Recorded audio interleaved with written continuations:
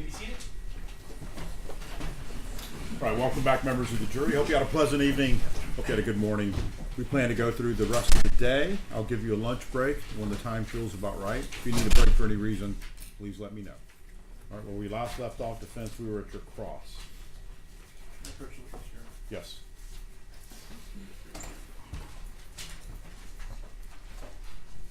I know this is going to be a little bit of a repeat of yesterday's testimony, but it's necessary to I'm sorry. Can't hear you. I know this is going to be a repeat of yesterday's testimony, but it's necessary to transition into a new area of territory. So I want to be sure that when we take a look at Defendants 2H, that's the user audit trail for you, correct? Yes, sir. Okay. And you agreed that on the last page, which has the dates of June 23rd, there's no indication that you looked at any of the other 14 videos other than Alejandro Eleazar, correct? Yes, sir. All right. And so the user audit trail will capture every video that you have looked at, correct? Correct, sir. All right. And yesterday, we introduced into evidence. I'm sorry, sir. My chair. I'm gonna fix my chair real quick. I'm sorry? The wheel keeps falling off it. Yes, sir.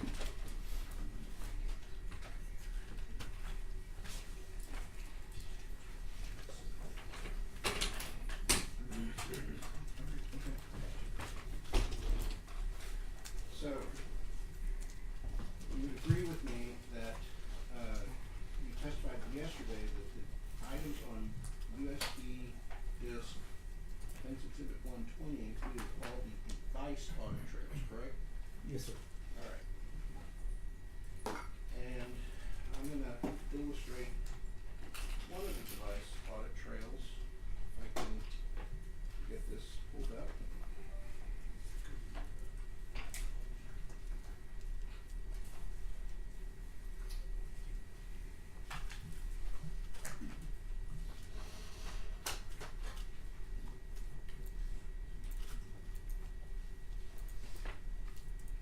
And this is one of the audit trails on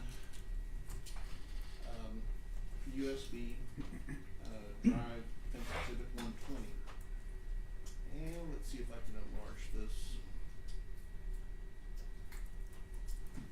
All right, this is an evidence audit trail, correct? Yes, sir. And it's, the uploader is Travis Thompson, correct? Yes, sir. All right, and this tells us on entry number 5,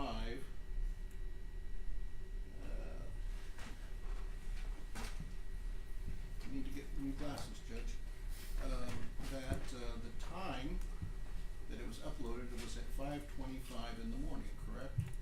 That's what it looks like, sir. Yes, sir. All right, so no one could have looked at that video before 5:25, correct? I'm not sure, so I guess. Yes, sir. Okay, you don't know? I've never looked. This is the first time I've ever seen this, sir. Okay. So even though, well, let's take a look at this.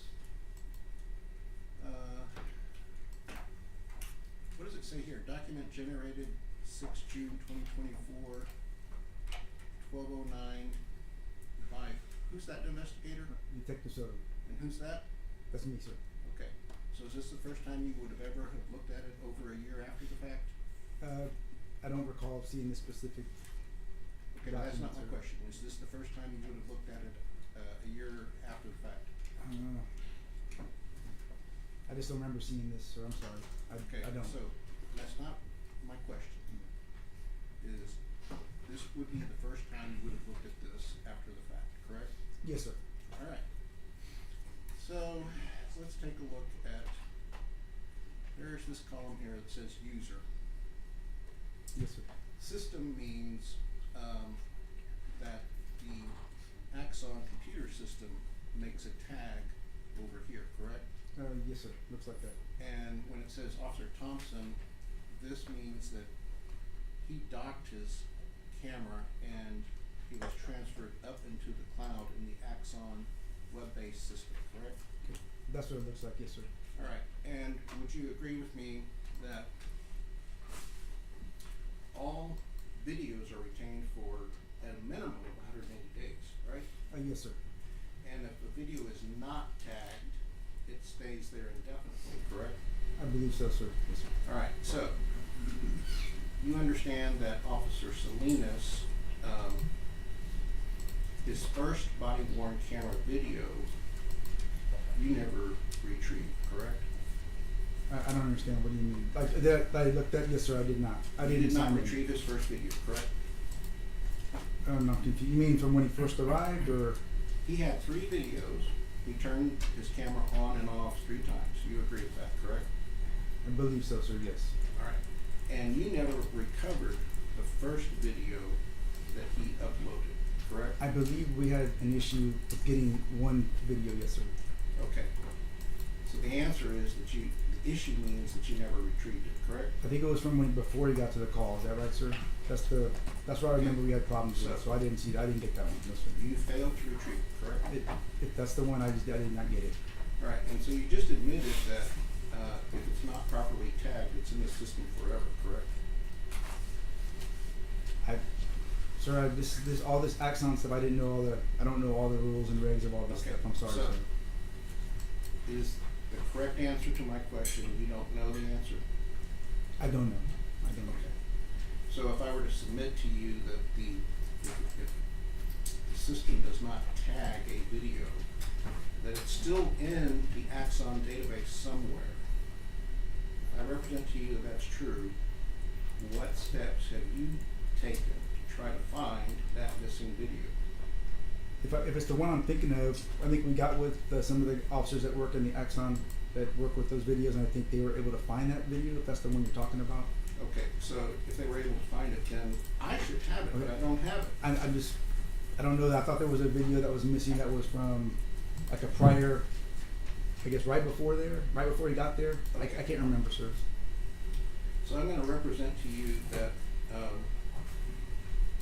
believe it was a Nathaniel Villalobos video, and also, Alejandro, Alejandro's video had, a recording from the previous call, and they incorrectly failed to turn off the camera. So the previous call and the current call were recorded. You understand? Yes, sir. I remember that. Yes, sir.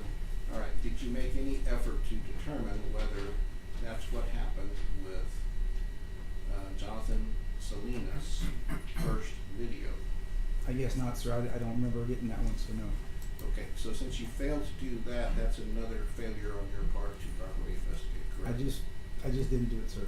All right, so let's go through this process some more. Let's see. Captain Van Geffen looked at this video on the 23rd, 6/23/16. Well, I don't think it indicates that he looked at it. It just says that he accessed it, correct? Yes, yeah. Looks like he accessed it, sir. And he buffered it, correct? Yes, sir. And he streamed it at 6:32:42, correct? Yes, sir. All right. And at 6:32:42, did you make any documentation that you spoke with him? I did at not, that sir. time? So you cannot truthfully tell this jury that you spoke to Captain Van Geffen at this time? I don't remember. I could have been talking to him. I don't recall, sir. All right. And so Sergeant Wattis accessed this video at 7:05, correct? Yes, sir. And it looks like he streamed it for the first time at 7:05:46, correct? Yes, sir. All right. And you were in the process of taking Eleazar Alejandro's statement at that time, correct? I was, sir, but like I said, in between times, I was walking around and talking to people. I could have saw it with these guys also. I just don't know. Okay. So you have no proof whatsoever that you did that, correct? No, sir, I don't. No. And you incorrectly told us you took detailed notes yesterday of the body worn camera viewings with other detectives, but you finally admitted that the written notes that you had don't address body worn cameras at all, correct? I did not take him of viewing the body cameras, no. All right. So if we continue looking on all the entries of June 23rd, would you agree with me when we take a look at the users' names? It looks like box 32, it jumps from June 23rd September 13th, correct? Yes, sir. All right, so would you agree if we scroll up from 32, and I'm gonna keep the little hand cursor there, we don't see your name, Detective Soto at all, do we? No, you're correct, sir. All right, and if I were to do this with every single device audit trail, you would agree with me, unless you want me to show to the jury, you would agree with me that not once do we see your name on June 23rd for any of those people, correct? I would agree, sir. All right. Now, just to be sure, you said that the officers were entitled to a full, fair investigation, correct? Yes, sir. And that means finding all the evidence, good or bad, correct? Yes, sir. And you didn't know what exculpatory meant before yesterday, but you agree that includes exculpatory information? Yes, sir. All right. And one of the things that you kept on saying yesterday was, I had PC, I had PC. You remember saying that? Yes, sir. How many times do you think you said that? Probably a lot, sir. A lot, probably Yes, sir. 20 or 30 times? Maybe so. Yes, sir. All right, well, would you agree with me that patrol officers, when they make the decision to arrest someone, all they need is PC, correct? Oh, yes, sir. All right. But even though a patrol officer, all they need is PC, when they write their report in what's called Mark 32, which is the computer system, right? Yes, sir. So let me pause for a second. Tell the jury what Mark 40, Mark 43 43. is. Yes. It's the system we use that where the officers generate reports and they'll submit the systems and they'll be uploaded. All right. And would you agree with me that all patrol offense reports are routed to the follow-up unit? Not all, but they're supposed to be. Yes, sir. Eventually they get there. Okay. So if it's a serious felony, it's routed to a follow-up unit, correct? Yes, sir. All right. So, and the reason that it's routed to a follow-up unit is the department expects a detective in the specialized unit to investigate to determine whether more needs to be done on the case, correct? Yes, sir. It's part of the investigation. Yes, sir. All right. So you would agree with me that you're required to do more than just determine PC, correct? In general, once I get probable cause, sir, I could explain to you. That's when I'll move on and I'll do what I think needs to be done in the case. All right. Let me unpack what you just said, because what you just said doesn't make sense to me, and I'll explain why, and I'll ask you to explain it back to me. Yes, sir. If all you're required to do is determine PC, would you agree that once you walk the warrant, then your job is over? No, it's not over. No, sir. Okay. So you're not saying that once you determine there's PC, that your job's over. You're still required to investigate, correct? Yes, sir. And that includes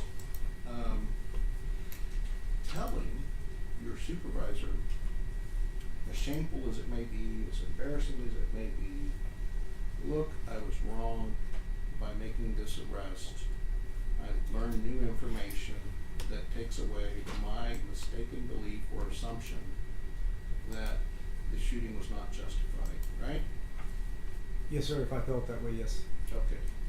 And so when you acquire new information that shows that the officers were in imminent danger of serious bodily injury or death, you would have been required to report that to your supervisors, correct? If I would have felt that way, yes, sir, I could. Yes, And sir. did you ever report that to your supervisors? No, sir.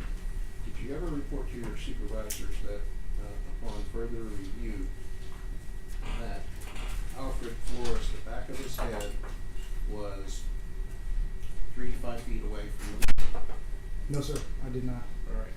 And you agree that when we go through the videos, we see that the hammer, when it struck the window at 20207, was within 3 to 5 feet from the back of his head? I don't know exactly if the hammer was. It was about 5 feet away. Yes, sir. All right. And you never reported that to your supervisors, did you? I did not directly go tell them that. No, sir. All right. Now,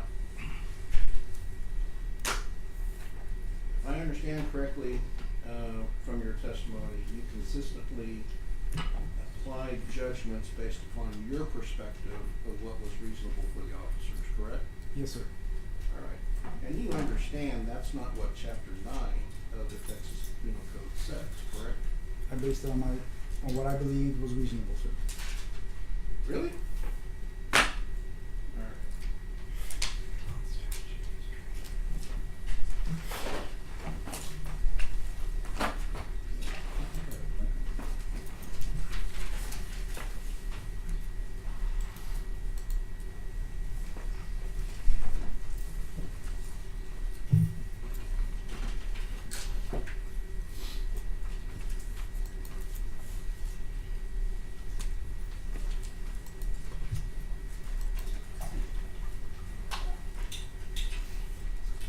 All right. So, would you agree that Section 9.33 of the Texas Penal Code says a person is justified in using force or deadly force against another person to protect the property, to protect a third person, if under the circumstances as the actor reasonably believes them to be, and I'm going to pause, and you understand that the actor means, and if they could stand up one by one, Albert Flores, Eleazar Alejandro, and Nathaniel Villalobos. That's what it means by the actor, correct? Yes, sir. All right. And it's what they reasonably believe, correct? Yes, sir. It's not what you believe, right? I just Your Honor, I would object. Again, counsel's coming close to evading the province of the jury. He's also misstating as statute that he's reading, which is the court's, is a reasonable belief. That is the issue. He is invading the province of the jury. I'm just impeaching his testimony when he falsely stated that the statute requires his belief. And I'm entitled to impeach that false impression to the jury. I didn't elicit that false impression, he did. Your Honor, it is an objective standard. Counsel is leading the witness to. And this is cross-examination. All right, I'll let you rephrase that, recognizing it is an objective standard. You would agree that your subjective belief is not the same as a reasonable belief objectively, correct? correct. All right. And then the statute goes on to say, under the circumstances as the actor reasonably believed to be, the actor would be justified under, it says, section 9.31 to 9.32, can use in force or deadly force to protect himself against the unlawful force or unlawful deadly force he reasonably believes to be threatening the third person he seeks to protect, right? Yes. So if he had a reasonable belief that Melissa Perez was threatening deadly force, and it turns out that the hammer was a Nerf hammer, that wouldn't be these officers' fault for having a reasonable belief that she was about to strike someone with a deadly weapon, right? Right. It was what they believed and perceived at that time, yes. So if an officer faces a suspect that pulls out a toy gun that's an exact replica of pick any weapon you want, whether it's a Desert Eagle 50 caliber or a Glock, if it's an exact replica but it's a toy gun and the officer believes it's real, he would be justified in shooting, correct? He believed it was real. It's his belief. Alright. So, when you said, from your perspective, that's an incorrect application of the law, correct? All I'm saying is, from the video and the evidence I've watched, Sir, I don't believe it was reasonable, but they did. sir, it's not your belief, it's what's reasonable, correct? But I'm just going by what I can look at. That's So, it. answer my question. It's not what you believe, it's what's reasonable from an objective standard, correct? It's reasonable. I withdraw the objection to what counsel's going now.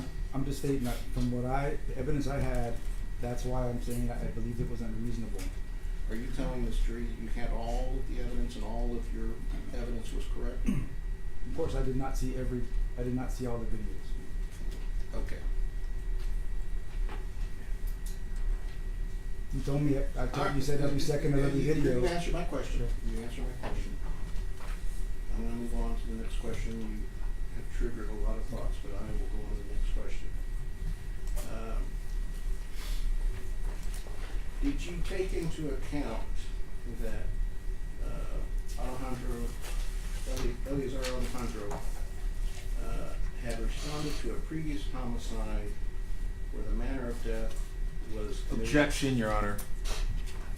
Outside the scope of this hearing is going into a different matter. May we approach? Yes.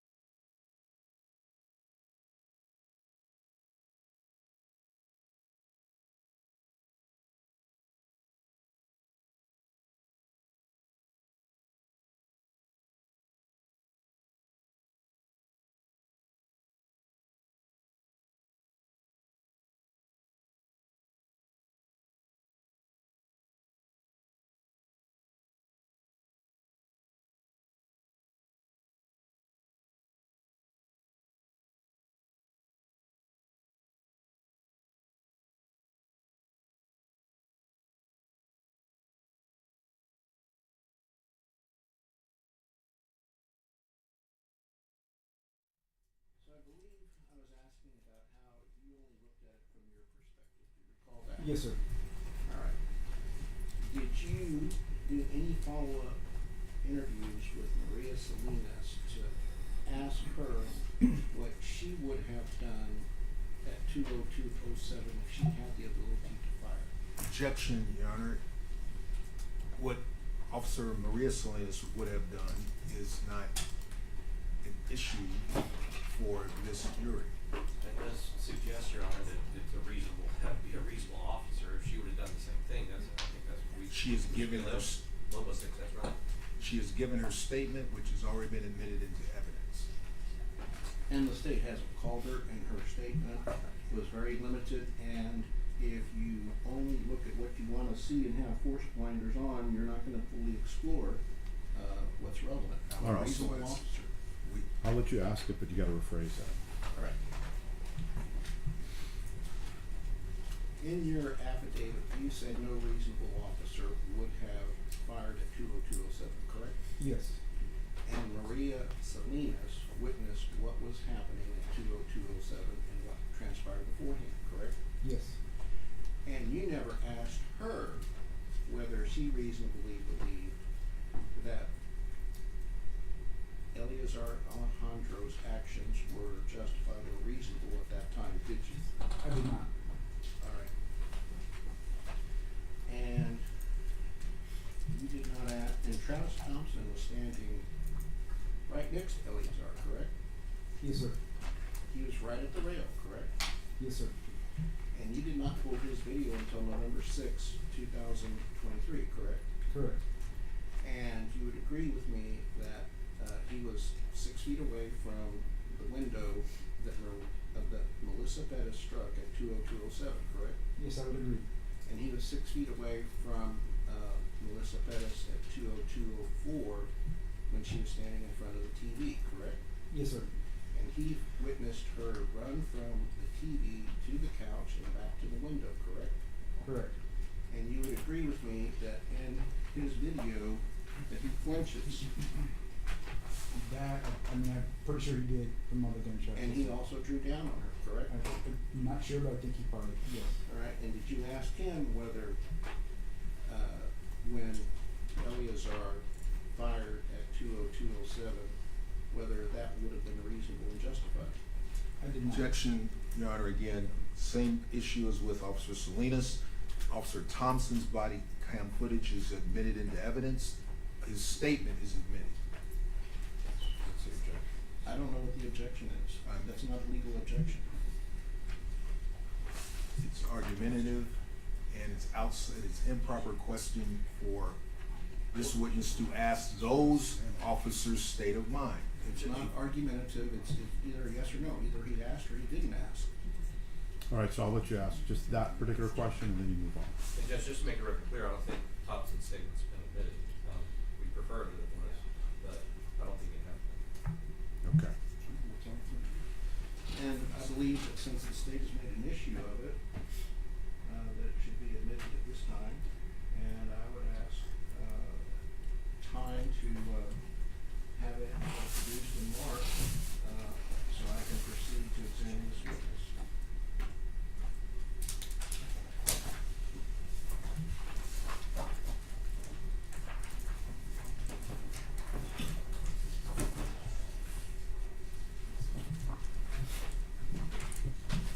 May I approach the court?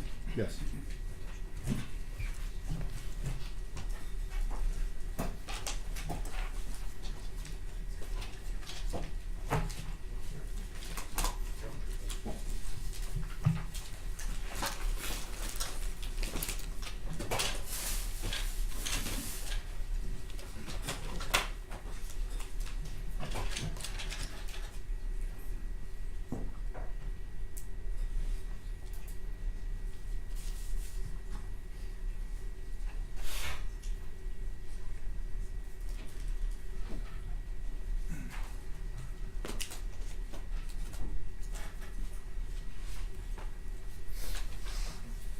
The state does Exhibit 193 for inspection and objection opinion, and we would offer same at this time.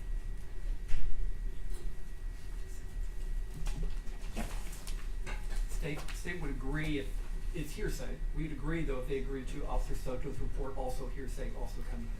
No, we're not gonna agree to that. Okay, then it's hearsay. Well, Judge, they already thought it was in evidence, so they obviously didn't have an objection to it. He told the court that the statement was in evidence already as a reason to object to what Mr. Cifuentes was asking.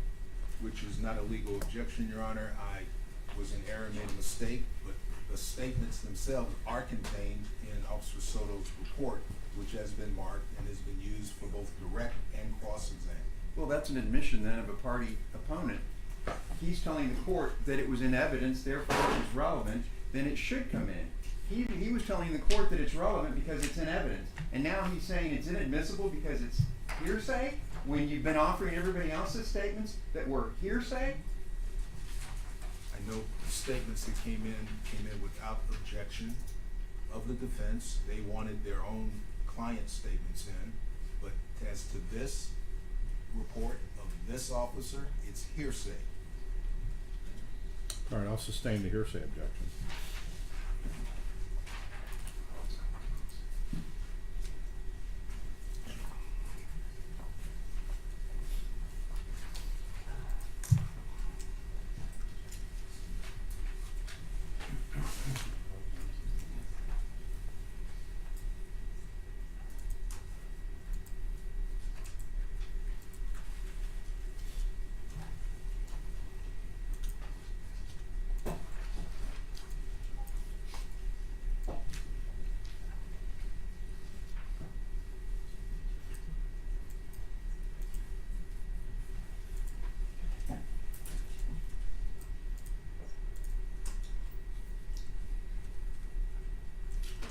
Alright, you would agree with me that Travis Thompson's video corroborates that the hammer hit the window at 2:02:07, correct? Yes, sir. And it corroborates that at 2:02:04 that she left the TV, ran to the couch, grabbed the hammer and charged the TV, charged the open gap in the window, correct? Yes, sir. And it corroborates this all happened in less than 3 seconds, correct? Yes, sir. Real quick. And it corroborates that she charged aggressively, correct? She's running to protect her home. Yes, sir.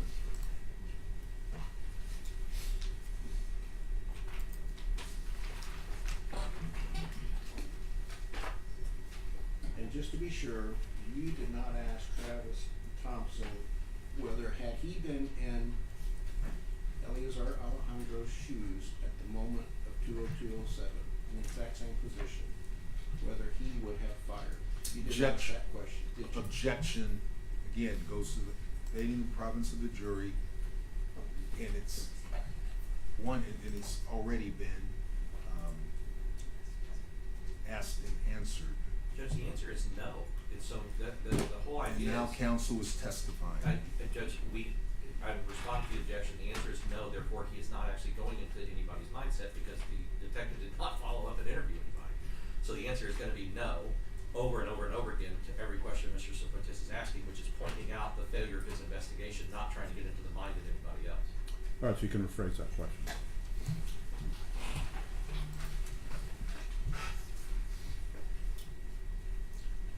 Did you ask any officer who was present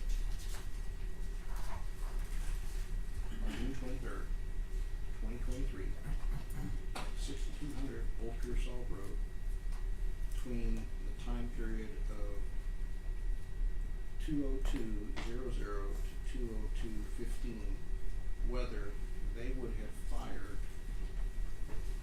as these officers fired, seeing what they saw? I did not. Alright. Before you obtained a warrant, did you consult with any use of force instructors at the San Antonio Police Department? I did not. Alright. At any time before you submitted your offense report, did you consult with any use of force instructors at the San Antonio Police Department Academy? I did not. Alright. Did any of your supervisors, the sergeant, the lieutenant, or the captain, suggest that you consult with academy supervisors or academy instructors? I never received that direction, yes, sir. Alright, and I'm not sure how many fellow detectives assisted you in the investigation. How many fellow detectives assisted you in the investigation? The only ones I know are like all the ones that took statements for sure that day, and then maybe later on, maybe Okay. going out to the scene. Well, let's look at your prosecution guide and count, every time you see a new name, count out loud 1, 2, 3 until you go through everything, okay? Yes, sir.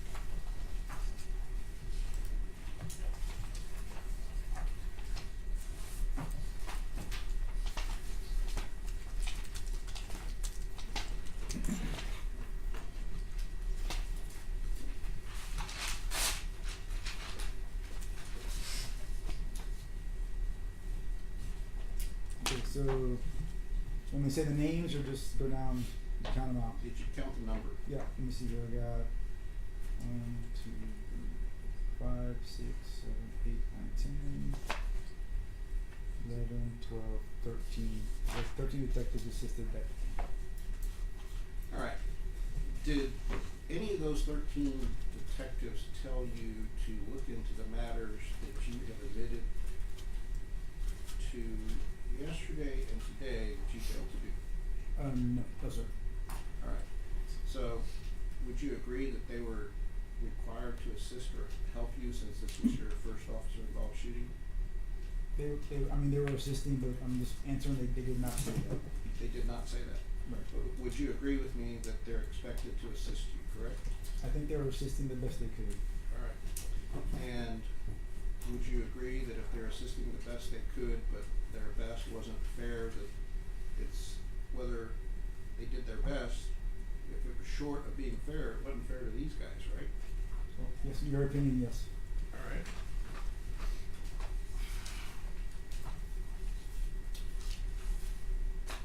And you would agree that any police officer is taught never to assume that a person only has one weapon, right? Yes, we gotta. Yeah, we always gotta make sure that they don't have anything else. Alright, and I'm gonna represent to you what we see on Officer Ramos' body worn camera is that at 1:40:14, Melissa Perez is at the door, front door, when Salinas and Ramos were trying to kick the door. You recall that, right? I don't. Can I see? Yeah, you guys have it. I can look at it, or. Okay, so you don't remember Well, I just seeing that? refresh my memory, sir. Okay, That's all well, I'm saying. refresh your memory, but my question is, do you remember seeing that? And I want to know exactly what time. There was a lot of footage, sir. Alright.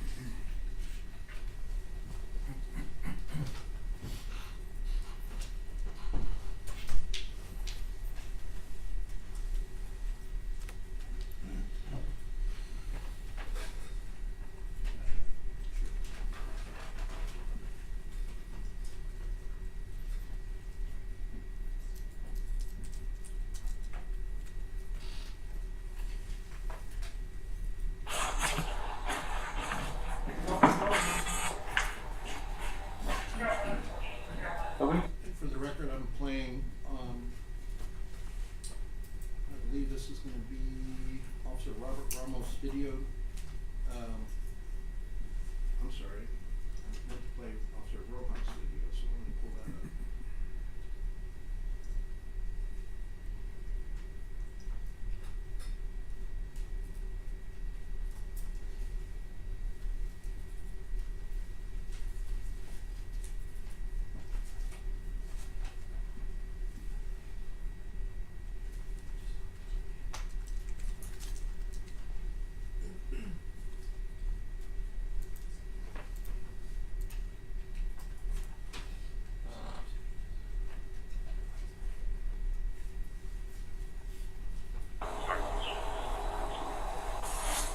Please open the door.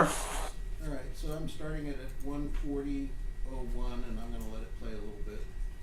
And I'm gonna ask you, if you don't mind, to notice where she is at 1:40:14 and what she does at 1:40:34, okay? Yes, sir. 0140, 0140. Melissa! He's right there by the door, bro. Oh, she put like a chair on their way. Yeah, but you got no word. You got no right to shut my door down. You Put a chair in there. 1:40:34.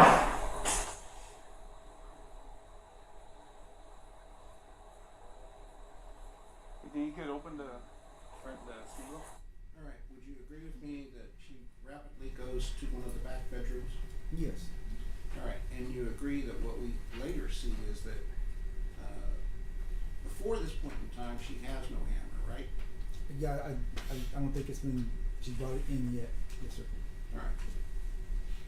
You think, or do you know? I'm just telling you, I don't think she's introduced it yet. That's all I'm saying. Okay, it sounds like you're unsure about what the evidence is. No, the hammer, I know it was a hammer.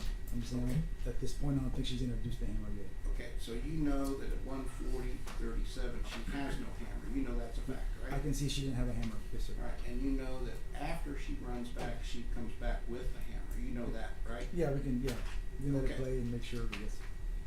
So you would agree with me that the evidence shows that she went to go get a tool at that time, correct? Yes, that makes sense. Yes, sir. And you don't know what tools were in her bedroom, wherever she got the hammer from, because the CSIs didn't search it, right? We did not take any tools. No, yes, sir. So you agree with me, you don't know what other tools were there, correct? I do not, sir. No. So would you agree with me that when you testified she would never let go of the hammer, you were assuming that she had no other blunt instruments that she could have used as a weapon, correct? At that time, I figured she had no other instruments to use. Yes, sir. But that was an assumption, correct? Yes, sir. It was. And that assumption is contrary to what reasonable officers are trained to expect, that someone will always be armed, correct? We have to maintain safety. Yes, sir. Expect the unexpected. Yes, sir. All right, so it's within the realm of possibility for a reasonable officer to believe that even if she threw the hammer, that she might run back to her bedroom and grab another blunt instrument that could be a deadly weapon, correct? Objection, the question has been asked and answered. It has not been. He asked the same question previously, which the officer answered. He then It's a added extra different question. details. I'm entitled to an answer. This is Overruled. cross-examination. Overruled. Please answer my question. Of course, you always assume the unexpected. Yes. All right. So there could have been anything in that house. So it was reasonable for officers to believe that she may have rearmed herself with another weapon, even if she threw the hammer, correct? Of course, you can assume that. Yes, sir. All right.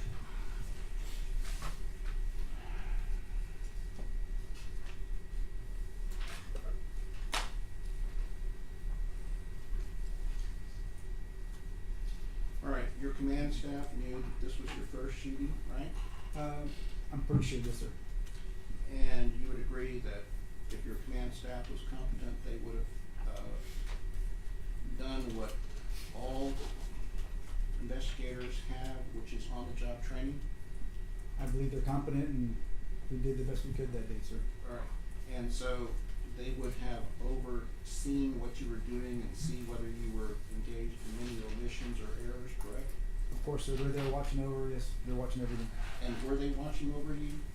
Well, they're making, they know what's going on, sir, yes, sir. Okay.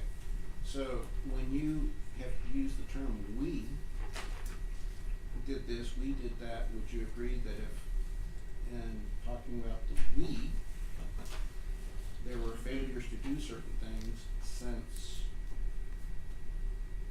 you agree those failures eliminated or omitted the totality of the circumstances, the "we" includes the command staff of the San Antonio Police Department. Well, we work together on this case, sir. Yes, sir. So, the failures, Our unit, the homicide unit, the sir. failures in this case includes the "we," which includes the entire homicide office, correct? If that's your opinion, sir. Yes, sir. I'm asking you. Well, yeah, we all work together on this, sir, yes, sir. So, when you fail to do something and you've used the word "we," you're admitting that "we" includes your supervisors and fellow detectives, correct? Yes, sir, 'cause we work together on this, yes, sir. Alright.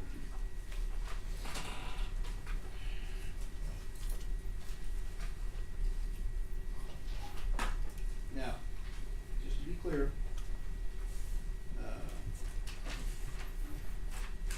you turned in this report sometime in September, correct? Yes, sir. And so July, August, September, that was probably 3 months. Yes, sir. And in 3 months, you had a chance to review videos over and over and over again. Yes, sir. And you had a chance to interview a bunch of witnesses, correct? Yes, sir. And even though you had 3 months to investigate, you admitted that,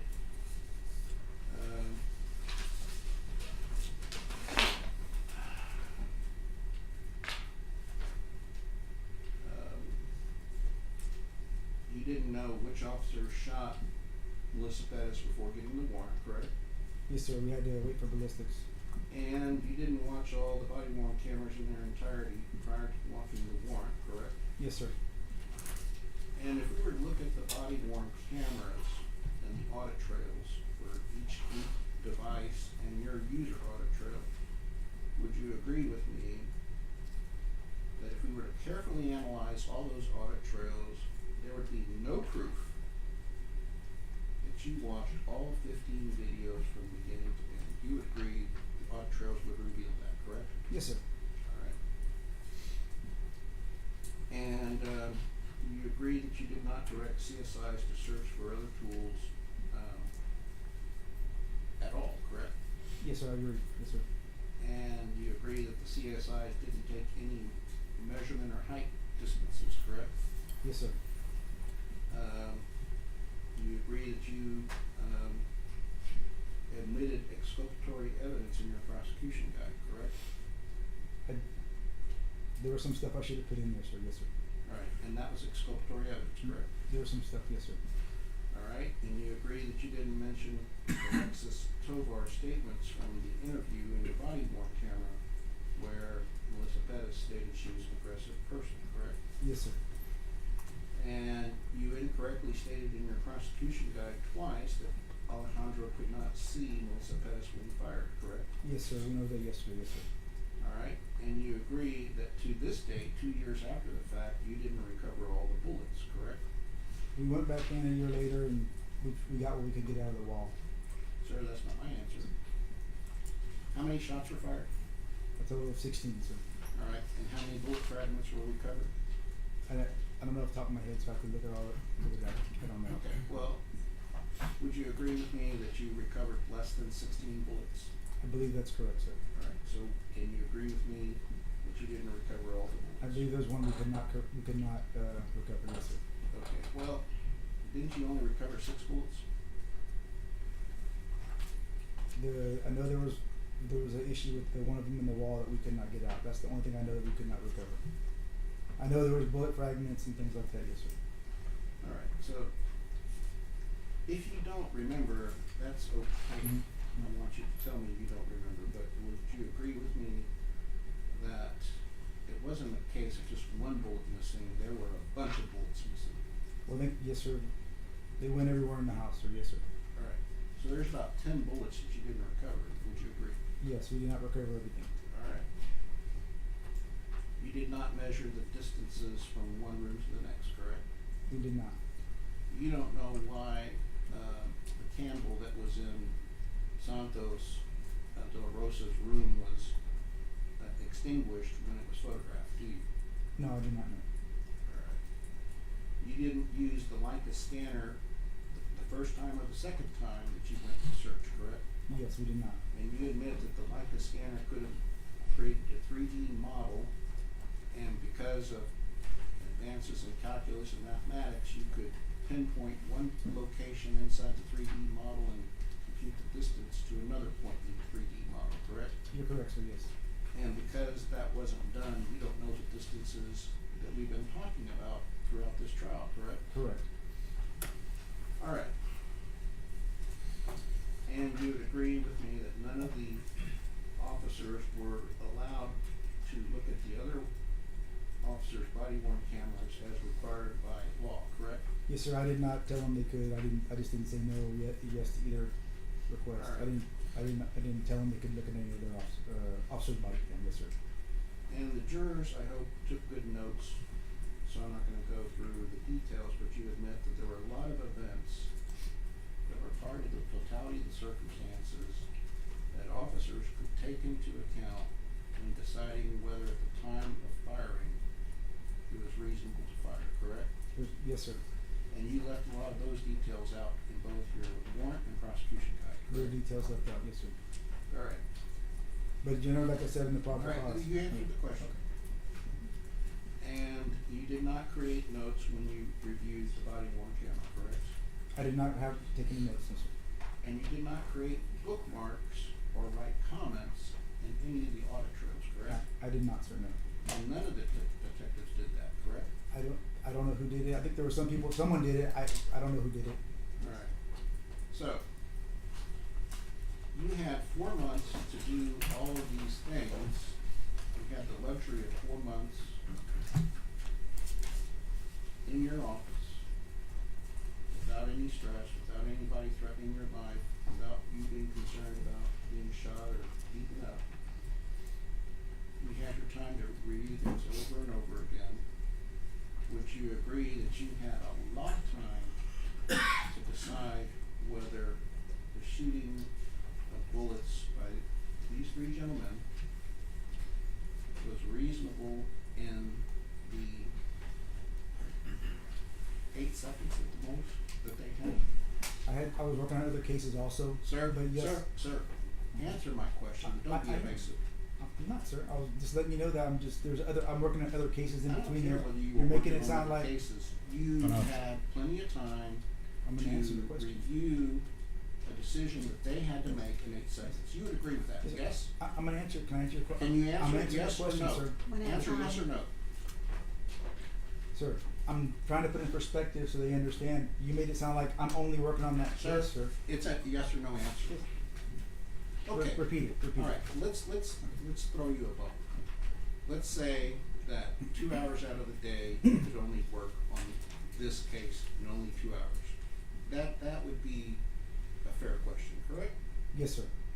Alright, so if you had 2 hours a day and you had 3 months, that's, I'm a little bit slow because I'm getting old, but that's 180 hours that you would have had to look at this case, Yes, correct? sir. So you had 180 hours at a minimum, to look at their decision to fire in 8 seconds, correct? Yes, sir. And even though you had 180 hours to look at their decision to fire, you still missed a lot of information, correct? There's still stuff that yes, sir. You Alright, can't get everything. Sometimes there's not everything. You just don't and get you would everything. agree with me that whether this jury believes that you botched this investigation, you want this jury to believe you did the best you could, right? Yes. And you want this jury to believe that even though you may have missed a lot of things and even though you tried the best you could, you put together what you believed in your mind was a reasonable investigation, right? There are variables in all investigations. Things happen. New information comes up. It's an evolving thing. So Okay, but in could my you- mind, I thought he did a good investigation. Alright, but even though you think you did a good job, you're willing to admit 2 years, there's a lot of things you didn't consider, correct? Of course, in every investigation, there's gonna be things and new stuff arise, yes. Absolutely. Judge, we just have to move around a little bit. Do you wanna do a 5-minute break, or do you want me to just kind of shuffle here? Because we have to use technology, but I promise it's gonna be organized and fluid. Does anybody on the jury require a break? All right, okay, let's take a short break. All right, no, Jerry?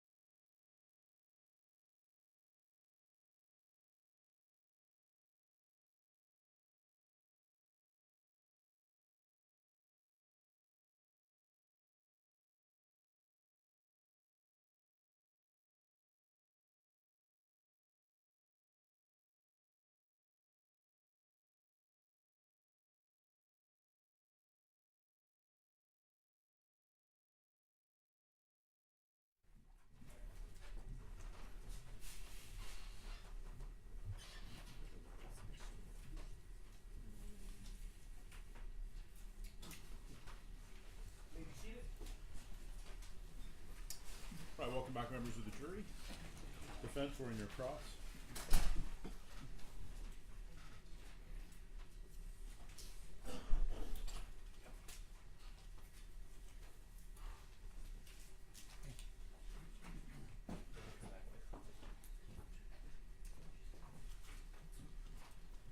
Good afternoon, Detective.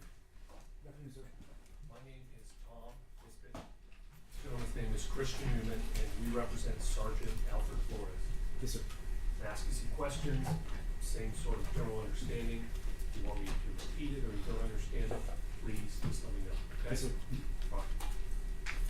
So I'm gonna pick up pretty close to where Ben left off, talking about the first time Melissa Perez approached the window at 2:02, let's say 06, and Officer Alejandro first discharged his weapon. Remember that part? Yes, sir. And I'm a visual guy, and so we're gonna do a lot of this visual. So I won't give you a timestamp and be like, oh geez, where's that? We're just gonna look at it, all right? Sounds good, sir. All right.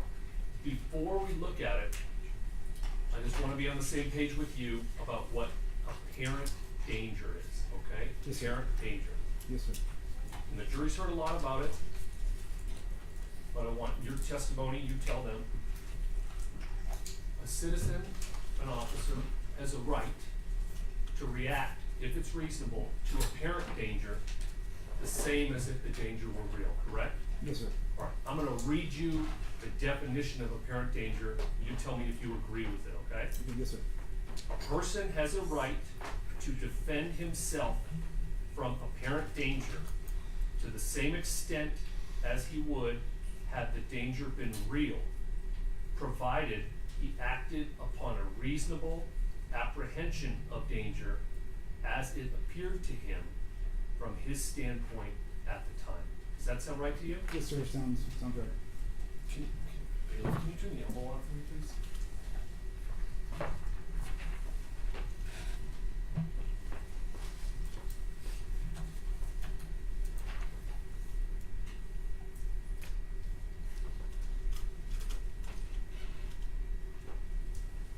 It's wordy, so I'm gonna put it up here and let you read it on your screen there, Detective. You want me to read it out loud, sir? Sure. Okay. Person has a right to defend himself from apparent danger to the same extent as he would had the danger been real, provided he acted upon a reasonable apprehension of danger as it appeared to him from his standpoint at the time. Okay. And that is the definition of apparent danger as you understand it. Yes, sir. As I understand. All right. Yes, sir. Thank you. So, can we switch to the HDMI source now? Thank you. Thompson. All right. So I'm showing you what's in evidence as Travis Thompson's body-worn camera. In this image, we see is something we've talked a lot about, right? We see Alfred Flores in the middle climbing over the rail. Yes? Yes, sir. Thank you, sir. We see Officer Alejandro standing at the rail. We see his arms up on the rail. Yes, sir? Yes, sir. All right. And then we see Officer Villalobos over there discovering in that moment the door is not unlocked. Correct? Correct, sir. All right. Now, let's focus on the window here at 2:02:06. From this vantage point, is Melissa Perez visible? No, sir. Okay. From this vantage point, can we see that Officer Alejandro's eyes are clearly above the rail and he is clearly focused on whatever is going on inside that apartment? Yes, sir. And can we see that Sergeant Flores cannot see what's going on in that apartment? His face is turned, let's say, 90 degrees away from the window. Yes, sir. He looks like he's maybe looking down as he's climbing over. Okay. the rail. You want to hear, Chris? Thank you. All right. What do we see appearing in the middle of the television there? Maybe right over. Maybe I can't tell if that's your head or not. Okay, let's go one for me. Yeah. Okay, Okay, now go yes. one back. Yeah. Okay. So we know that to be Melissa Perez's head, correct? Yes, sir. Officer, and I'm going to ask you these same questions so we can kind of get into a rhythm here, but Does Officer Alejandro have his weapon out? Looks like not at this time. Yet. Okay. Yeah. Can Alfred Flores see what's coming? He doesn't see it, no sir. All right. Is Nathaniel Villalobos this millisecond later still got his hand on that doorknob? Yes sir, appears so. All right. Next frame, please. Okay. Now we see the left arm of Melissa Perez around the TV, correct? Correct sir. And we see her head approaching the window, correct? Correct. Is it fair to say everybody's in the same position they were in the previous frame? It looks pretty much the same sir, yes sir. All right. Except Melissa Perez is closer, correct? Yeah, she's moved a little bit closer, yes sir. What is the timestamp that we're looking at here? 20206. So we are still inside of the same second that the only thing changing here is Melissa Perez's position. Yes sir. So in law enforcement, we call that compressing the distance, right? Yes sir. All right. The officers are not compressing the distance between Melissa Perez and their position, correct? Correct, so they're the same spot they were at. Melissa Perez is in sole control of that distance, and she is the one compressing it, correct? Yes sir. She is also compressing the time an officer would have to react to whatever she is going to do as she compresses the distance. Is that correct? Yes sir. All right, next frame, please. Okay, now we see Melissa Perez. Has she gotten a little bit closer? Yes sir. Has she started to raise her left arm? The left arm appears to be moving upward, yes sir. Okay, is anything in her left arm? I don't see anything in her left arm, sir. All right. Are all of our officers in the same effective position that they have been up to now? Yep, little slight movements, but pretty close, yes sir. Alfred Flores still can't see what's coming. He's still coming over, lifting down, yes sir. Officer Alejandro is focused on whatever this threat is coming towards the window. Yes sir. He appears to be lifting in the window, sir, yes sir. Okay, next one, please. Actually, go back one. No, that's good. Go two. Sorry. One more. All right, this is more or less the same. What's the timestamp on this one, Detective? 20206, sir. So still 1 second has not passed yet, correct? Correct. But in this very short amount of time, we see Melissa Perez advancing very quickly towards that window, correct? Yes sir. All right. We see her left arm. It's come up a little bit more. Can we see what's in her right hand yet? No sir. All right. Next frame, please. All right. Now, we see something start to peek over the TV, but the limitations on body cam make it blurry. Do you see what I'm talking about? Yeah. You want to go back one more frame? back. Do you want me to come up Look, and I point can it see a out? little. I can see a little something there, like a little smudge or something. Yes, sir. And the little smudge is this, correct? That's yes, sir. That's what it appears to be. Melissa Perez has a roofing hammer in her right hand, correct? Correct. Now, before we couldn't see it because it was behind the TV, but now we see she's starting to raise it. Yes, sir. Appears All that right. way. Now, her left hand, it's changed positions too, hasn't it? Yes, sir. It's come up and it's straightened out in front of her, hasn't it? Yes, it has. Has Officer Alejandro drawn his weapon yet? It doesn't appear so. Mhm. I can't tell. Has Alfred Flores turned even more to be facing farther away from the threat? Yes, sir. He's facing now almost the opposite direction. And down at the bottom of the screen, we see Officer Villalobos' feet. He's in the same position, correct? Yes, sir. All right, next one, please. Actually, go one more. All right, this is my favorite one, Detective. What does Melissa Perez have in her right hand? It appears to be that hammer, sir. What is her left arm doing? It looks like she could be trying to brace, maybe, to grab the wall. She's in this position, correct? It appears that way, sir. Yes, sir. All right, this position. Yes, yes, sir. And you would agree, and I think you have, but with the visual, you would agree, it would be impossible for any one of those officers watching this to know exactly what Melissa Perez is about to do with that hand. It could be hard to determine, yes, sir. It would be impossible. We don't know what's in her. Yeah, they don't know what's in her mind, sir. Yes. To me, the position she's in looks like when Olympians throw a javelin. Have you ever seen that sport in the Olympics? Yes, sir. They run, one hand is out straight and the other one's here. Yes, sir. I've Correct? seen it. Yes, sir. I believe I've seen that. And it's very similar to this with a hammer, correct? It looks very similar. Yes, sir. So anyone could have a reasonable belief that she's about to throw that hammer. Yep.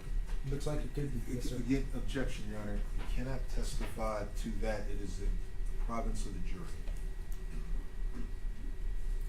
I don't think that question is objectionable. I'm not asking him to opine on the ultimate issue. I'm asking an objective question. I'll overrule. You can answer. It looks like, yeah, she's winding up. So yes, sir. All right.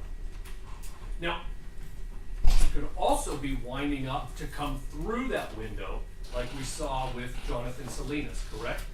Could be the same action. Yes, sir. She could be winding up to use that hand to brace on the wall and come around the corner like she did with Jonathan Salinas, correct? Yes, sir. It's hard to predict. Yes, sir. She I could- agree. But a situation where apparent danger is presented, the standard is just a reasonable apprehension, correct? Yes, sir. All right, next slide, please. Now what do we see Melissa Perez doing with the hammer? It's kind of tricky. Even in the super slow pro, it's tricky to see. Yes, sir. I can't really tell right there, sir. No. Has the hammer come forward from a cocked back position to coming up to the window? It's kind of blurry there. Let's do this at the next frame. Oh, yeah. I can see it. Yes, sir. Okay, there we go. So we see she has accelerated the hammer. What's the timestamp right now? 2:02:06.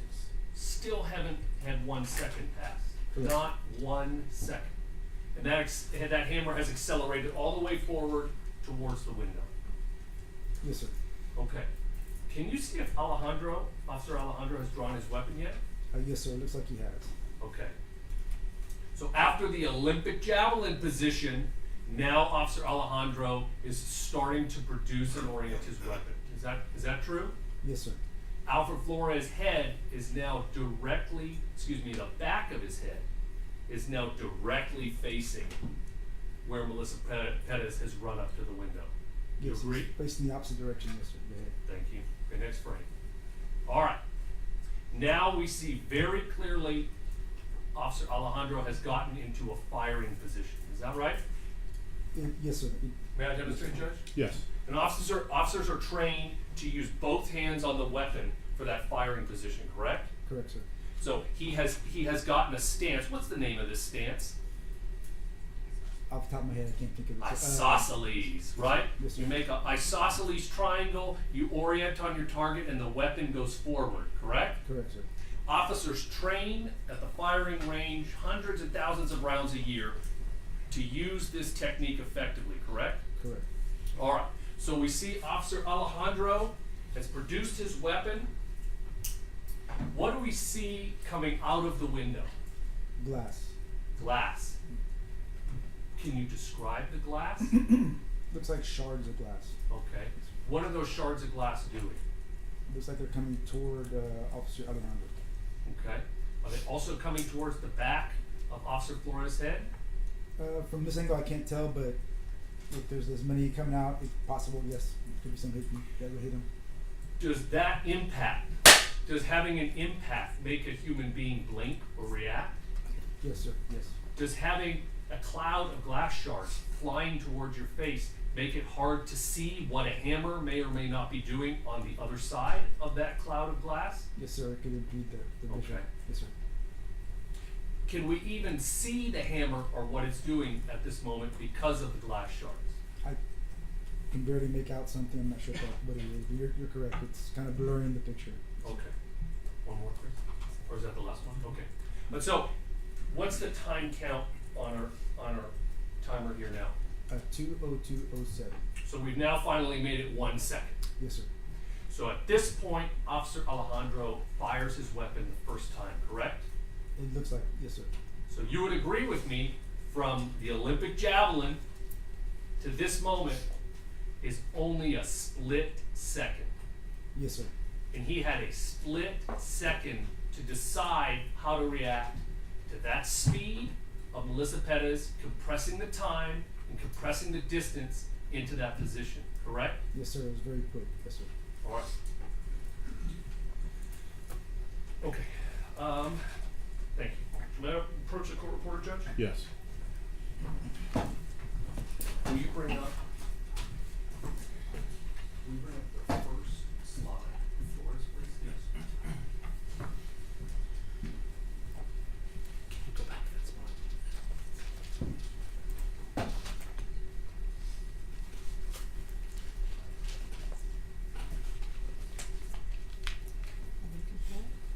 No, I'm gonna have you read it once you get there. Tell me when you're ready, because I gotta ask some questions first.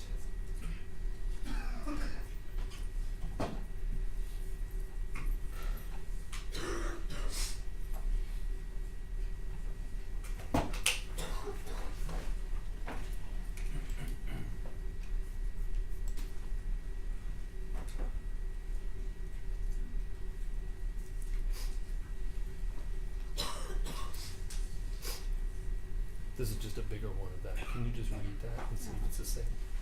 It's the same. Okay. Except for the here and then there's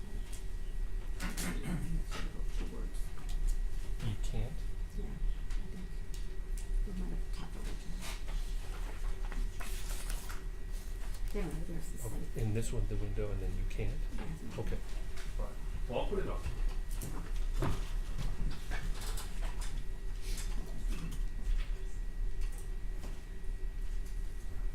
Right.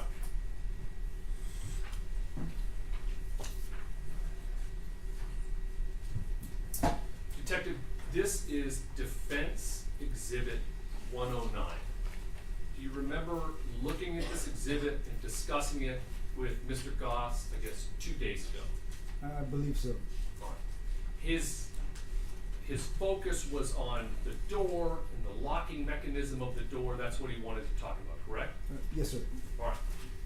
Bailiff, can you switch to the Elmo, please?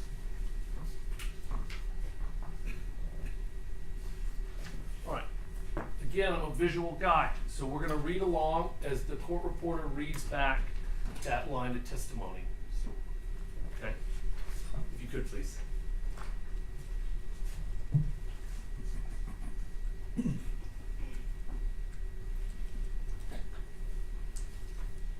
Okay, question by Mr. Goss, in the middle of the question. Especially when we look back up here at 109, Sergeant Flores is actually in the same position that Salinas was in when he got hit with a candle, right? Answer, yes sir, I can see that, yes sir. Question, okay, and then let's talk about this door, right? So the patio, so that patio door that we see in 109, so that patio door that we see in 109, that patio door, answer, can I say one thing though? From where, when he was firing, you can see on body cam, she's actually like almost in the hallway of her apartment. Question, well that's answer. I'm just saying that's why you can't compare it exactly to Selena's situation in the window, you can't. Thank you. Do you remember that, Detective? Yes, sir. Okay. So I just we're gonna focus in on this statement. And if you recall, again, I'm a visual guy, you kind of had your hand in your elbow and you pointed at the TV screen and you pointed like this at the TV screen. Do you remember that? I don't remember. Okay. And you said, can I say one thing though? From where, when who is he referring to? Sergeant Flores. Flores? Yes, sir. Okay. So when Flores was firing, you can see on the body cam, she's actually like almost in the hallway of her apartment. Yes, sir. That's a sworn testimony to the jury. Yes, sir. Thank you. Mr. Bailiff, could we go back to the, thank you. Go to Flores. I appreciate Chris very much. Okay, so we were looking at 109. We see this is Flores' position, okay? And your testimony is when he fires, Melissa Perez is almost in the hallway of that apartment. Yes, sir. All right. So you said a couple times for the state and also with Mr. Goss, distance matters, right? Yes, sir. And so I'm gonna represent to you about 3 weeks ago, in a very hot room at 8 p.m., we ran around with weapons in a courtroom talking about time and distance. Time and distance matters for self-defense, right? Yes, sir. The time and the distance matters for reasonableness, yes? Yes, sir. Matters for immediacy, Yes, sir. and it matters for necessary. Yes, sir. All right. So, next one, please. Do you know which of these rounds was fired first by Officer or Sergeant Flores that we see in States 70? I don't know which one was first, Mr. Okay. I'm gonna give you a hint. It's the top one in the door frame, okay? You see that one? Yes, sir. It's labeled B1. Yes, sir. And so when you say from where he was firing, this officer or Sergeant Flores is firing through that door frame, you're saying he's shooting at and hitting, and I'll hold it up, I'm gonna own it, hitting Melissa Perez with this bullet when she's almost in the hallway. I don't know exactly where she got hit, but that's where it just appeared from the perspective she was at. Okay. Yes, sir. Next one. Yeah, go on, next one. Okay, so the only measurement we have, there's been a lot of measurement talk. The only measurement talk we have is this right here, correct? Correct, sir. 14 feet, 9 inches. The only measurement we have is that measurement on this not to scale CSI diagram for the depth of that room, correct? Correct. All right. May I use the wall, Judge? Yes. Detective, how many feet are in this measuring tape? 16, sir. Thank you, sir. All right. Do you by chance, Detective, remember the Pythagorean theorem from school? I remember hearing about it, yes, sir. Okay. Do you remember what it had to do with? Off the top of my head, sir, no, but I do remember. I'll give you a hint again. It says when you form a triangle, the longest side is always a little bit longer than the other sides. Okay? Yes, sir. So as we see on Judge, 28B, the flat side of that house, of that room, is 14 feet, 9 inches, correct? Correct. So if we were going to come diagonally across the room, Pythagorean theorem says it's a little bit longer. Correct. All right, my measuring tape is 16 feet, and I'm going to give you, Detective, all 16 feet. Is that fair? Yes, sir. Here's what you and I are going to do here, right now. We're going to do an analysis of this video. Does that sound fair? Sounds fair, sir. Okay. Hold up. I put it in VLC and I put it on super duper slow-mo. So we're going to look at exactly what Sergeant Flores saw before he fired, okay? Yes, sir. And remember, the first bullet that comes out of his gun is that top hole in the door frame, correct? Correct, sir. All right. What's our timestamp that we see here on the video? 2:02:10. 2:02:10. Yes, All right. Can you play, please? And stop. Who's standing in front of Sergeant Flores right now? Officer Villalobos. Okay, we just saw Sergeant Flores' left hand come out and come forward. Is that correct? Yes, sir. What is his left hand doing? Do you know? I think he's just letting him know he's behind him. It appears. Is he moving? Is he pushing Officer Villalobos appears he to his could be. left? It appears he could be, yes, sir. It appears he could be.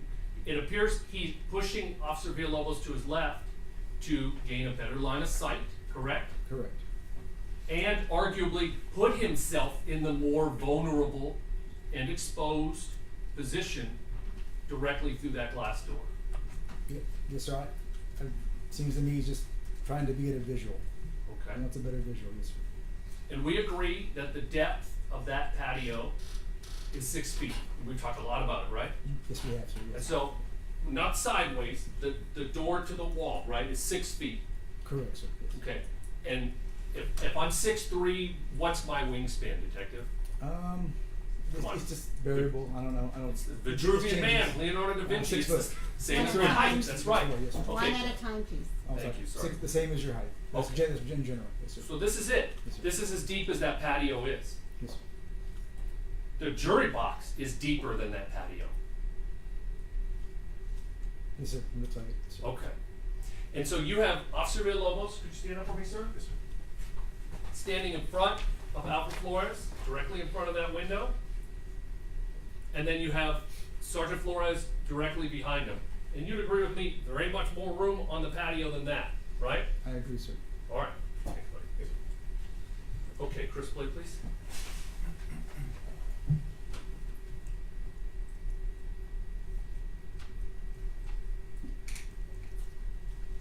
Stop. All right. 20211. What can we see at the mouth of that hallway? We see Melissa, the hallway. She has the hammer in her right hand. She has the hammer in her right hand. Yes. Detective, when you watch videos, you look at posture, correct? Yeah, we try to look at everything, sir. Yes, sir. You look at body language. Yes, sir. You can actually glean somebody's intent from things like that, can't you? Yes, sir. Are you going to agree with me that Melissa Perez's posture here looks very aggressive? I can't see her face or anything, but she looks like she's ready. She has the hammer in her right hand. Yes, If sir. I'm looking at you and I'm standing like this, Yes, sir. do I look like I want to hurt you? I can take it that way, yes, sir. Okay. All right. Here's what we're going to do, detective. We're going to watch that door frame for that first bullet. Okay? Because if what you said is true, we're going to see Sergeant Flores fire his weapon while Melissa Perez is still in or almost in that hall, correct? Yes, sir. All right. 20211, the scene is set. Is Sergeant Flores' weapon even raised? It doesn't appear so, sir. No. Is he at low ready on his right side? I don't know. He might be. I don't think so. Because his left hand just pushed Officer Villalobos to his left, correct? Correct. All right. Chris, play it, please. Stop. All right. Let's talk about running and walking, okay? Here I am, 16 feet. You know what? I'm taking my hammer with me. 16 feet. We see Melissa Perez do something very interesting here. So first and foremost, do we see a bullet going through that door frame? No, sir. No, we don't. And if I was to walk forward, detective, the first thing I'd lead with is my foot, correct? Correct, sir. My torso stays upright, correct? Yes, sir. But we see something different here, don't we? She looks to be leaning a little forward, sir. She looks to be leaning forward, and I lean forward if I'm gonna run, right? I can give you that impression, sir. Yes. Torso goes first and feet follow next. That's how a human being runs, correct? Correct, sir. All right. The hammer is at Melissa Perez's side, correct? Yes, sir. And she's taking her first step, running step, from that hallway to where the end of that room is, correct? Yes, sir. All right. And I'm not gonna run, I'm just gonna walk. Is that fair? That's fair, sir. All right, Chris, play it one. Stop. How many steps do we have now, detective? Looks like she's taken one step. Well, that's Maybe two steps, two right? steps. Yes, sir. Because her right foot is on the ground. Yes, sir. Okay, and she kind of looks like in a running position still, correct? Correct, sir. She, Melissa Perez, is compressing the distance at a rapid rate. Would you agree? I agree, sir. She, Melissa Perez, is compressing the time at a rapid rate. Would you agree? Yes, she's moving pretty good there, sir. And at the moment she's doing that, 20212, this is Alfred Flores' face, isn't it? Yes, sir. Now, has she raised the hammer yet? From this angle, I can't tell, sir. Okay. Do we see that her left hand is kind of touching the arm of that couch there? Yes, sir. Can we agree she is no longer in the hallway of that apartment? We can agree, yes, sir. Can we agree she has run away from the hallway of that apartment? She's running away from me, yes, sir. Have we seen a bullet hit that door frame on that door? No, sir. Okay. Chris, play it please. Stop. Okay. Now we see her left foot is the forward foot again, so she has run a third step, correct? Correct, sir. Do we see a bullet hit the door frame of that door? No, sir. No, we literally can't, right? Because his gun is now in a low ready position with two hands in front of him, correct? Correct, sir. All right. Officer Villalobos has triggered what there that we see on the left side of the He's screen? got his taser out, sir. He's got his taser out. What has he activated? He just activated the light on his taser. Okay. Yes, sir. The flashlight? He's activated it. Yes, sir. So if we see in a second, that's going to kind of create a glare on the window. It might make it hard to see, correct? Yes, sir. All right. But we know that Melissa Perez's left foot is the lead foot in her running gait right now. Yes? It appears so, sir. Yes, sir. All right. Where's my 13?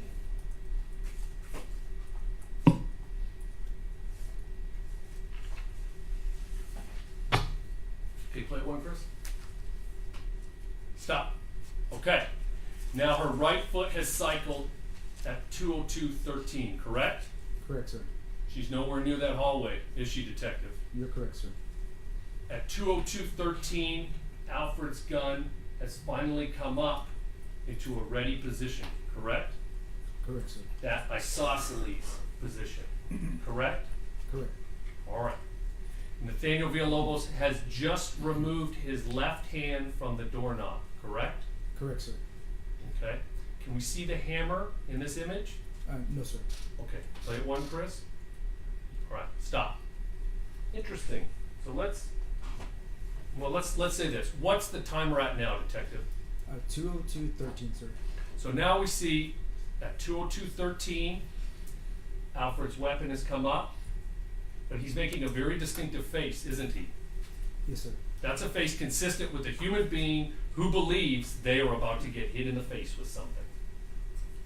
Yes, sir. He looks scared, sir. Yes, sir. Broken glass, a hammer, blunt force trauma. This is the face a human being makes when they're scared and they genuinely believe they are about to be hit in the face. Yes? Yes, sir. It could be. Yes, sir. Thank you. Now, what step am I on, Chris? 5? I think so. All right, 5. I'm going to be getting up in your office here in a second, so sorry, but I'm not going to hurt y'all. 5 steps. Really interesting what Melissa Perez just did with the hammer here. Did you notice that? Could you scooch back a little bit, Chris? Okay, and play it again. Stop. Interesting, right? She's right-handed. She's not in the Olympic javelin position this time, is she? Correct, sir. No. She's come across her body and oriented the hammer horizontally, hasn't she? Yes, sir. Really interesting adjustment from any prior hammer behavior we have seen from Melissa Perez, isn't it? Yeah, she hasn't done that yet, sir. Yes, sir.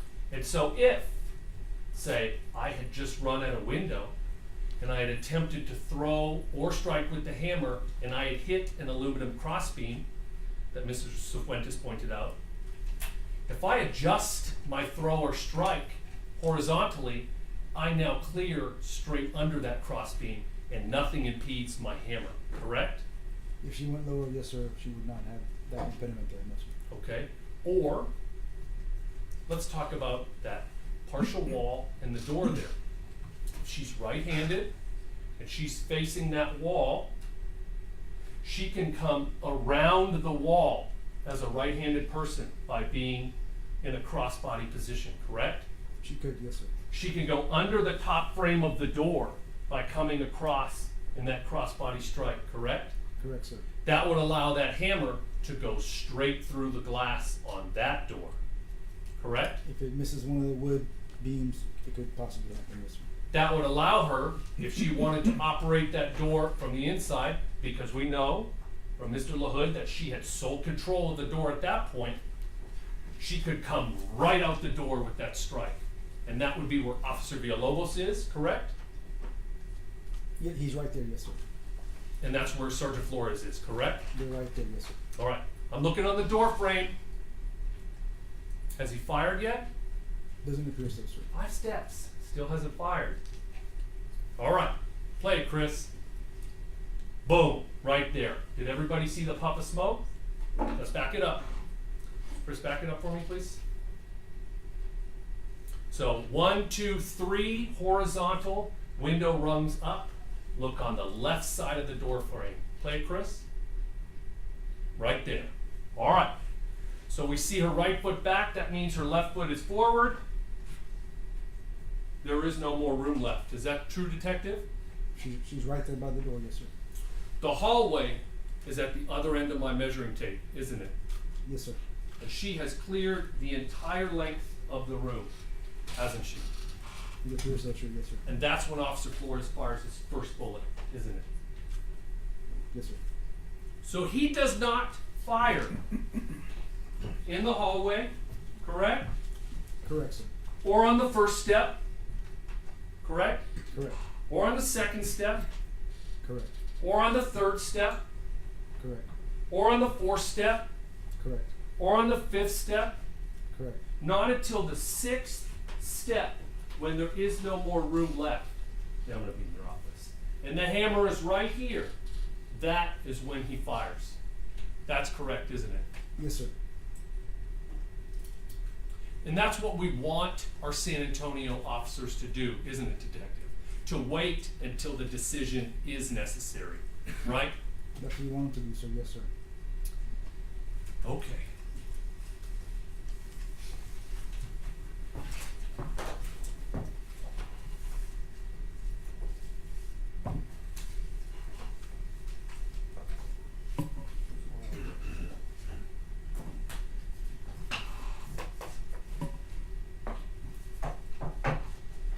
Well, let me keep going.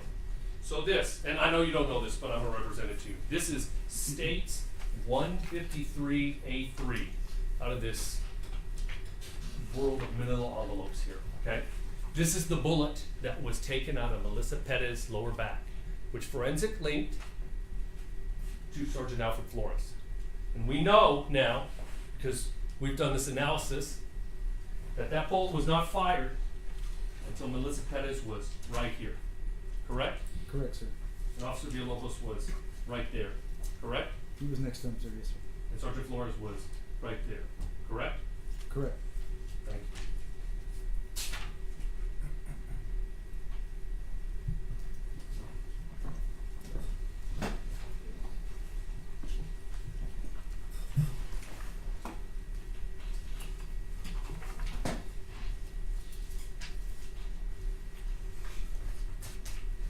So Detective, you know what, let's play it a little bit more. Okay, stop. Oh, sorry, Chris, go back one. I know we keep asking Judge, but can I get up, please? Yes. All right, so we see the second round hit the door frame, that's B2. Just so the jurors have the analysis, correct? Yes, sir. That's about 3 or 4 inches below that first round striking the door? Correct. Okay. But the interesting thing we see about Melissa Perez's body here is her arm has come down now, hasn't it? Yes, sir. Okay, so if she's presented a threat and there's no more room, and Officer Flores waited till the last possible second, and that first round struck Melissa Perez, it would be consistent with what we see now in the second round. Her arms come down, right? Some sensation has made her bring the threat, the weapon down. Would you agree to that? Yes, sir. One more, Chris. And the third round goes right through the glass. Do you agree? Yes, sir. All right. And at that point, Officer or Sergeant Flores stops firing. Correct? Correct, sir. He fires 3 rounds, 2 in the door, 1 in the window, when there was no time left. Correct? Correct, sir. Time and distance matter, right, Detective? Yes, sir. All right. What also matters is the totality of the circumstances, correct? Correct, sir. All right. And the jurors have heard these questions, but we're going to go through them because an officer is entitled to consider the totality of the circumstances and if their decision to fire was reasonable or not. Right? Yes, sir. All right.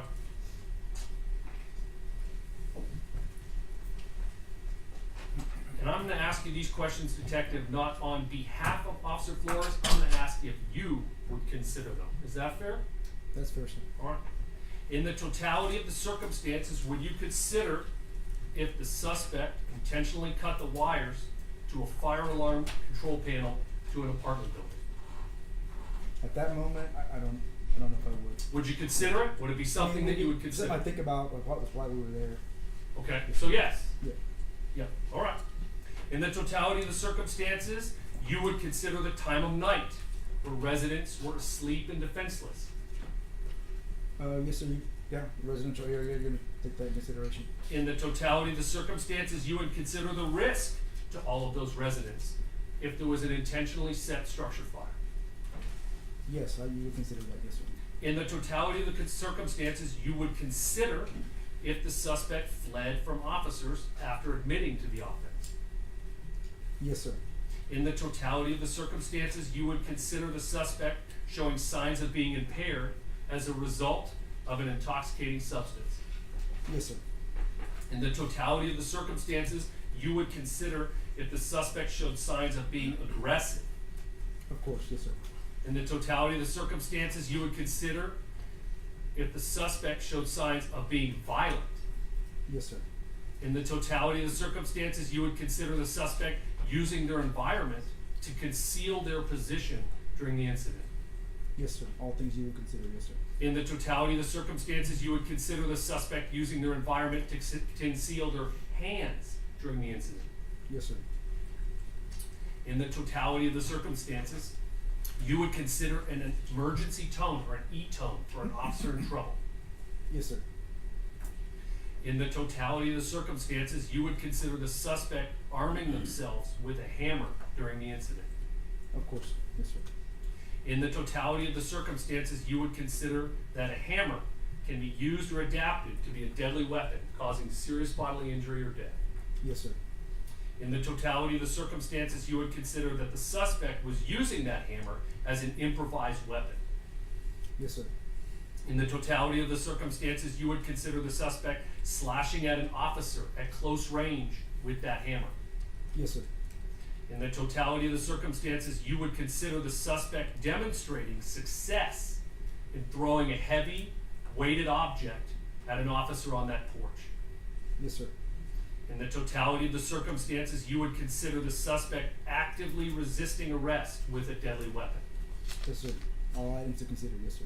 In the totality of the circumstances, you would consider the suspect's potential for serious bodily injury or death by hitting an officer on scene with that hammer. Yes, sir. In the totality of the circumstances, you would consider the suspect's potential for serious bodily injury or death by striking the bedridden individual in the apartment. You would consider it, but she never demonstrated that she was aggressive toward him. I know that's your opinion. I'm asking you, would you consider that in the Consider totality of all the factors. circumstances? Yes, sir. You can consider all factors. Thank you. In the totality of the circumstances, you would consider the safety of a bedridden individual in that apartment if left alone with an armed, aggressive, possibly intoxicated subject. Yes, sir. You would consider it, but I would also look at everything that all her actions toward him that day, things like that. At the time they were dealing with her, the individual. Okay. In the totality of the circumstances, you would consider the number of attempts officers had taken to verbally de-escalate the situation. Yes, things you can consider. Yes. Is she reacting to any conversation? Is she trying to? Is she going to comply? Yes, sir. In the totality of the circumstances, you would also consider that at no point during the encounter was the suspect compliant. Yes, she was not coming out. Yes, sir. In the totality of the circumstances, you would consider if at no point during the entire encounter the suspect gave any indication she would come into compliance. She gave no indication, sir. In the totality of the circumstances, you would consider during an attempt to arrest the suspect if they rushed you with that hammer. Things you can consider, sir. In the totality of the circumstances. Can I say one thing? Sure. Wouldn't that be something you would consider before the plan, like we talked about that day? Like, why not reassess? That to me, that's something that's being forgot here. I know that's Yes, your sir. opinion in Yes, front of sir. this jury here Yes, sir. today, and I hear it. Yes. Okay? My question is, would you consider if the suspect, who had committed multiple felonies, rushed with a hammer? Yes, you consider. The answer is something you yes, would consider, right? Yes, sir. Okay. In the totality of the circumstances, would you consider that during an attempt to arrest that suspect, they raised the hammer overhead, like we see here in this video I've been showing you, in a striking position? Yes, sir. would you consider the fact that she changed her technique to get around certain obstructions in that apartment? Of course, all things you can reconsider, yes, sir. Would you consider that that hammer position is also a throwing position? It could be, yes, sir. And in the totality of the circumstances, you would consider that? Yes, sir. You would also consider in the totality of the circumstances that you were pinned by a high railing to your back, correct? Yes, sir. You would also consider in the totality of the circumstances that that is a very small patio where this lady is running at you with that hammer. It's a small patio, officers are firing, kind of trapped in there, yes, sir. Now, you would agree that a police officer, just like any other citizen, is entitled to self-defense under the Texas Chapter 9 Penal Code, correct? Of course, sir. As another officer is entitled to protect a third party or another officer if the threat of deadly force or apparent danger presents itself, correct? Of course, sir, yes, sir. All right. Can you go to the last slide? Yeah.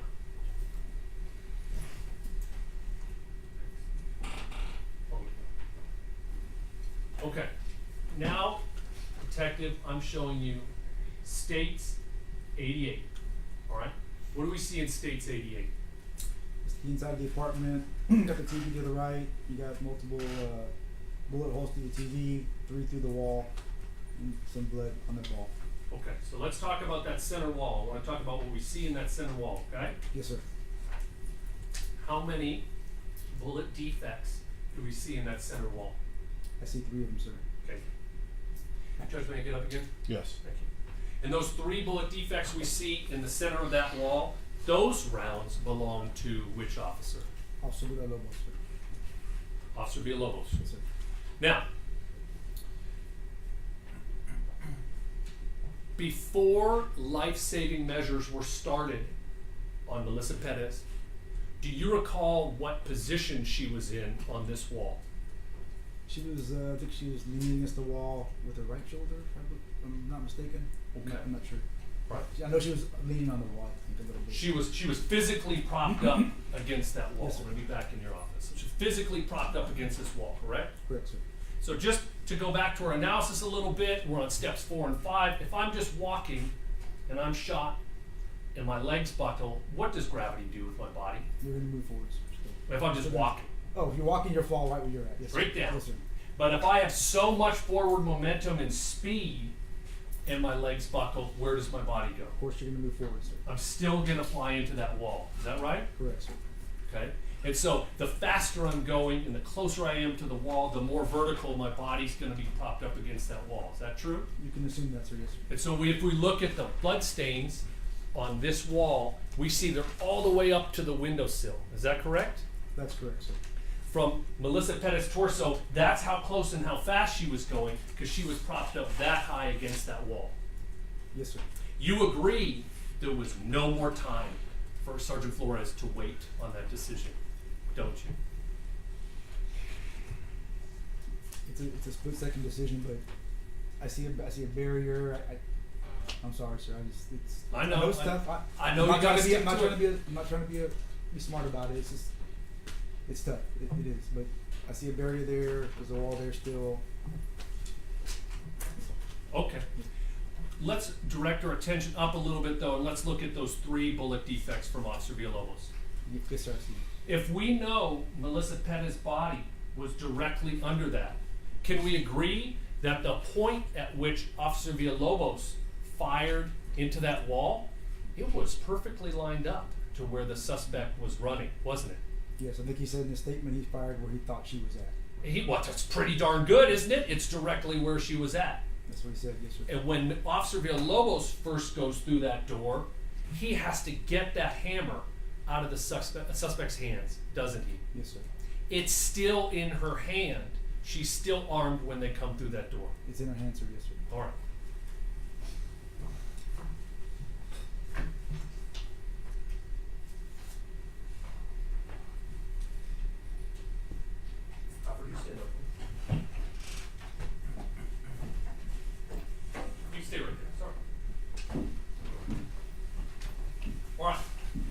It's been 28 months since Alfred was charged with murder, correct, Detective? Correct, sir. You walked that warrant on June 23rd of 2023. I did, sir. The mugshot, Alfred Eleazar of Nathaniel, it went out on the news that night for murder, didn't it? Yes, sir. Okay. And that arrest decision of Alfred, that was based on your previous analysis that she was in the hallway when Alfred fired, correct? It could be based, I was incorrect on her position, sir. Yes, sir. All right. Well, I'm gonna put it up. Can we go back to the Elmo, please? No, stay seated, Alfred, please. I'm sorry.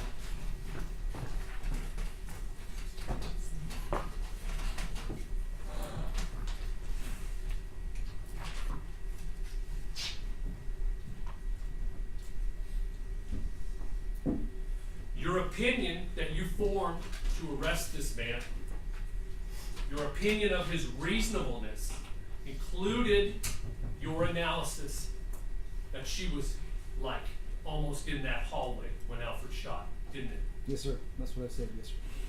Your opinion of the immediate factor of that self-defense included your analysis that she was in the hallway when Alfred fired.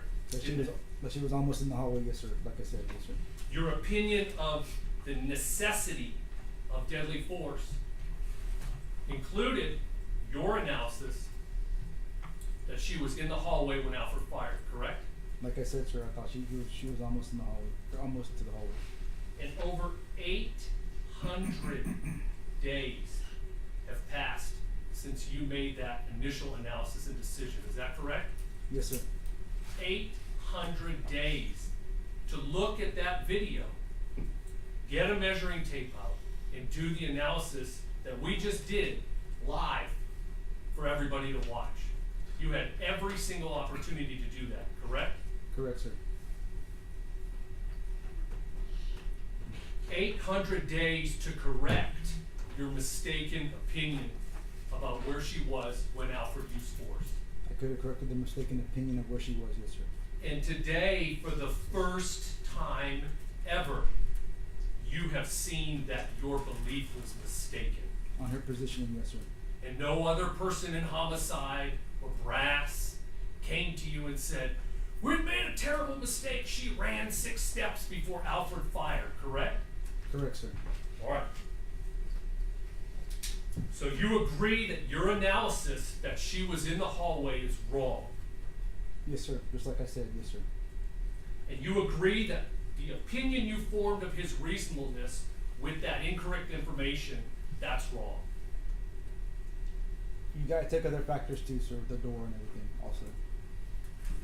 It wasn't just her positioning, but on her positioning, I can admit I'm wrong, sir. Yes, sir. All right. You formed your opinion on immediacies based on that incorrect information. Isn't that true? I was wrong, sir. Yes, sir.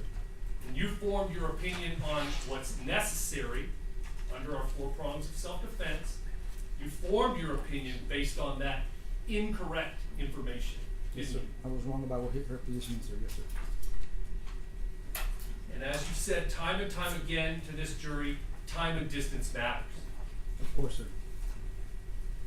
And you've told this jury Alfred had to make a split-second decision. Isn't that correct? Yes, sir. And he waited to the absolute last millisecond until he made it. He waited a while. Yes, sir. You'd agree that Alfred, like these gentlemen, have a right to go home, don't you? Every officer has a right to go home at the end of the night. Yes, sir.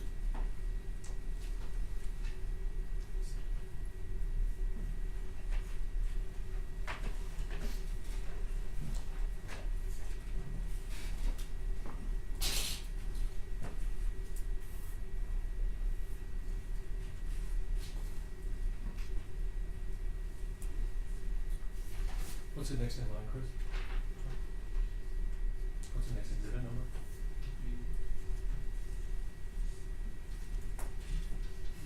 124.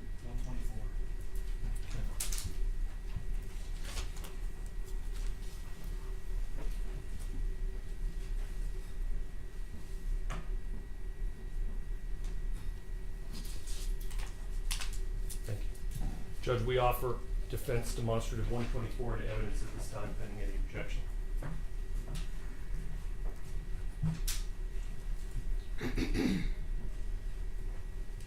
No objections to defense 124, Your Honor. All right, it's admitted. Published to the jury. Yes.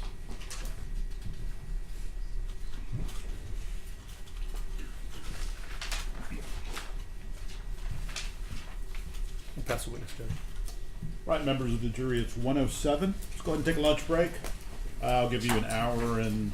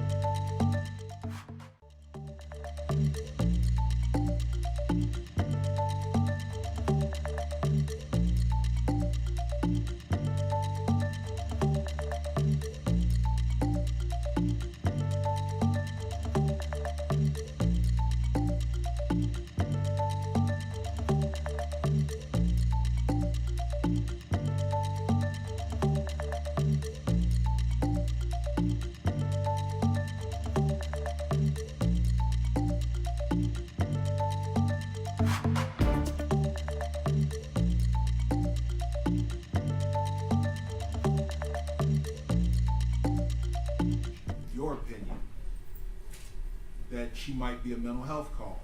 Objection to overly broad and not relevant to justification for these officers.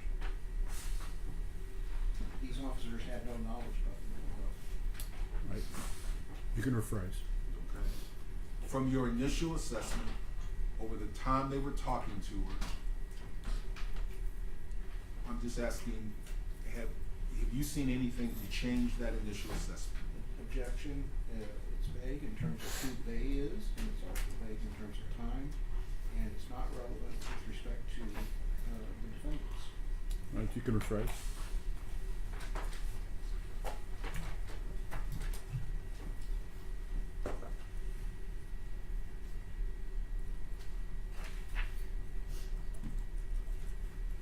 Can I approach the witness shot? Yes. Detective, I'm showing you what has been marked as State's Exhibit number 4. Yes, sir. For identification. Yes, sir. Excuse me, Mr. Ronan, has 4 been admitted or is it just marked? I'm sorry. Just more. It's just marked, okay. What is State's 4? It's an incident detail report. And does the incident detail report reflect the information that's available through the MDT units available to every patrol officer in the SAPD? Yes, sir. On the third page of that,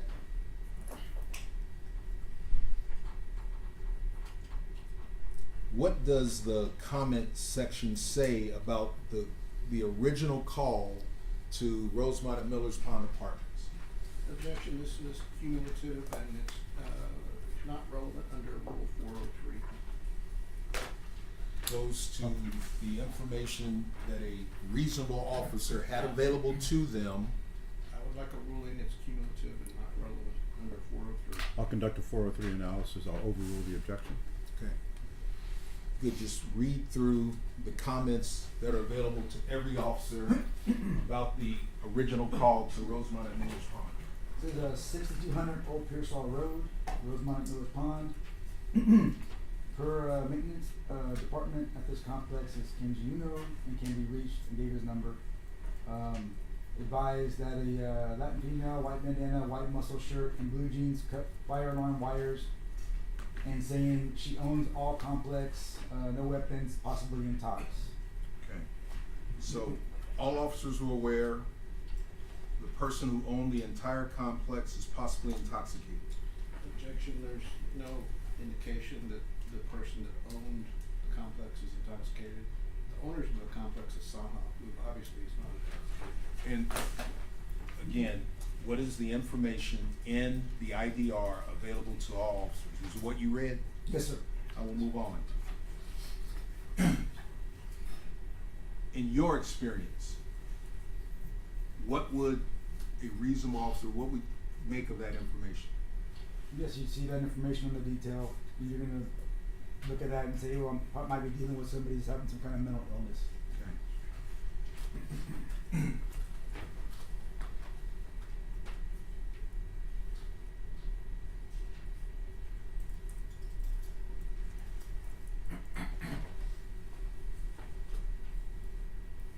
Going to the second paragraph in your affidavit.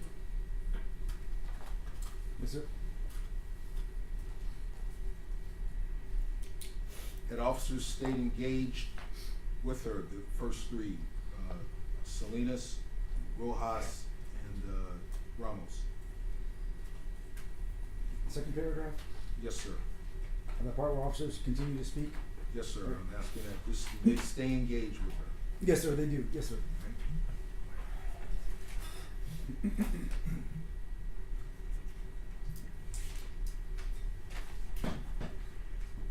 At a point, did officers try to enter her apartment? Yes, they did. And how did they try to do that? Through the open window. Well, first kept trying to kick the door, second through the window. Okay. And I'm asking you, based on what the information you put in your affidavit, we go to the second paragraph, just refresh for a reading, 3 lines down.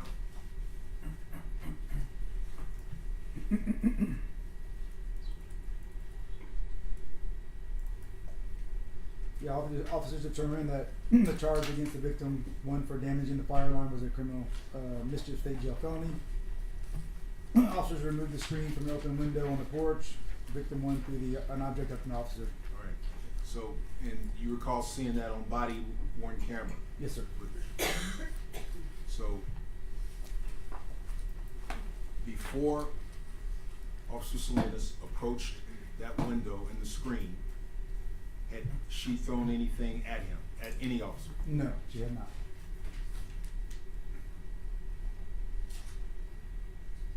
Did Officer Salinas stay in the patio area?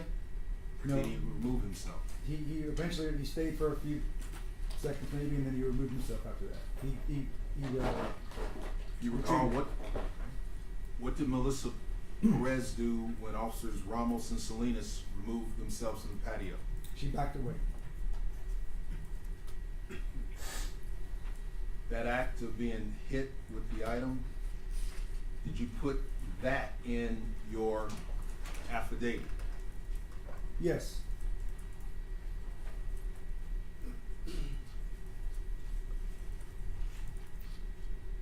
On cross-examination, Mrs. Fuentes made the statement that approximately 15 officers arrived and responded. Yes. Recall that. And specifically,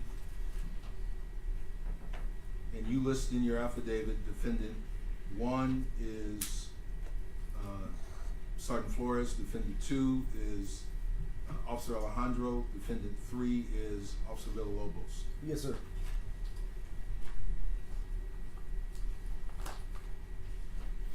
From the second page in your affidavit and from your recollection, who is the first one of the defendants to approach or engage with Melissa Perez? Officer Villalobos.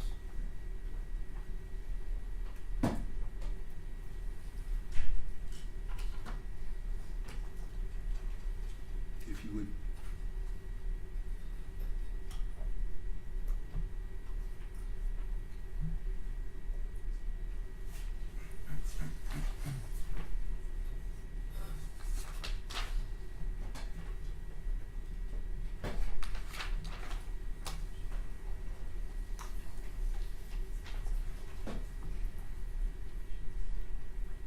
When defendant one and defendant three jumped the guardrail,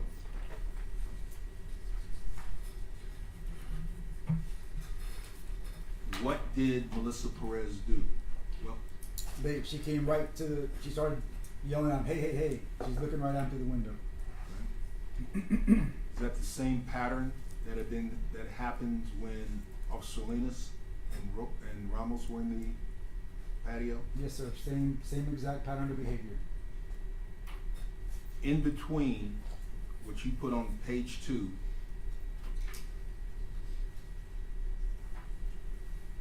did a single defendant go over the patio? No, two people, two defendants went over. I understand, that's what you have in your affidavit. Is that and what's in your affidavit with two defendants going over, is that the last time it was tried? Right before the shooting, that was the last time. Okay. And I'm asking between Officer Salinas and two defendants going up that led to the shooting, Correct. was there an incident where Officer Villalobos Yep. jumped over? Yes, sir, there was. 10 minutes prior to the shooting. And what did Melissa Perez do when Officer Villalobos approached the window? She knew he was in there. She came right to the window also again. Same behavior.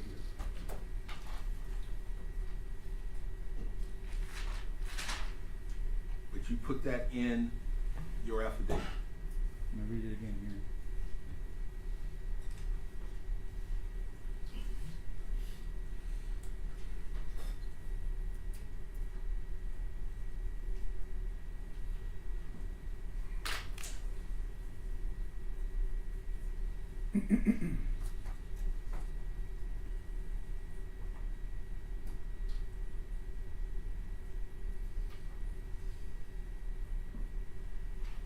I don't think I put the Officer Villalobos' jump into there. Right.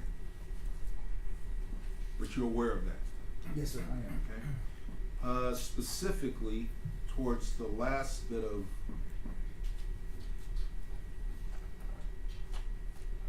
cross-examination, I'm asking you, do you see the sentence midway in it, as victim one moved towards? You see that? Let me try to find it here.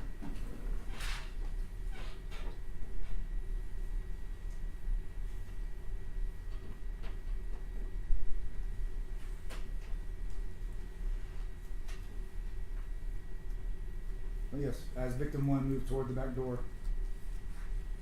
I'm gonna read that. Okay. No, sir, I'm not asking you to read it. But what is that referring to? It's just part of her pattern of behavior. Okay. She's going to that area, going to that window, that's what I'm referring to on that. Okay, now, right before we broke for lunch, you remember cross-examination by, Mr. Nesbitt and Mr. Newman? May I move to the well, Your Honor? Yes. And he questioned you about a statement earlier in cross-examination that she said she had retreated to the hallway. Oh, yes, sir. You remember that? Yes, sir. And we made that whole process, and she had retreated in the hallway for the first 5 shots, correct? Correct. And then he transitioned to the vantage point of Sergeant Flores, and his point was she was moving towards Sergeant Flores when he was back in the corner. Do you remember that? Yes, sir. So this line that you put in your affidavit is victim one moved toward the back door, defendant 1 and 2 fired at the victim. Did you put that stanza, Mr. Nesbitt said, did you put that in your affidavit? Yes.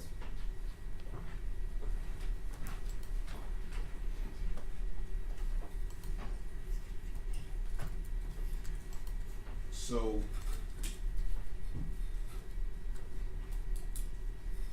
the things that were said that you misstated, is it stated accurately from the body cam in your affidavit? Objection, leading question. Sustained. Okay. When you were being questioned by Mr. Nesbitt, were you confirming with your actual affidavit, or were you responding to his questions? I was just responding to his questions. Okay. Now, having had a chance to look at the affidavit you filed, did you give the magistrate that information? Yes, sir, I did.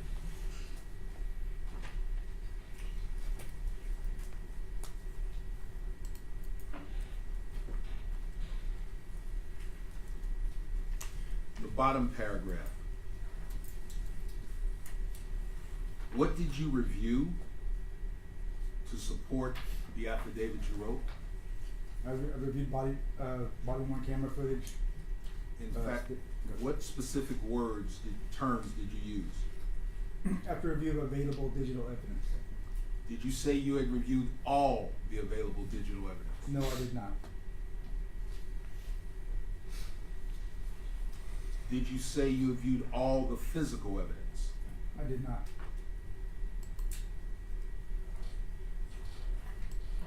Had you reviewed the statements of the defendants?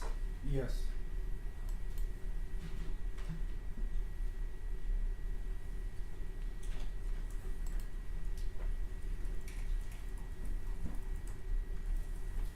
Had you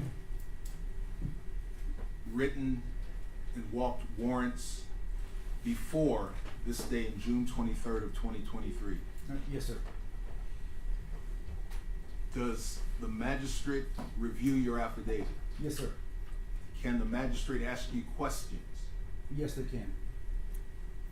Have you ever had to go back and rewrite or add additional information if a magistrate did not believe you had probable cause in your affidavit? Yes, I have. Yes.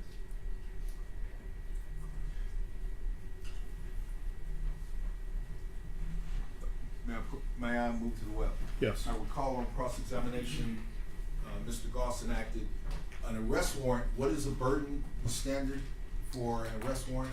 He said probable cause was the lowest. Was that county? He said that was Yes. very low. Yes, sir.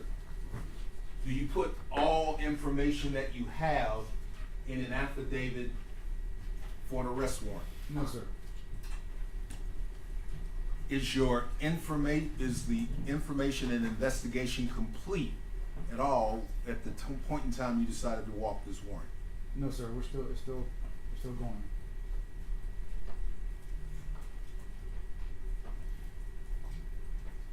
In fact, before writing the warrant, where had you come from? I had met with the victim's family. Did you learn information about Melissa Perez's criminal history? Yes, I did. Was that the first time you learned about it? Yes.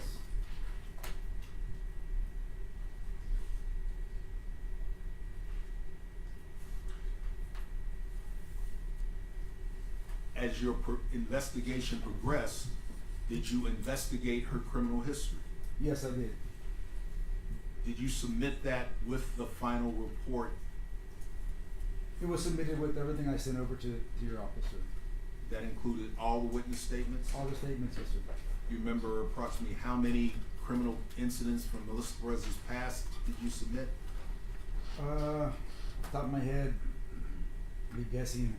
I can't remember right. 10 to 15. I can't remember. Yeah.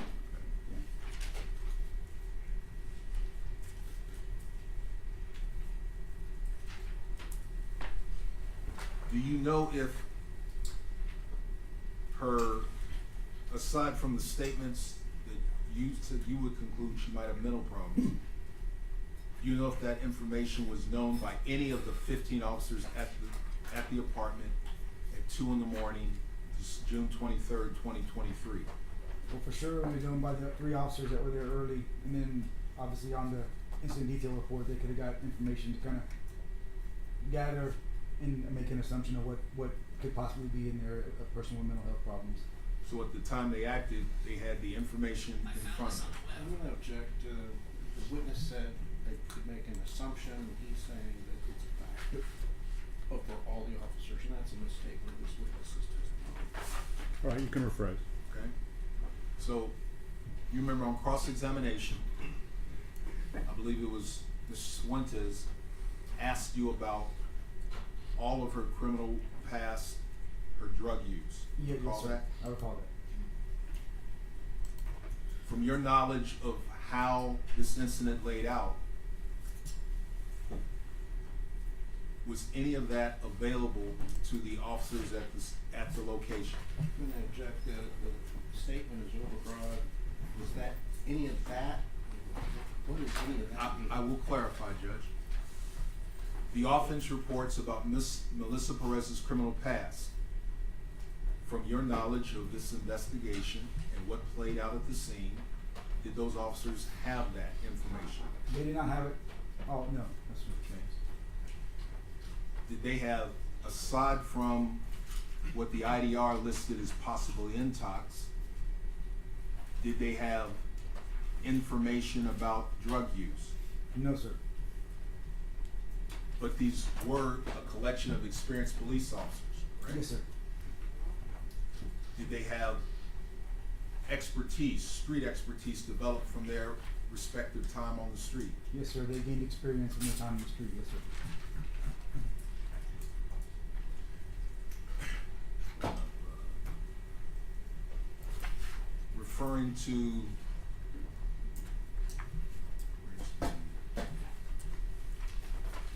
what's already been admitted into evidence as State's Exhibit number 2, Officer Alejandro's body cam, and I want to go to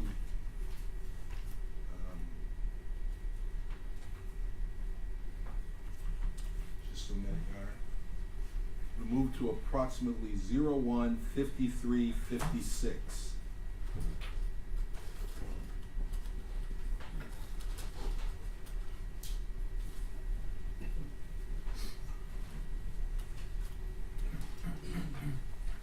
Yeah, that makes sense. It's crazy, bro. Pause. Now, on direct yesterday, you testified that this was Officer Alejandro's statement. On cross, Mr. Cifuentes suggested it was Officer Gomez's. Yes, sir. I recall that. Yes, sir. Would move to refer to what's admitted into evidence as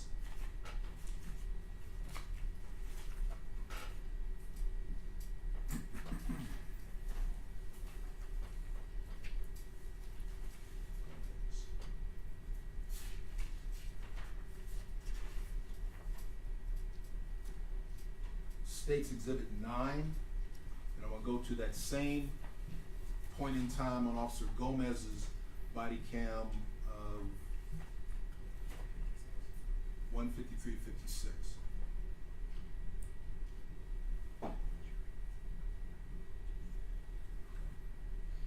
Threw something at one of our officers.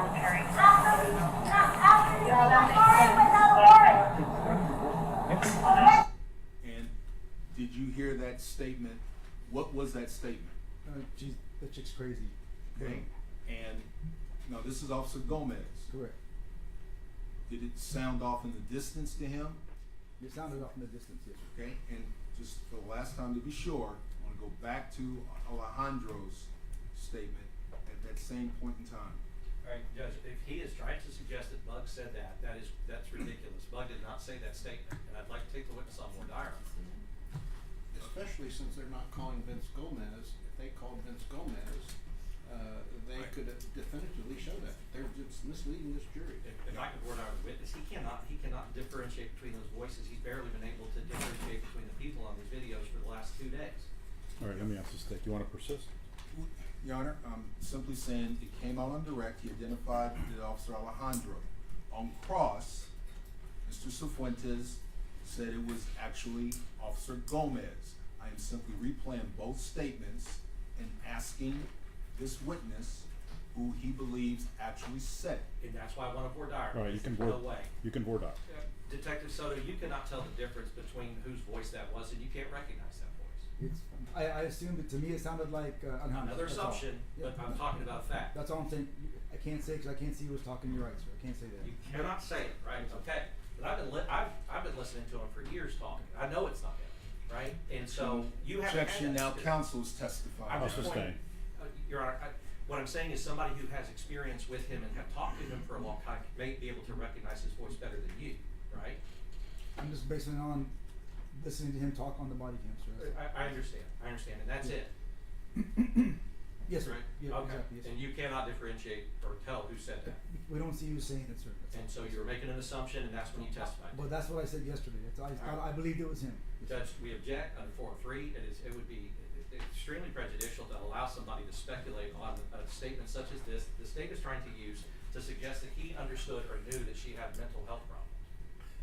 And there's another grounds that I'd like to put on the record if we can approach. Okay, y'all can approach.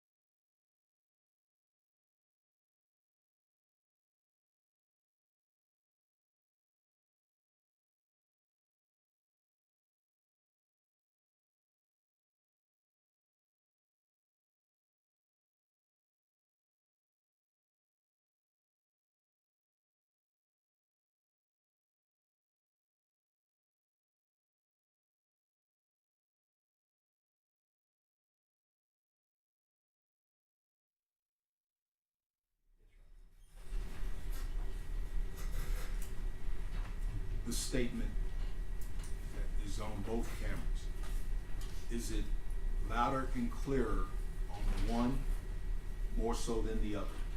Yes, sir. I can say that. Yes, sir. Which of the two exhibits is it louder and clearest on? And Judge, the objection is not relevant under 403 and doesn't further the inquiry that the state seeks to push.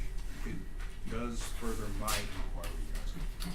All right, I'll conduct a 403 overrule. Okay. Okay. And what is the answer? Is it louder and clearer on one of the two? It is louder, sir, On whose? on the, Elazar's. And the jury has heard testimony that he was a trained hostage negotiator. Yes, sir. As you testified from the information in the body cam, you would have concerns for what if you were on? Just like I testified yesterday, just, to me, it would seem reasonable for him to understand, hey, this, if that was him that said that, especially just recognizing the whole totality of the situation. Objection. This is gibberish and nonsense and doesn't respond to the question. The question even doesn't make reference to a time in reference to the conduct that's alleged in the indictment. So it's an improper question in that regards. He's And making so it's non-responsive to. And Your Honor, we agree with that. He's also making another assumption in the answer, which is, if it were him that said that, and the whole reason for the 403 is that he has no clue if it's him. And in fact, there's evidence that it's not him. So we're asking again that he not speculate, and that they not try to use this thing like weirdly when he is testified in front of all them that he cannot tell the difference in the voices to act like it's him, because that is prejudicial. And essentially what the state is gonna do at the end of the trial is ask the jurors to make a decision based upon speculation, and assumption. And that when you have so many levels of speculation and assumption, it can't be relevant. Your Honor, and again, the evidence is in, and I am simply exploring what Defendant Alejandro put in his statement, which is in evidence. What should be done with that information? Okay, so you could ask that particular question. That statement, she crazy. What should be, how should that factor in the totality of the circumstances of this incident? Judge, that's interjecting a different variable in what he represented he was gonna ask of this witness. What should be done is one thing, but what should be done in the totality of the circumstances, that makes no sense. Your Honor, again, we have repeatedly stated, as happened in cross-examination, we had to consider the totality of the circumstances. I am pointing out that this issue, is this woman crazy? Is she possibly having a mental health issue? How should that factor in the totality of the circumstances of what occurred? That is the question I asked the detective. Well, the totality of the circumstances addresses the use of force at the time that's necessary, and whether someone's mentally ill or not. If a mentally ill person is gonna kill you, or a sane person is gonna kill you, it makes no difference in the totality of the circumstances whether you defend yourself. Your Honor, I believe the words mean what the words mean. Totality. Overrule. Within the totality of the circumstances, how should that concern about this chick being crazy, how should that affect a plan? It should affect the plan. Judge, I'm gonna object to any discussion about a plan, because essentially what they're doing is asking this jury to make a decision in violation of Texas Penal Code Statute 6.4, which deals with causation, which we briefed the court about, and also the Supreme Court of the United States has rejected the concept of officer-created danger, or that tactics can vitiate justification. So it's gonna mislead the jury on what the law is, and not only will it mislead the jury on the law, but will permit them to make a decision based upon what's not relevant. And under 401, 402, 403, we'd ask that it be excluded. And this witness is not competent as an expert to testify about tactics vitiating justification.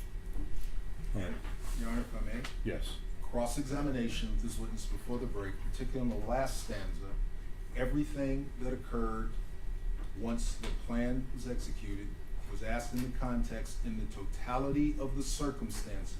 What does this mean? In the totality of the circumstances, when the angle of the arm went from here across the body, That was all asked. I am, as the court has already ruled, the words totality of the circumstances mean what they mean, and I am exploring the state's theory with this witness and this line of questioning. I'll allow you to do that.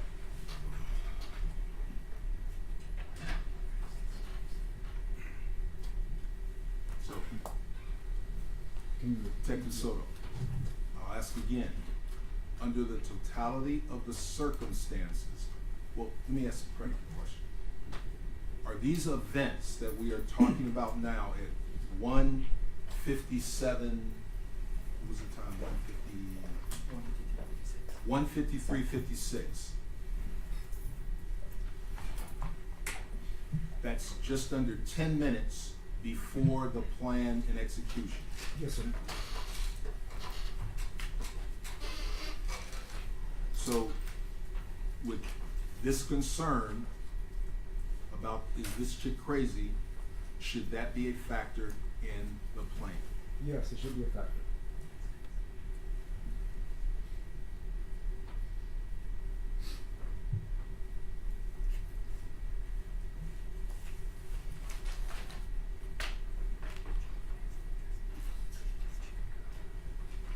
The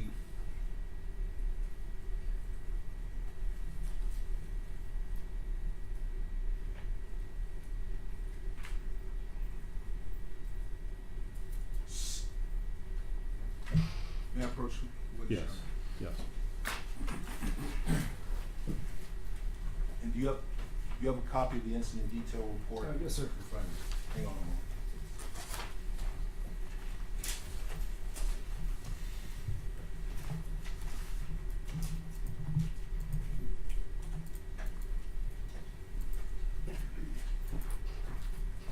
And I may need a hand.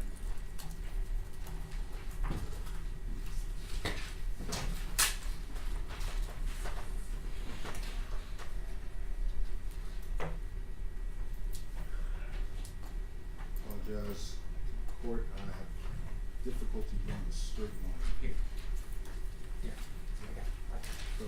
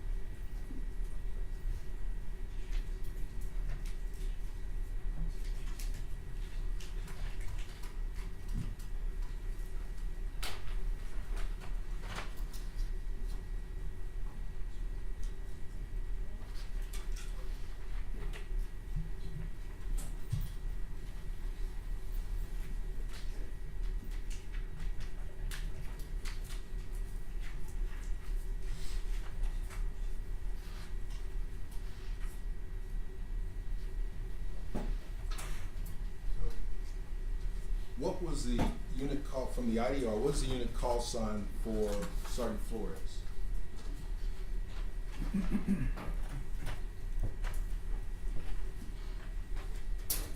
$6,300 Charlotte.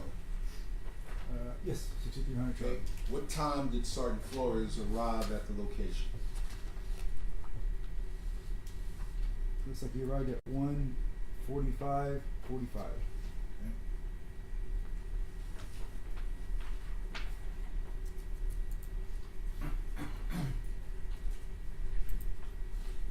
And he spent some time out of the perimeter talking to Officer Salinas. You recall that? Yes, sir. For Officer Villalobos, what time did, Officer Alejandro, what time did he arrive?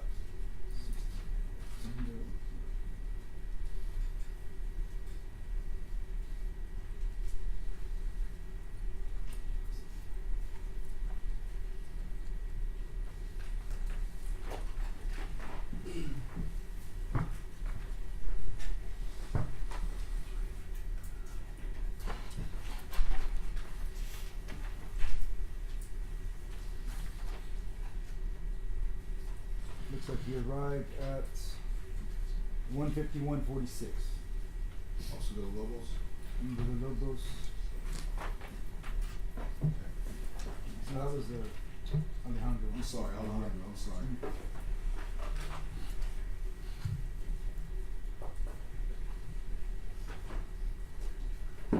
Okay, now.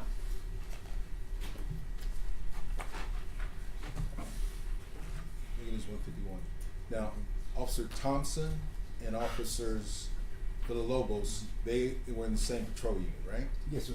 What is their, find their call sign, and tell me what time the IDR says they arrived. 351 Tango.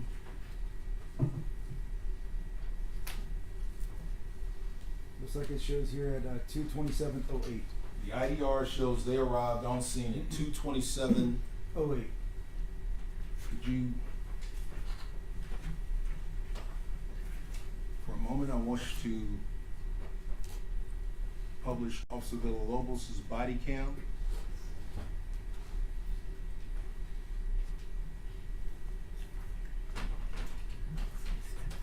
States Exhibit 3.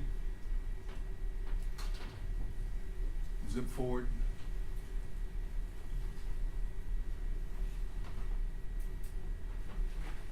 So, just pause. And let it play on as soon as they get out of the unit. He is all right. Pause. And so for the record, we've had States Exhibit 3, which has been published. Officer Villalobos and his partner are on ground at 01:47:09, but the document, the automated document, shows they don't arrive until what time? 2:27:08. Those type of errors, have you seen them happen in your career with SAPD and the documents automated systems? Oh, yes, sir, they have. And it's, did anybody do anything wrong? Is it just a glitch? It's just a glitch, sir. Did that- Happens. When you were earlier asked about Officer Salinas' first segment of his body cam, who is it that downloads Officer Salinas' body cam? You would have downloaded it. Okay.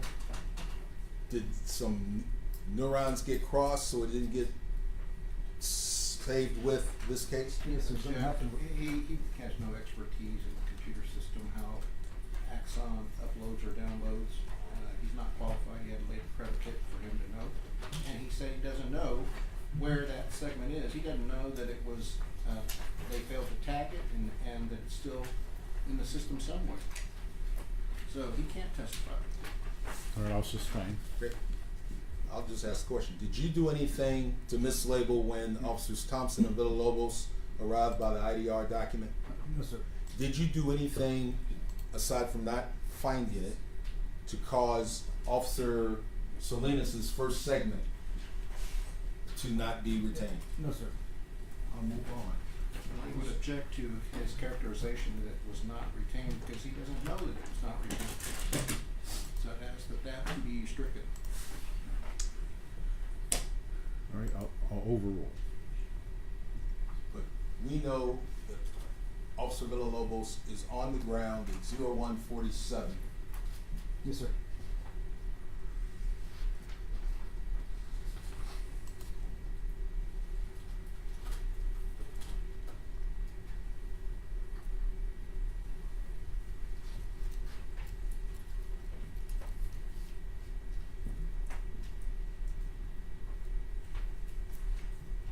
Now,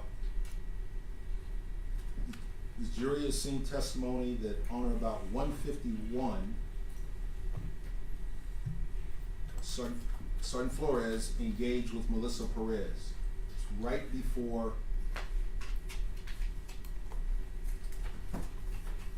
Officer Alejandro arrived. Yes, sir.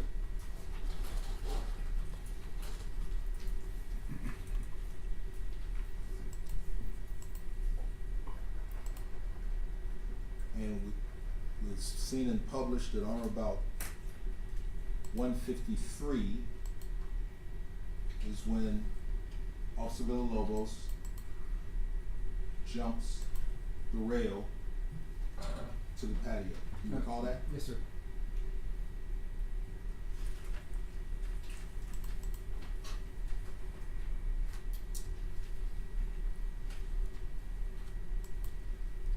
And what does Melissa Perez do when Officer Villalobos jumps the rail and approaches a window? She goes right there. She goes right to the window.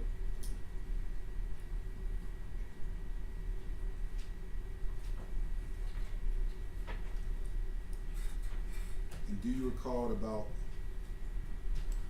1:55, several officers are conferring with Sergeant Flores and they're talking tactics? Yes, sir. There's Officer Thompson there, you recall that? Yes, sir. And Officer Villalobos says she was ready to fight me. Yes.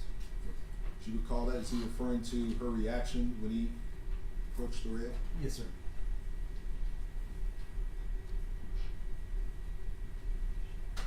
And then approximately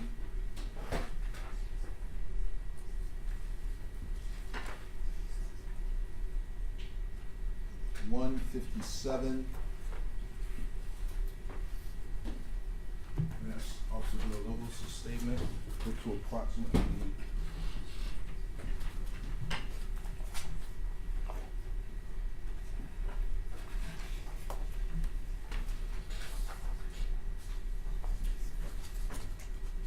Villalobos. Yeah, it's already admitted state's exhibit. No, I'm sorry, his video, his body worn camera. States 3. I want to go to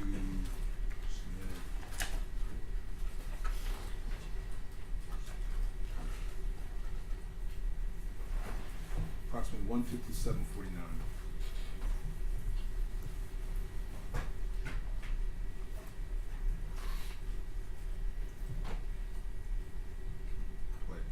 Where if he stays there without reaching for the hammer, the door's unlocked. Yeah, they just wait for someone to get here with it. Okay. That's it. I was thinking, if that was the case, I could just open the door and grab her. If she doesn't go for the hammer right away, I can just go and tap her. It's on the couch. It's a good bit away from her. She won't have enough time to get it if she stays at the door. But whatever y'all want to roll with. I'm just saying I can get her I get you. opening the door. And we knew that it's open because she... I unlocked it. Okay. Yeah. So I'm asking you to come out and I was help able to me. reach in, I was able to unlock it. Okay? But I don't need to talk to somebody who's tearing my doors down and harassing me and yelling. Well, I didn't tear your doors down. I I'm just shining the light in his face along with mine and then turning my screen door. But that's harassment. So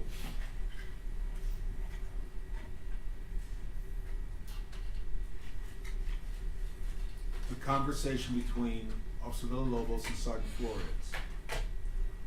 What happens as a result of that conversation?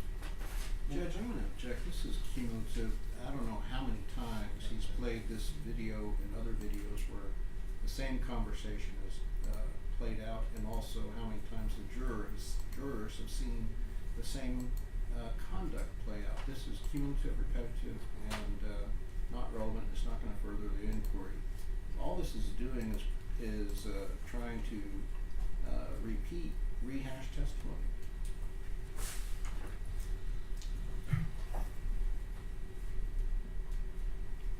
Your Honor, after approximately 12 hours of cross-examination, I'm simply going back to the state's theory and the approach and the plan as it was executed. And the approach in the plan is not relevant to the issue of justification. Tactics and approach in the plan does not vitiate Chapter 9 of the Penal Code of inherent danger, because the plan happened 10-15 minutes before the alleged conduct, and use of force is fluid. They cannot say that the tactics caused Ms. Perez to use illegal deadly force against the officers, and the courts have never said that there's a concept called officer-created danger or bad tactics. Your Honor, and I have not used the term Mr. Flores just cited. I note that this plan appears to have changed 4 minutes, 2 minutes, no, I was wrong, 4 minutes before the plan is executed. It goes to the totality of the circumstances about the plan and the results. And the totality of circumstances does not relate to the plan. The totality of circumstances relates to the officer's decision to use force. So he's misstating what the law is and what the definition of totality of circumstances is. And again, we assert this is cumulative, repetitive, and doesn't further be inferred in any shape, form, or fashion. It goes And the court has discretion to control the mode of interrogation, and when the matter becomes cumulative, the court can cut short the testimony elicited. And again, Your Honor, I am moving towards, again, totality of circumstances, and it goes directly to what we understand to be the claim, self-defense, and the paragraphs within that statute. All right, I'm looking at the question that was asked, State. I'll let you rephrase your question.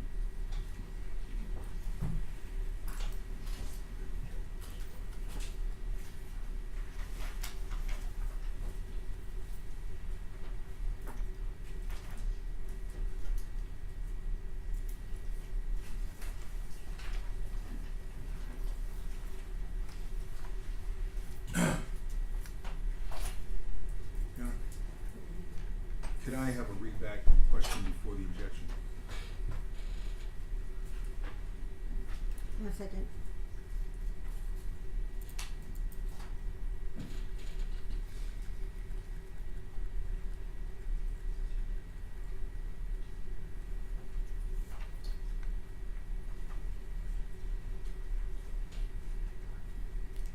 Question, and so the conversation between Officer Villalobos and Sergeant Flores, what happens as a result of that conversation?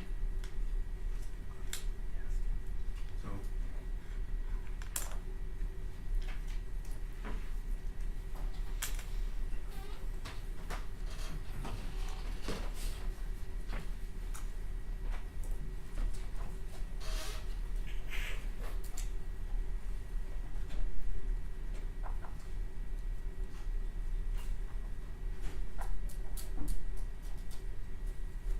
after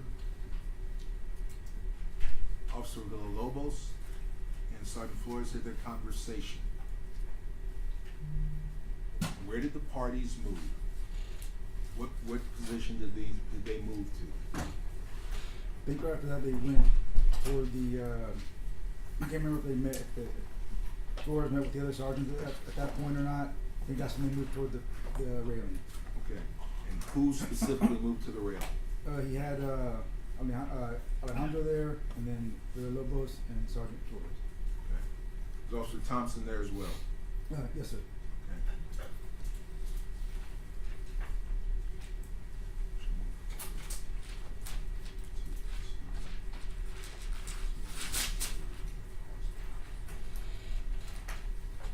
Right, and right here. So at 2:01:23 from Officer Villalobos' body cam, what is Sergeant Flores doing here? It's like he's telling everybody to kind of get back. What? That's ridiculous. I'm asking you what's going on. What camera's rolling from? What camera? Is he executing his plan? Yes, now he's coming up and they're gonna execute the plan we talked about.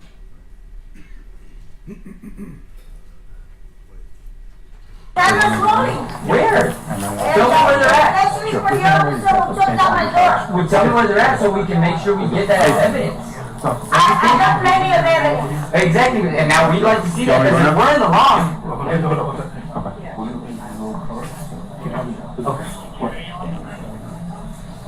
And so if we have all this evidence, hold on. You ain't got. And for the record, we paused at 02:01:59. Where is Officer Villalobos positioned at this point? He is jumping over the railing at this time. And what is Melissa Perez doing? She is right there. She sees him coming, and she's already telling him, stop. So she's already being aggressive, showing her aggression right there. All right.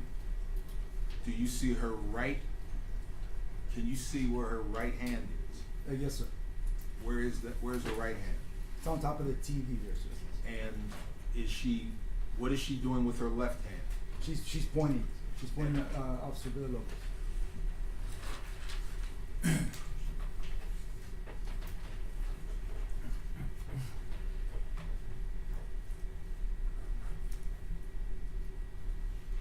From your vantage point, is she aware of the approach?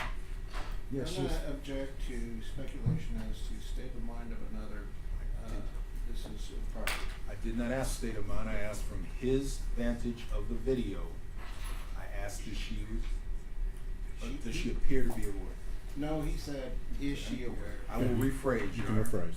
And so, and besides, it's an improper question, no matter how it's phrased. And it's irrelevant to the issue of the officers having the lawful right to make an arrest. And there's no need for a warrant, and this issue has already been resolved by the court. And what counsel is trying to do is to suggest that the officer's conduct was illegal, which the court has already instructed jurors to disregard the need for a warrant. Your Honor, I did not use that term. Well, that's what he's suggesting, Your Honor, and we would ask that we hash this out outside the presence of the jury, or that counsel be instructed to stop this behavior. All right, members of the jury, I'm going to give you a break. We'll let you know when we're ready. All right for the jury?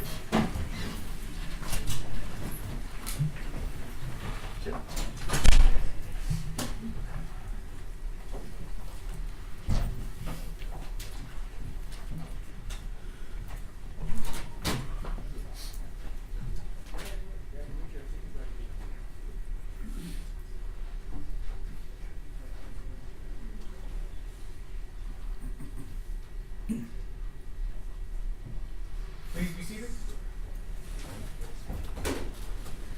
Judge, you do with the 951. Talk about that. 9.51.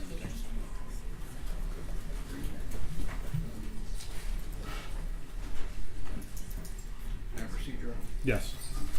This court has already admonished the jury that they shall not consider whether there was a need for a warrant.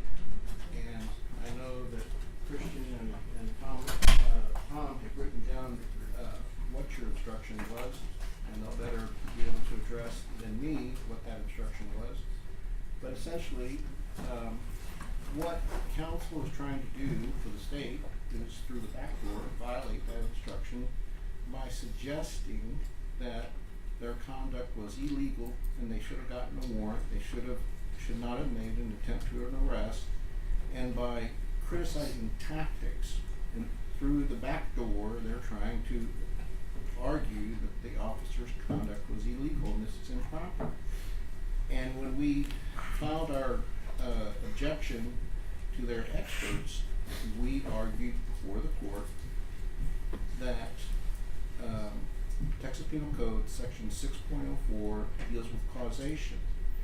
And what they're attempting to do is to suggest that the officer's tactics caused Melissa Perez to engage in illegal conduct, and therefore somehow or another that justifies her illegal conduct, and that somehow or another the castle doctrine applies.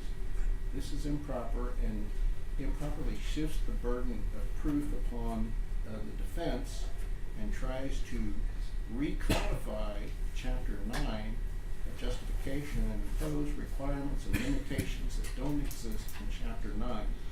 And by attempting to recodify Chapter 9, it's changing the burden of proof, and that is improper because the state has the burden of disproving every defense available to these three defendants. And by changing that burden of proof, by adding extra elements that we have to prove, is improper. And I would ask that my colleagues weigh in on this and explain to the court why it's improper. Well, I just want to put on the record, Judge, and interject also. Under 9.51, we're talking about the reasonable belief of these police officers. There is no duty to retreat, which they keep trying to bring up with this detective talking about other alternatives, and he thought maybe, what was the driving force? they are not going to get a charge on anything about a driving force or alternative tactics because there is no law to support that. The law of the land is at the moment the deadly force was required, was it reasonable? That's the only issue. 9.51 talks about the reasonable belief of law enforcement. It's specifically for law enforcement, and it specifically says there is no duty to retreat when somebody's life is in danger. And in this case, it's been all of these officers plus an additional one that were endangered. And now they're trying to circumvent by going into the provocation issue, which the court already said they couldn't get into, when the fact of the matter is that Ms. Perez was the one provoking these officers who were trying to conduct a legal arrest. And so this is just all backdoor. This is so confusing for the jury because there will not be a charge on tactics or alternative measures or anything else this detective wants to dream up at this point. It's prejudicial, it's confusing, and the court has already ruled, I don't know how many times, on the fact that they cannot try to get into an illegal arrest, and the court has ruled that a warrant was not required. Your Honor, Mr. Del Prado cites 951. It's arrest and search. It's not defensive person, deadly force, indefensive person. Two different statutes. If they want to rely on 951, as he's citing here, it's not presently in the proposed jury charge. But we welcome it to come in the proposed jury charge. It is more applicable, is more specific to the facts of this case. But what they're leaning on and what they're arguing for is 941. 941. And 941. That's what I'm sorry. Now we're arguing for that. 932. 931, 932. That's what that they're arguing for. And 931 and 932 contain this provision of you cannot provoke the difficulty. Okay? It says you cannot provoke the confrontation. It's that you can't create your own danger with the pretext of we're going to do this so that she responds in such a way that we can act with deadly force. That's what 931 and 932 say. 941 or 951 that Mr. Del Prado cited doesn't have that provision. And if they want to rely on 951, then we don't get the provoking the difficulty. I understand that. But if they're going to rely on 931 and 932, provoking the difficulty is in there, and we're certainly allowed to at least present the facts in such a way to establish whether or not the court will allow an instruction that ultimately based on the facts that you hear. Judge, if I can respond just briefly, I've talked about this on provoking difficulty. These men have been slandered enough. Provoking the difficulty, and what Mr. Lunan is suggesting, is that they want to try to prove that they provoked her with the intent to shoot and kill her. That's what provoking the difficulty requires. That they were doing this so that they had a justification or an excuse to kill her. So like in the movie Shane, where he throws the gun down at the guy's feet and tells him to pick up the gun, and the second the guy picks up the gun, he shoots him and says, y'all all saw he had a gun. That's provoking the difficulty. But that, the hearts of these men would have to be so black as to do what Mr. Lunan is now trying to accuse them of doing, which is to provoke her, to give them an excuse like they're bloodthirsty to kill her. And it is one of the most overturned issues that we have in our criminal justice system. I am confident that the court will never find that they have presented any evidence that these officers were provoking her so to give them an excuse to kill her. And so I think that because the court knows that that's where they're going, it violates their due process to let them even try to make that argument. They should only be making arguments that they have a good faith basis to believe exist. And I don't know that they've ever said that they have a good faith basis to believe that the hearts of these men were so deplorable and depraved that they were provoking her with the intent to kill her. That's what they were intending to do. They wanted to get her with that hammer next to their head so they had an excuse to shoot her. And it's a slanderous allegation, and there's no good faith basis to believe that.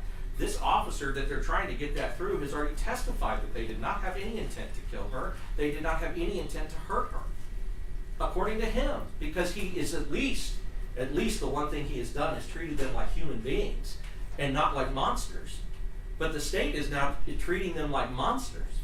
And that's, I mean, to me, it gets to the point when you have something like this, and provoking the difficulty is such a dangerous thing, that if there is not a shred of evidence of that, then they should not be able to try to present that, because it's not going in this charge. It will not. I know the court will not let it unless the court believes that they've been able to present some evidence that these men were doing that with the intent to kill them. So with that, that's our objection, and we would object to anything further. And I just want to add one other thing. Well, two actually.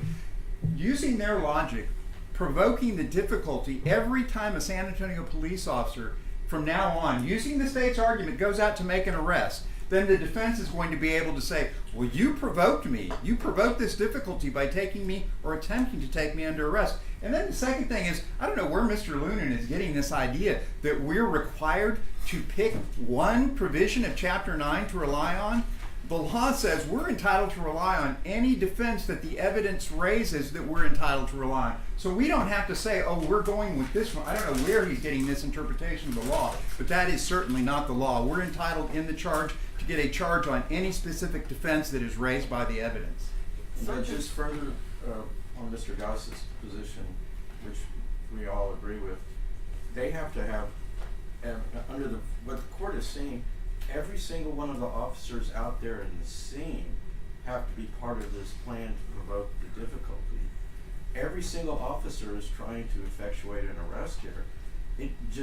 There's no way it applies to these three men, much less applies to all 15 officers, Judge. It's just insane. Your Honor, in the video, it's clear on the audio that Sergeant Flores says moments before they go in, he says, if she grabs the hammer, do what you gotta do. Okay? That's not in every provoking the difficulty case where an officer, Sergeant Flores, has already seen how she responds to people trying to enter the apartment multiple times and heard about it. The ones he didn't see, heard about it other times, and knowing exactly how she would respond, generates a plan and tells the officers, essentially, we know what she's going to do. If she grabs a hammer and comes at us, do what you gotta do. That is so disingenuous.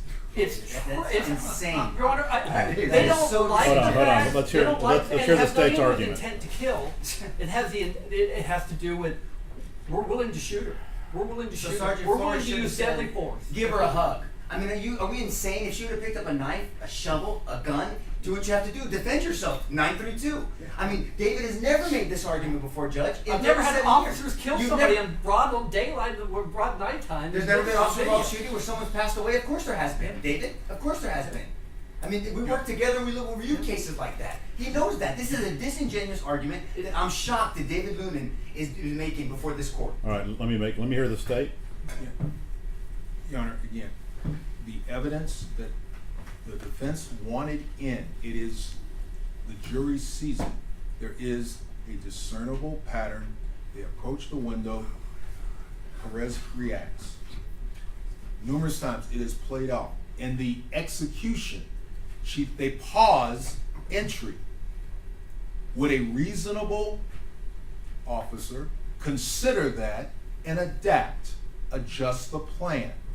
That goes into the totality of circumstances. We are literally 10 seconds before the first round's fired. I am simply addressing under the totality of the circumstances, addressing the plan. That is all I'm doing with this line of questioning and the evidence that is before the jury already. And Your Honor, this witness has no expertise to comment on tactics. They did not give us notice that he was a tactical expert. You've identified him. Since they did not give us notice that he was a tactical expert, he cannot testify about tactics, good or bad, irrespective of the other arguments we've raised. And so this is just a backdoor way to violate the court's instruction to the jury that they shall not consider the need for a warrant. And this is a backhanded way to slip in the back door what the state has already been prohibited from doing. Your Honor, I have made no such intimation about a warrant. The court has ruled it is very clear. I am looking at and presenting the evidence that is already in front of the jury. I am pointing out what the defendants articulated in mouth to each other and their execution in the totality of the circumstances. That phrase, And it's a fact, Judge. I don't know any other way to drive around it. It is a fact. and there's missing information to suggest that they know what the plan was is disingenuous because what we see and hear is that the body camera was muted for approximately a minute or so, and so we don't know what was said, and this witness has indicated that he does not know what was Judge, said. I think you know where you're at anyway, Judge. The bottom line is, this officer, this detective, whatever, this testified that he didn't know what the hell was going on. He doesn't know what their intent was. And so they could easily call all these other witnesses. Call Maria Salinas, guys. Call Dylan. Call Thompson. Call all of them. Call Gomez. They don't want to do that. Why? Because they know the truth. This is disingenuous. I think we know where the court's at, Judge. There's no good faith basis to even make an argument for provoking the difficulty, knowing the case law, but knowing these facts. They're knowing these facts. So we'll reserve our to your judgment, Judge. All right, I'll let the state make one more, and then I'll rule. I'm giving you an opportunity to make a complete record. We appreciate it. Thank you, Judge. Yes. State? Your Honor, and again, the evidence has been cleared. It's discussed by, in conference with Flores, Thompson, Defendant Villalobos points out, she was going to come right at me. It's realized. It is recognized. It is as Mr. Luna laid out, under self-defense in 932, it is there as to inducing her response. As to this officer being, we haven't noticed him as a expert, no, but this issue and this plan was covered in cross with these very lawyers. We note that defense put him on their list as an expert. That's listed in the filings. It said expert. I don't recall it was specific as to what part of the science. He's simple. Again, Judge, under the facts before the jury, I am simply laying out this pause right here. Not only would a reasonable officer rethink their approach. That will be for the trier of fact, ultimately, when they get the final charge. All right, so we've discussed provoking the difficulty ad nauseum, right? I mean, before this line of questioning started, I almost sustained a defense objection to it being cumulative.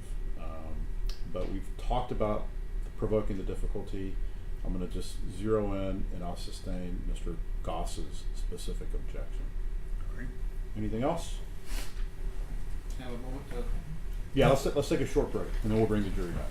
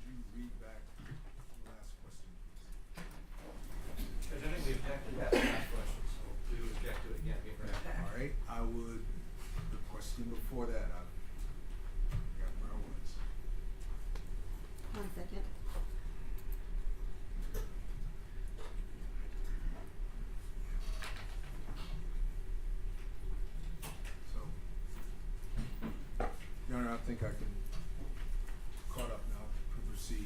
Okay. So, on the still of Officer Villalobos' body cam, what is the time present? 2:01:59. And you recall from the body cam, how long has he paused here? A second.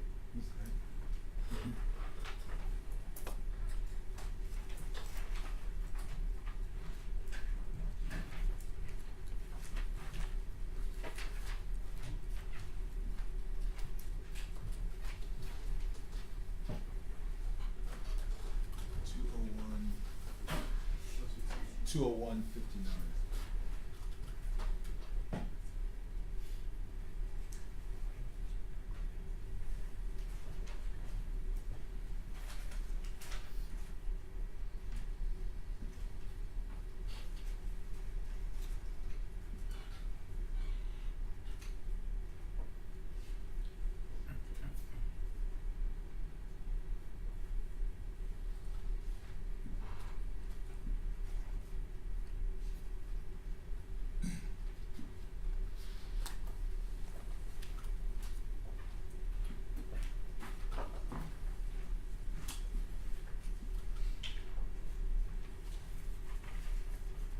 And from your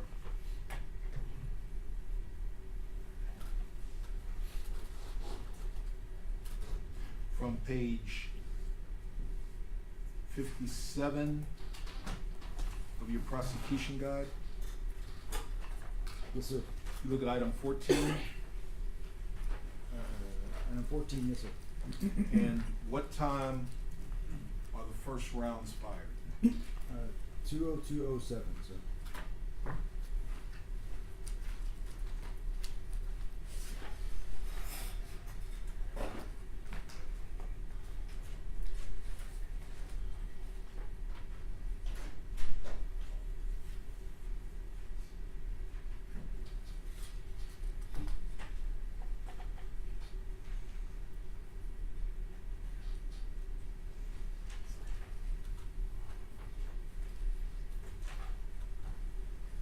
So,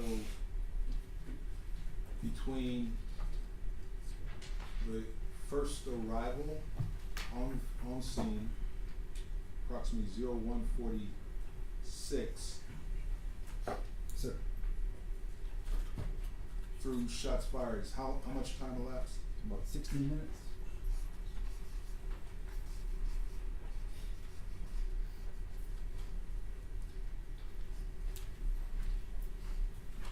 What is this, and contrast, how much time did you put into your arrest warrant? I believe we came for like 13 hours. Judge, I'm gonna object to that misstatement. He said he didn't start working on it until 3:30. And the warrant was signed, 4 hours later. So that's a mistake. All right, you'll have the ability to cross. Stay. Did the work you started when you took the statements, is that included in your warrant? Yes, sir. And you started the statements, I recall Officer Alejandro's statement was completed approximately 7:56? I think 7:36. 7:36. So approximately 15 to 16 hours? Total time between when you started with the statements and you got to the warrant? Yes. Is that approximately 15 to 16 hours? 16 hours, yes, sir, when it was signed.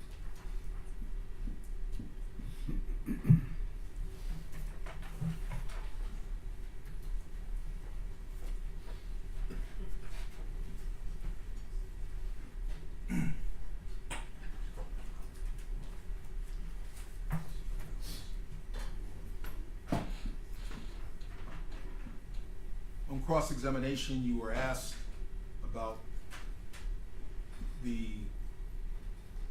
what defense termed a lack of detail or information in your warrant. Yes, sir. Is there a different standard, higher than probable cause for officers and officer-involved shootings than the regular process for one? No, sir.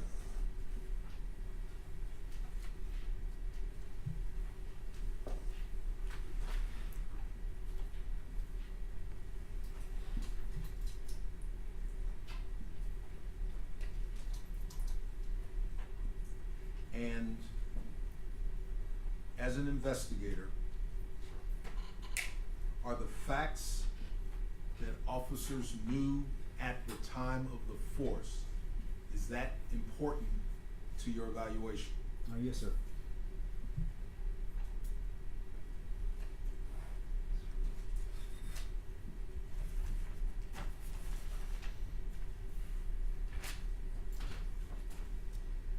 I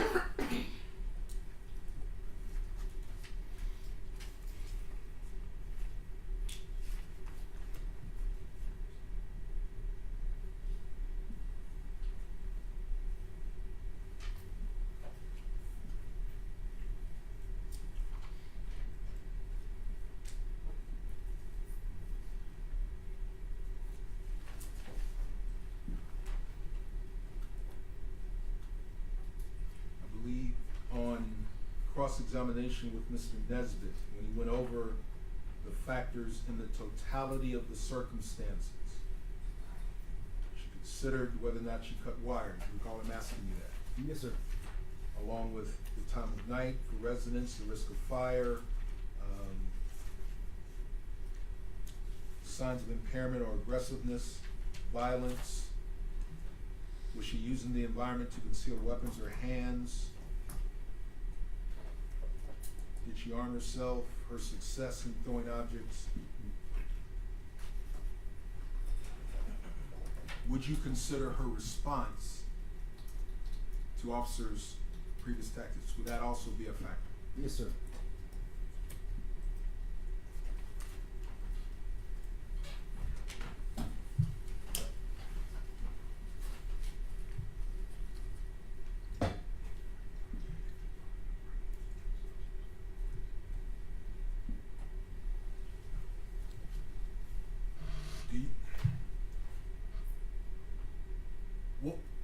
How old was Ms. Perez at the time of her death?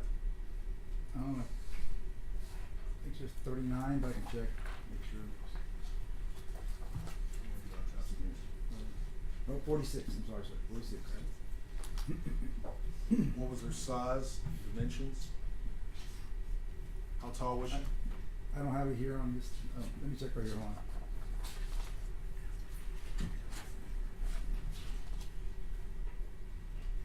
No, I don't have it on here, sir, sorry.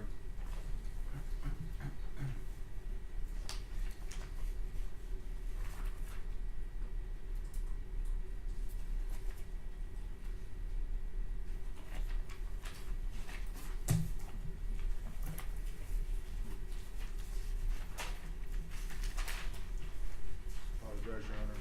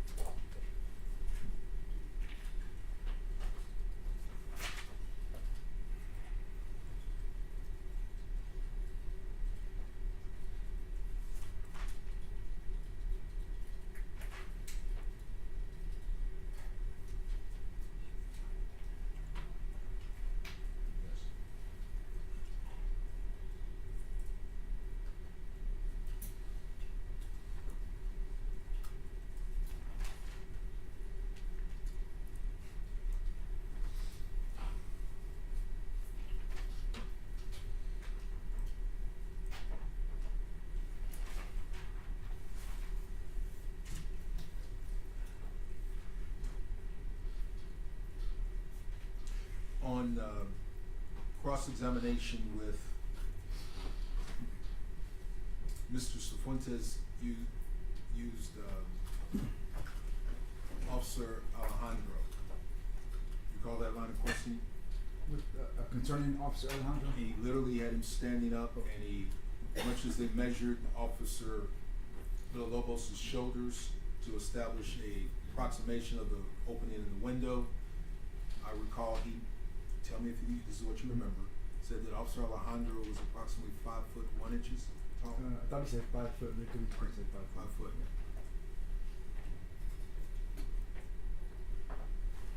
And is that approximately Melissa Perez's height? Yeah, she could be around that height. Judge, we'll stipulate that Sergeant testified to, he can feed the officer whatever he wants to feed him, as far as the dimensions, we'll stipulate. I thank counsel for his grace.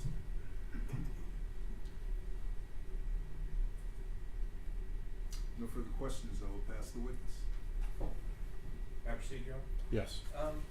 Detective Soto, you still have exhibit 1 up there with you, the IDR? Yes, sir, I do. Okay, because I think when you're reading off of that to the jury, you pointed to one notation in the IDR that said white female, I guess sleeveless shirt, cut fire alarm wires, saying she owns the complex, possibly intoxicated. Yes, sir. Okay. And in your mind, that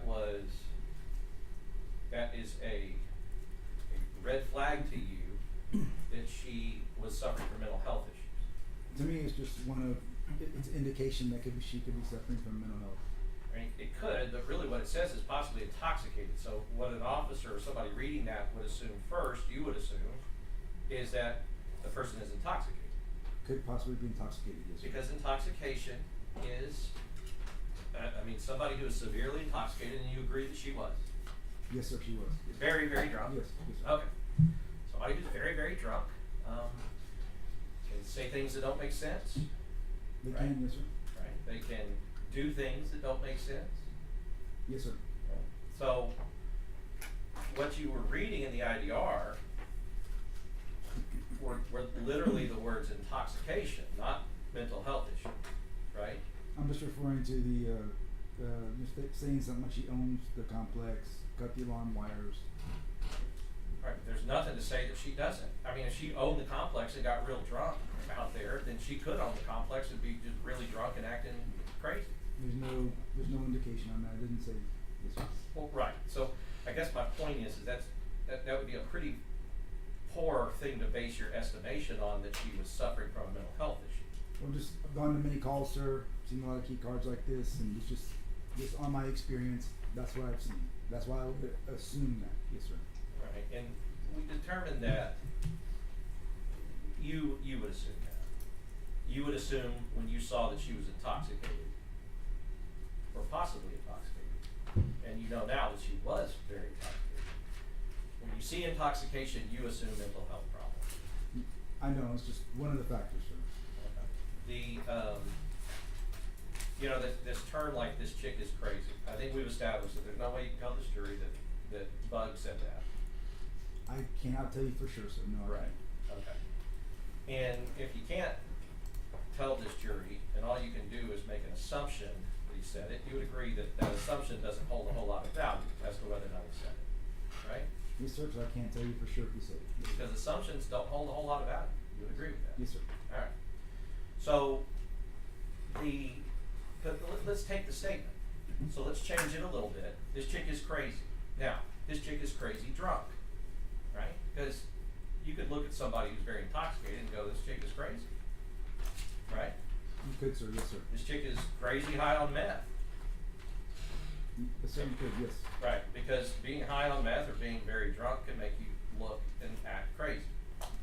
Yes, sir. It changes your behavior. Yes, sir. You know, and I'm using the word crazy not because I'm trying to denigrate anybody with a mental health issue, but I'm using the words that we're talking about that were on the body cam. Okay, you understand that? Yes, sir. All right, and this chick decided to not take her medicine anymore, and now she's attempting to kill the police officers. Right, like that could be interpreted by maybe one of these officers at the scene as crazy. Yes, Right? sir. Okay. If you can. But one thing I want to get down, once and for all, looking at that IDR. Well, let's go to this real quick. because I think we've talked about a mental health call, but we really haven't defined it yet. So I want to define it. A mental health call, in your understanding, is somebody who's having a mental health issue, and only a mental health issue, and police are being called because they're acting in a way that could be harmful to themselves or others, right? Yes, sir. They'll tag the call. Based on the information they got, they'll tag it if they know for sure. Yes, sir. Right, they'll tag it as somebody, this is a mental health issue. Now, you agree 100% on that IDR, that there's no tag that says that this is a mental health issue. No, sir. Okay, and then you would also agree 100% on the IDR, by the time they got out there, the call was for an officer in trouble. Yes, that's what they were responding to. Yes, sir. They were responding to an officer in trouble. They were not responding to a woman who's having mental health issues. They were responding to an officer in trouble. Yes, sir. Right. And you know, because we've shown and we've all seen the videos, they are responding to an officer in trouble because Melissa Perez tried to kill him with that hammer. She came at him with the hammer, threw the candle at him. Yes, sir. Well, but remember, in the terms of the E-tone, the E-tone went out. It went out before she threw the camera. You remember that? Yes, sir. Yes, sir.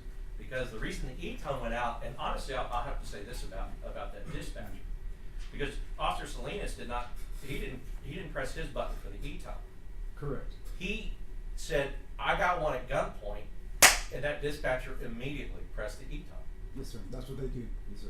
Right, because that's a person, a competent person who is charged with helping and defending police officers as well as dispatching you guys to scenes. You would agree with that? Yes, sir. Because she knows, or he knows, I don't know who the dispatcher was, but he or she who is dispatching knows once an officer has communicated that she needs to get people there as soon as possible, right? Yes, sir. Now let's talk about why he had her at gunpoint. He did not have her at gunpoint because she threw a candle at him. He had her at gunpoint because she tried to kill him with a hammer. Right before that, yes, sir. She had the hammer.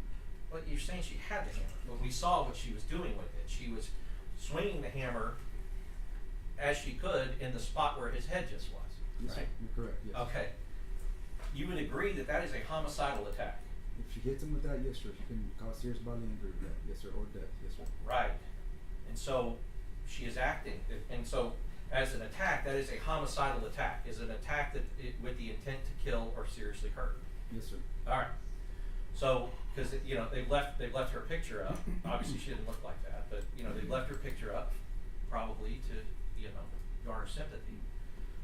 And I don't say that I don't have sympathy, but I do want to talk about where my sympathies lie is with the people who had to deal with what was going on that night. And that woman on that picture tried to kill a police officer before they arrived. You agree with that? She swung the hammer at his head. Yes, sir.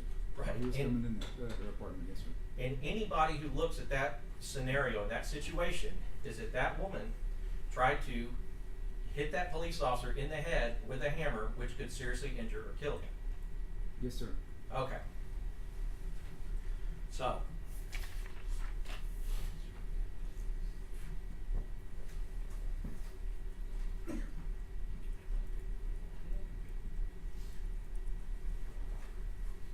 May I approach the demonstrative? Yes. Yeah.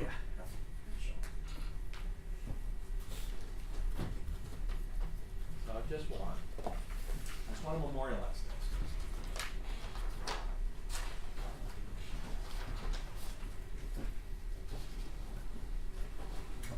So, you would agree, no officer, but especially those three, no officer was responding to a mental health call on this incident. Yes, it was a disturbance condition. Right.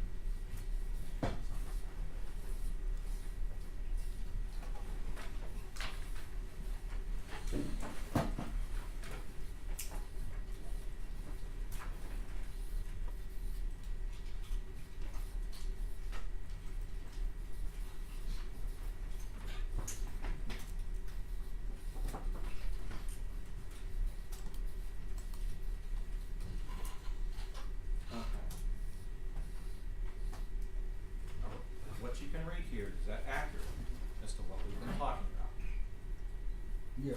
Okay.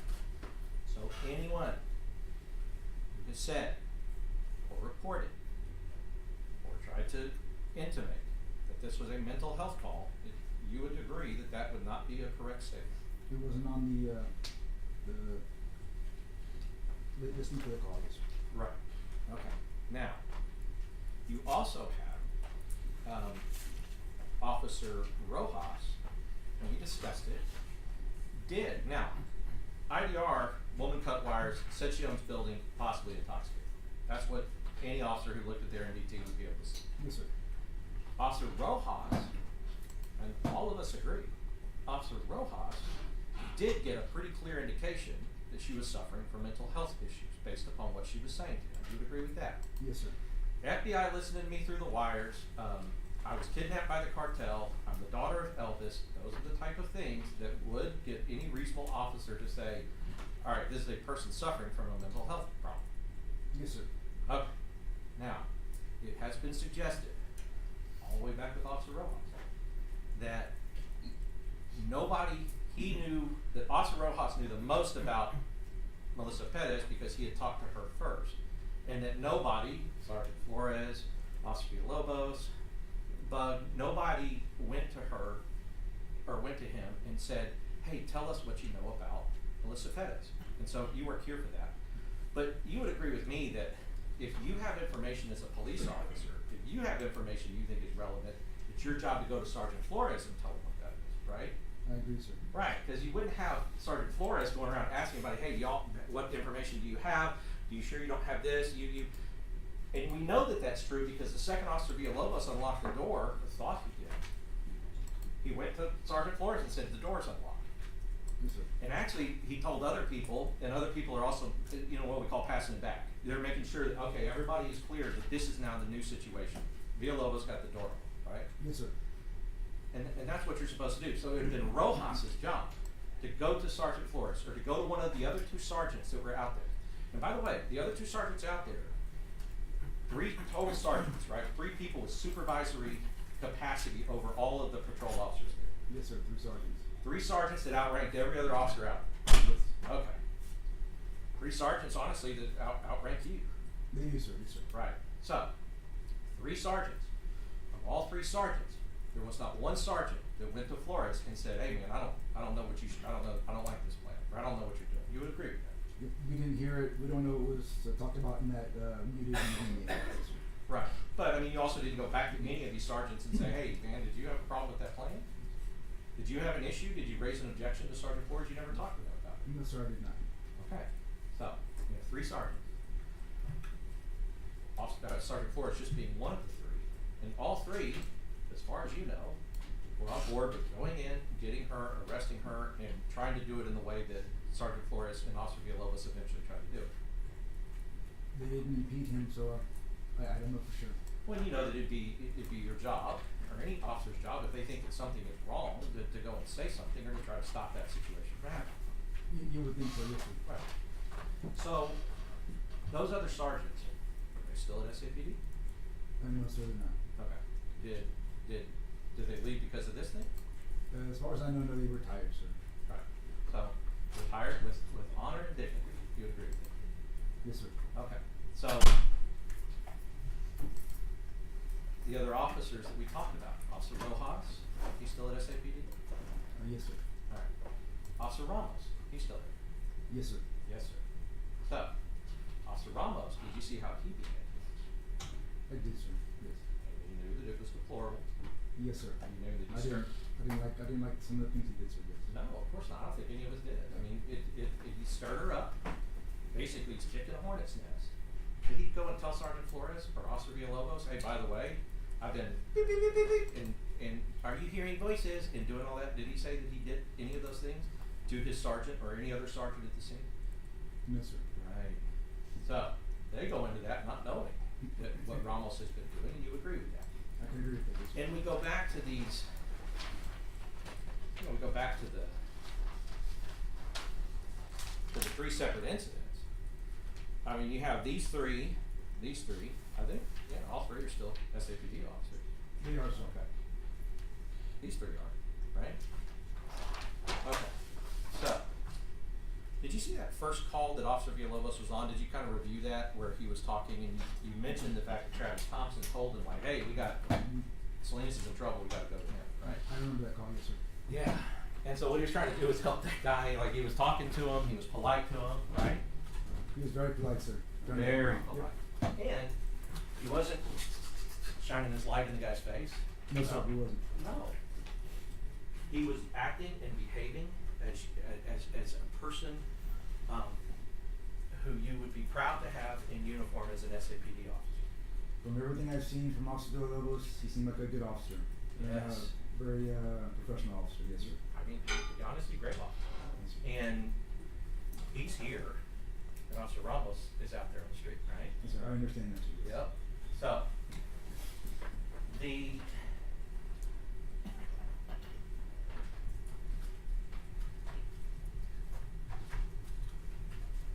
talking about, I think what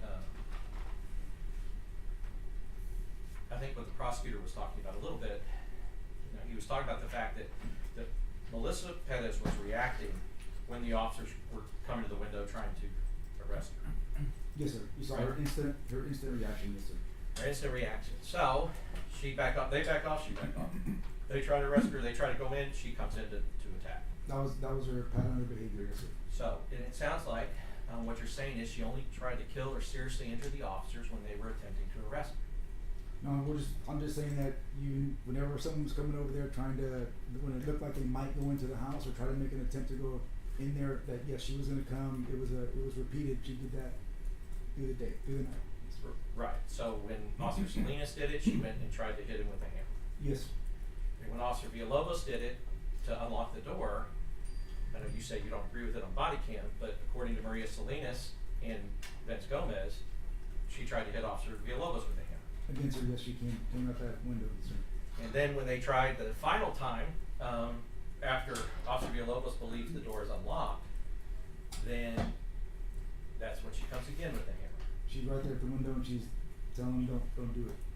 She's pointing at him, yes, sir. Right, and then she comes and she and breaks the glass, and that's when Bug fires the first 5 shots. Yes, sir. Okay. And then, after she has been fired upon 5 times, she retreats, and then as we saw Mr. Nisbet go through, I would say second by second, but really most of it was in a second or 2, right? Yes, sir. So, really kind of half second by half second. But as she retreats, then she comes back, and then we saw, I don't need to go through it again because he went through it pretty comprehensively, exactly where she was when she was shot and what was happening at the time, right? Yes, sir. Now, in each of those times, you would agree,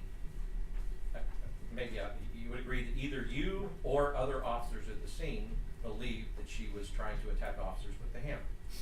Yes, based on her behavior, that's what she's been doing the whole time, yes, sir. So it goes back to, so she only tried to kill or seriously injure the officers when they were attempting to arrest her. When they were trying to go in, yes, sir. When they were trying to go in? Try to go arrest her, yes, sir. Okay, so let's talk about that.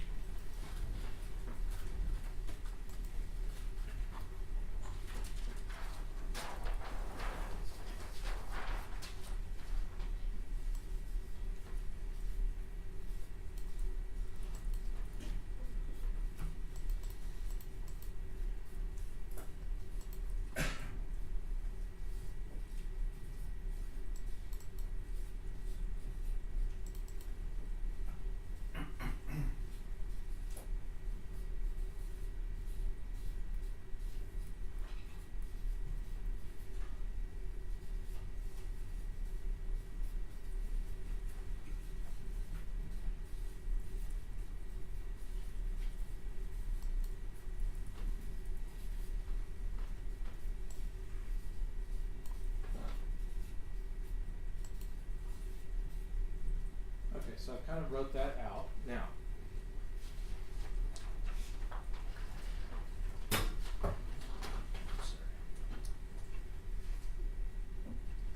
I want us all to look at that statement. I can see.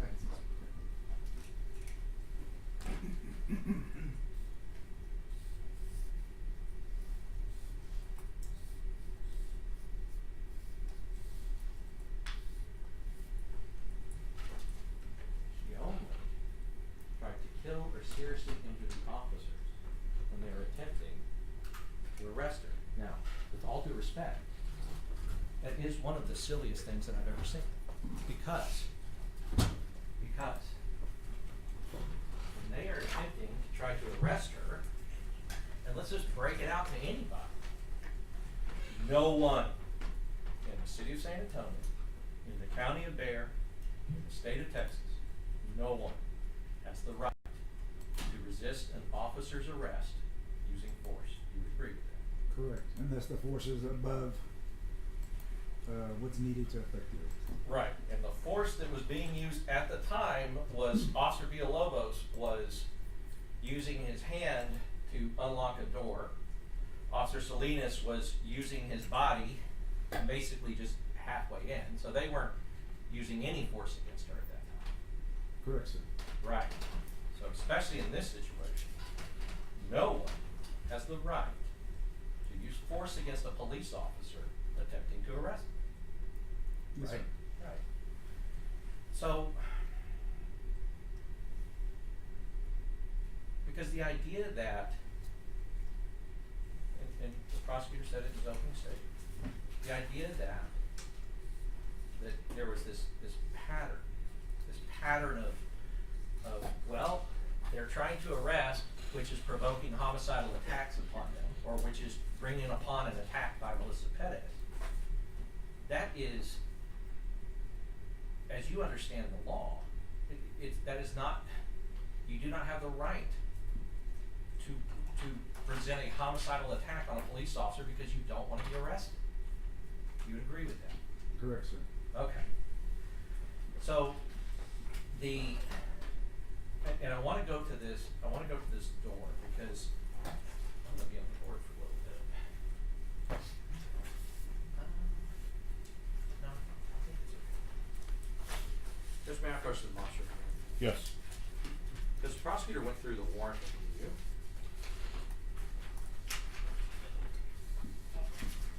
This is your affidavit.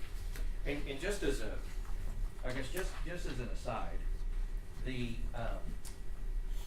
you have in your affidavit that I guess that these officers committed the offense of murder by a public servant. And you agree that there's no such charge in the penal code as murder by a public servant, right? It doesn't say, it specifically say it. Right, I mean, 'cause it says the penal code offense 1902, murder by a public servant. Yeah. Regardless of whether you're a public servant, murder is murder. Correct, sir. Okay. But I want to talk about your rationale. So as they went through the affidavit, one of the thing is, I mean, where you put it and you said, well, it's probable cause, did not pose an imminent threat of serious bodily injury or death when she was shot, because the defendants had a wall, a window blocked by a television, and a locked door between them. That is what you said. Yes, sir. Wall,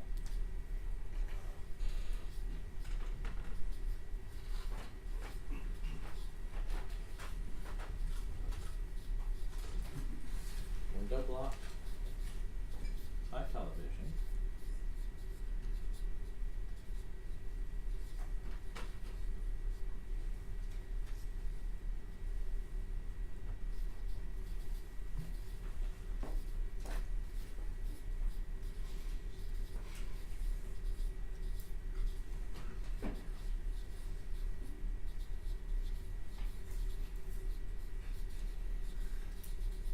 now,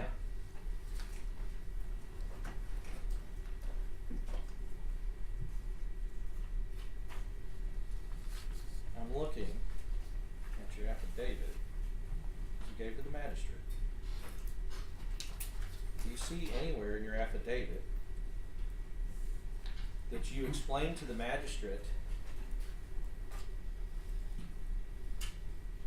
that this locked door was actually a door made up of 15 or so panes of glass? No, I just said patio door. Right, so this door, right, this door. solid door. Yes, sir. Right. If I tried to hit you with a hammer, this door, I wouldn't hurt you. I'm not gonna have much luck. No, sir. Right. I won't hit your door if you catch it, but I saw it look over. Yeah, sorry. But if you have a hammer on a door like that, the person on the other side, you agree, they're not gonna be reasonable thinking that you're gonna be able to hurt or kill them, right? Correct, sir. But if you have a hammer on a door made of glass, that hammer goes through the glass, you would agree. It could possibly go through, yes, sir. It's an important detail. Yes, sir. It is a very important detail because we have three things.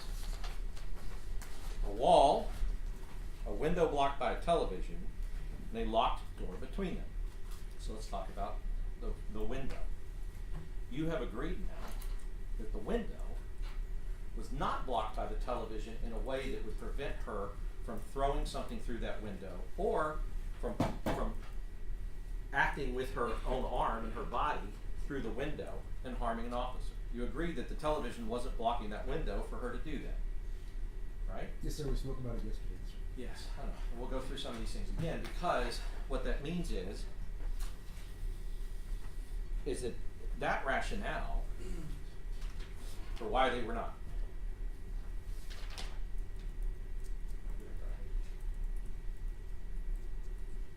For why she did not, with her hammer, pose an imminent threat of serious bodily injury.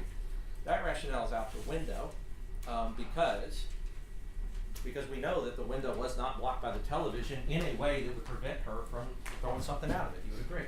Yes, sir. All right. So now we have the wall and we have the locked door. It was not clarified that it was a locked glass door. So, Ben, can I get that video up? I want to talk about the locked door. The idea of this locked door is that you knew, and you knew at the time that you wrote the affidavit that the door was locked, right? Yes, because he had to kick it in to get in there. Yes, sir. You had to kick into it. Yes, sir. Right. But I want to talk about what happened and what he was doing before he kicked into it, because you have agreed with us that Villalobos reasonably believed that the door was unlocked and because he had unlocked it, right? Yes, sir. He was telling the sergeant and other people that he thought it was open. Right. And just a point I want to make, because we see it in his video, when he did what he thought was unlocking. Let's assume that this is kind of the opening of the window here, right? So this is where he's leaning into to come around the door to unlock. Yes, sir. You would agree with me that when he leaned in and went around to unlock, that he could see what was on the other side of that wall, Yes, sir. right? Because it's a small wall. I mean, it's probably about that wide. So it's a small wall, but when he went around it, he could see what was on the other side of it. Yes. Okay. And you may or may not know that that is important because some experts may say you shouldn't shoot through a wall. However, if you know what is on the other side of the wall and what is not, such as a small child or a disabled adult or a dog even, if you know because you have seen what's on the other side of the wall, right? If you decide later to shoot through that wall, at least you have had that ability to see what's on the other side of it. You would agree with that? Yes, he knew it was on the other side. Yes, sir. Right. So the wall behind you could be, there could be anything. Sometimes there are jurors back there. Sometimes there are lawyers back there, or judges, or court reporters. Yes, sir. And right now, we don't know what's back there. Right? Yes, sir. Okay. Additionally, once Villalobos leans in and sees what's on the other side of the wall, the officers all have ability to see into the room. You would agree with that? Once he looks over, yes, sir. Right. So, for instance, if a small child did walk in and park themselves behind the wall, they could see the child come in and Yes. get behind the wall. And we know that that didn't happen. Right? Correct. So we can safely assume that when Officer Villalobos fired into that wall, he knew what was on the other side of that wall. And what was it? It was Melissa Perez. It was, right. It was Yes. Melissa Perez with a Yes. hammer, Yes, sir. running at his fellow officers at top speed, it looked like, right, from Mr. Nisbet's presentation. Yes, sir. And so, are we ready? They can key it up. So I want to talk about the locked door, because that locked door, if an officer has a reasonable belief that it is unlocked, then you agree that he can act and should act and respond as if it is unlocked, right? Yes, he believes it's unlocked and he's gonna, that's why he's acting, yes. And the way that Officer Villalobos was acting, as we see here, watch him there. Okay. Now, this is important about that knob. You saw that when Officer Villalobos reached in to unlock, he started with the bottom, with the knob part, and then moved up to that first deadbolt, right? Yes, sir, I'm not sure, but yeah, I think he tried locking both of them, yes, sir, unlocking both of them. And I think with the pictures of that door, that's going to be, Judge, it's going to take me a moment to look through and find it. Richard, do you happen to know what exhibit numbers they are? It might help. Of the CSI taking pictures of the door.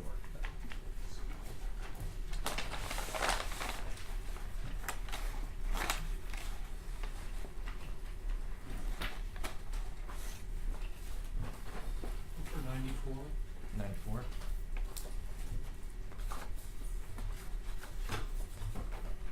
Yes. Actually, 95. Thank you. Judge, may I press the witness? Yes. So just showing you states 95, just to refresh you, because Yes, sir. there's a lot of pictures.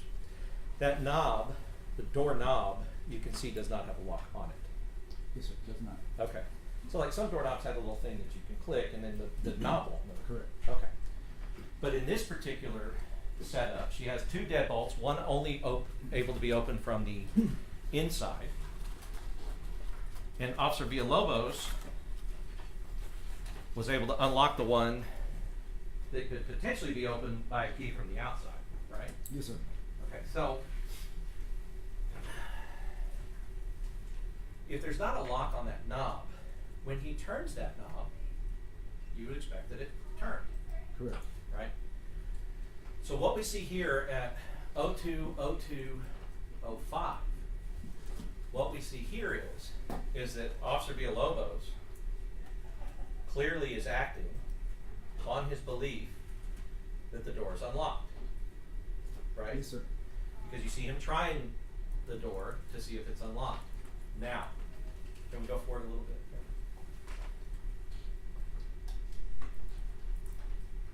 Okay, and we can keep going. So now, and you saw how quickly Bug was able to draw that firearm in real speed. Like that draw happened, like what we kind of saw, it happened within like half a second, right? Yes, sir. Officers are trained to draw like that, to draw fast from a holster. Yes, sir. So at this point now, she's coming with the hammer. Can we go forward a little bit now? Okay, and so he shot.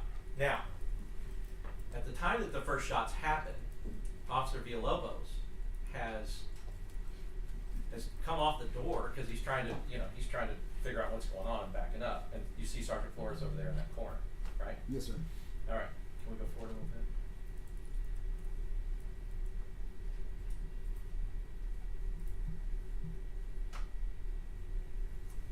Okay.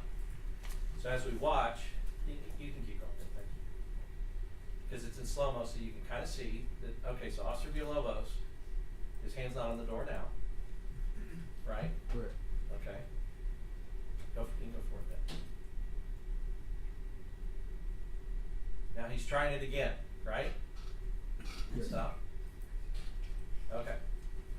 So he's still acting and behaving as if he believes that the door is unlocked. You agree with that? Yes, sir. Right, because an officer who believes that door is locked, he's going to come in with his foot, right? If he's trying to do that.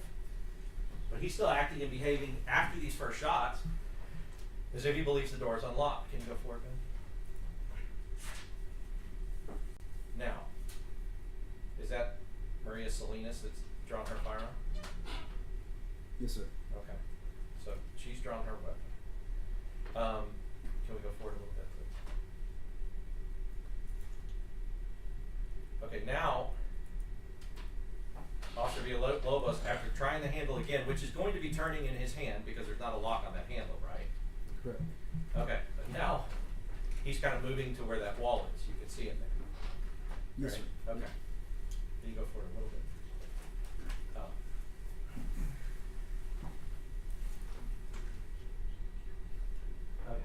Okay. And you also know that Travis Thompson, you can see him there. He's also, well, I don't know, I guess that's Buck, but Travis Thompson over on the side has also drawn, and you know that, has drawn on Melissa Perez, right? Yes, sir. Okay. Now, you see that Sergeant Flores has placed himself, and and you know, one of the things that you said was that one of the things you said was Jeff Mays the well. Yes. So when Mr. Nisbet was going through it, and he was talking about how you can see Flores, that you know he's kind of getting behind Villalobos, and he's kind of pushing him over to where that wall is, right? He's gonna push him away. Yes, sir. Right. And you said, well, I'm assuming it's so he can get line of sight. Yes, sir. That's what I said. He wants to see what the deal is. Now, what he could do is he could he could let Officer Villalobos take the line of sight, and he could get behind the wall, right? Correct. But Sergeant Flores was willing, as his sergeant, as Officer Villalobos' sergeant, he's willing to put him behind the wall so that Flores can be in the line of sight, which the line of sight also means the line of attack from the hammer potentially. You agree with that? Potentially, yes, sir. Sergeant Flores made that decision in that split second to get Villalobos over here to a bit safer spot, and for him to be the one that is focused on either meeting that attack if it's going to come his way by Melissa Perez. You agree with that? Yes, sir. That's what you would expect a sergeant to do, is to take the lead and to protect his officers. You would agree with that? That's what you want a sergeant to do. Yes, sir. Yes. That's what a good sergeant does. You agree with that? That's what a good sergeant does. Yes. But can I say something? Then why would you force the issue on someone you know is coming with that hammer? To me, it just seems like you're not only putting Melissa in danger, but you're also putting the officers in danger. Well, it was here's- something that they should have considered. Yeah, I understand you think that, but here's one, you know, because I think as you saw, that when you don't answer the questions as the way I'm asking them, it can get you hurt. You know that. It gets you in trouble as far as on the stand. You realize that. But I will answer your question. The officers who are on that scene, regardless of how they feel personally, they have a duty to make an arrest in a situation where somebody has committed a felony and presents a danger. You agree with that? Yes, sir. Okay.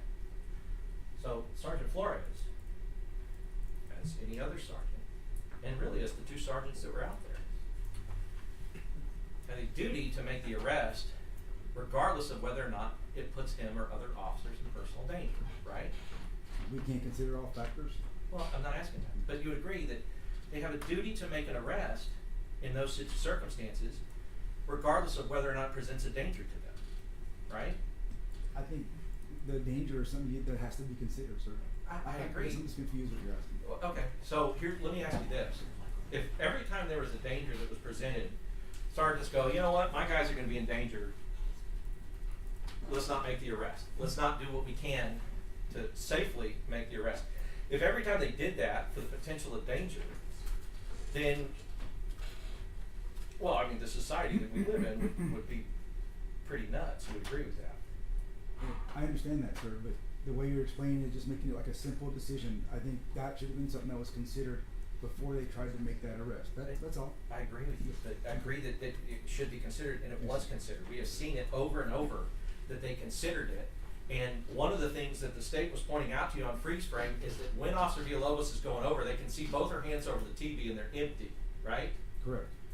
Once they see the empty hands, that's when it's go, go, go. Because we talked about it yesterday, talked about it for weeks, it is better to go against an unarmed suspect than it is to go against an armed one. You would agree? Of course it is, sir. Safer for everybody involved. Of course. Safer for the suspect, right? Of course. Safer for the officers. Of course. Officer Villalobos believes the door is unlocked, right? Yes, sir. Officer Villalobos believes that he can get to her before she gets the hammer. He believes that, yes, sir. He believes that. Yes. And you can say, on, you know, in your office, as Mr. Cifuentes pointed out, in the safety of your office, you know, in your armchair, you can say, well, I don't think he could. But at the time, looking at, because he's looking at time, he's looking at distance, and he's doing it in person, right in front of him. You would agree with that? Yes, sir. Okay. Yes, sir. Half the time on these body cams, you are not even able to see what Melissa Perez is doing in there, right? There's stuff that's missed, yes, sir. Right, but they can see it, because they're standing there watching her, right? Yes, sir. Okay.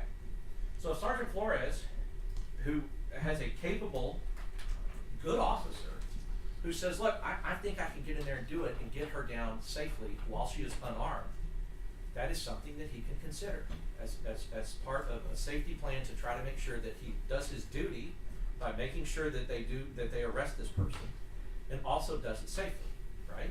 Definitely can consider that, yes, sir. Right, sure. So,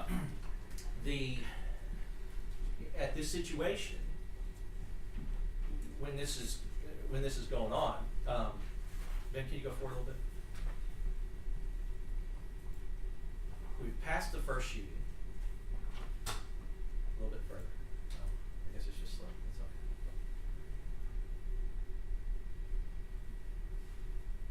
Switch views to camera.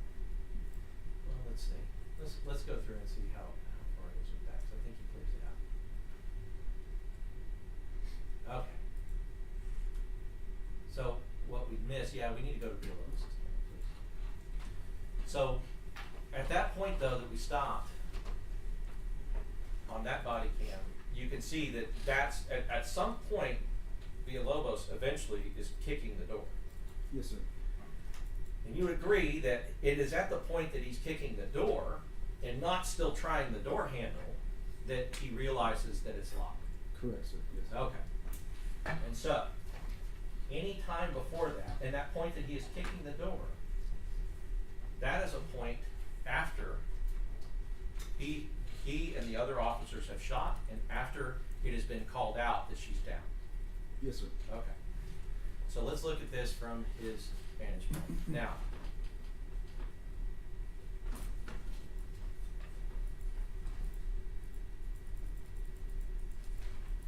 here he's talking to her.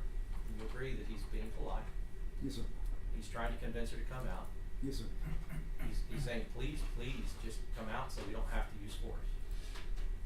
Right? Correct. Okay.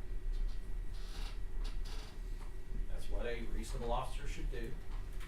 Yes, sir. Talk to them, try to convince them to do it some other way other than the way that eventually happened. But it was her, you can pause it there, Ben. But it was her refusal to come out that caused them to go in. You would agree with that? I would agree, yes, sir. Okay. So it was her choice not to come out that caused them to go in, right? She's not coming out. Yes, sir. They made Right. a decision to go in there. Yes, And sir. they have to do their duty to make the arrest. They can't just, oh well, you know, I guess well she's not gonna come out, so we're gonna it's a dereliction of our duty, and just let her do whatever she wants to do. It's not how that works. That's not how it works, sir. Okay, can we plug it in? I guess a little slower. Maybe at that half. Thank you. So this is when they tell them to go, because they can see both her hands over that TV, and they're both, and now she's leaving the TV to go and get that hammer. Now, this is when he's trying the door.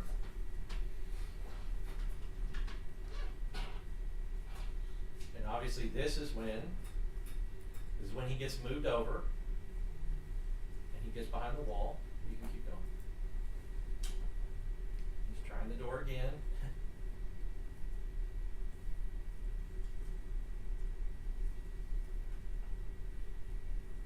You see Sergeant Flores firing, and you see Officer Villalobos firing through the wall. Yes, sir. Right? Okay. Now, could you go a little bit further on again? Sorry. Okay. So, as we move forward, all right.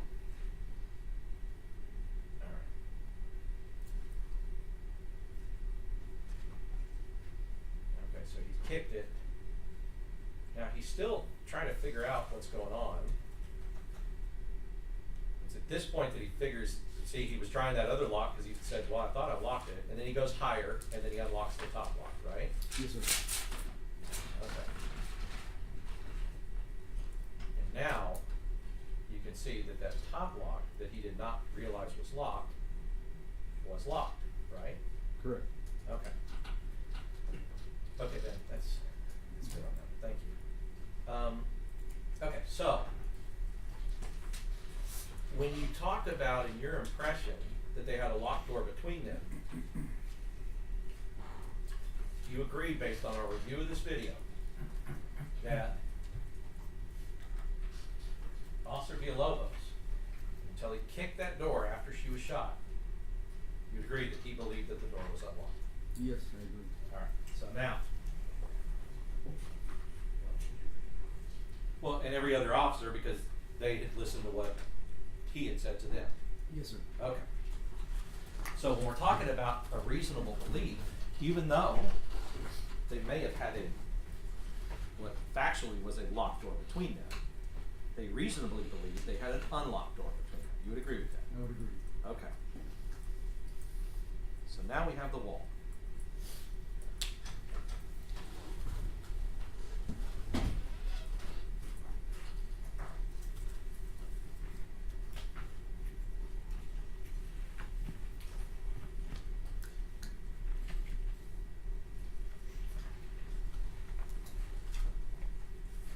Can we switch it over to the please?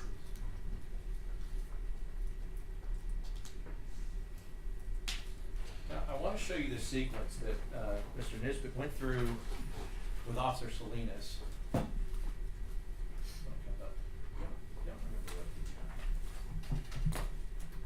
Picture used in the presentation of the wall. What is that? 70. 870. Yep. Thank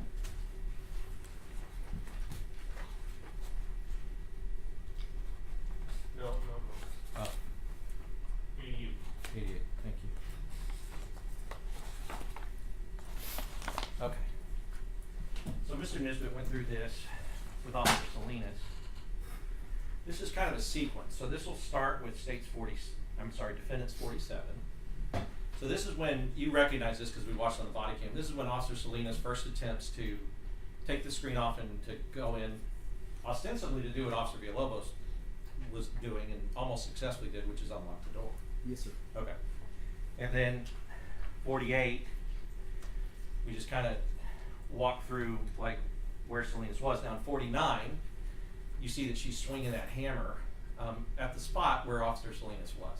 Yes. All right. So Officer Salinas looking in, just like you see Officer Villalobos, when he looks in and looks over, if he's looking over at that door, obviously, and I'll face the jury with that one. If he's looking over at that door and an attack's coming from here and he's looking here, he won't be able to see it, right? Yes, quite possibly, yes, sir. But one of the things that was going on out there, I mean, it may have looked like, oh, they're just chatting with her, but they're talking to her and that has a purpose, right? To keep her distracted. You agree with that? They're trying to talk to her, trying to get her to come out. Yes, sir. Get her to come out. But, you know, Alejandro's also told by Sergeant Flores, like, keep talking to her because they're trying to figure out a plan. Either Chernak's going through the back and getting in a fight with her in the hallway, or, you know, they're going to try to come through this, eventually what they believed was an unlocked door. But additionally, the way the officers are all set up in that window and around is even when it was just the three, this would be our second scenario, or our second incident here.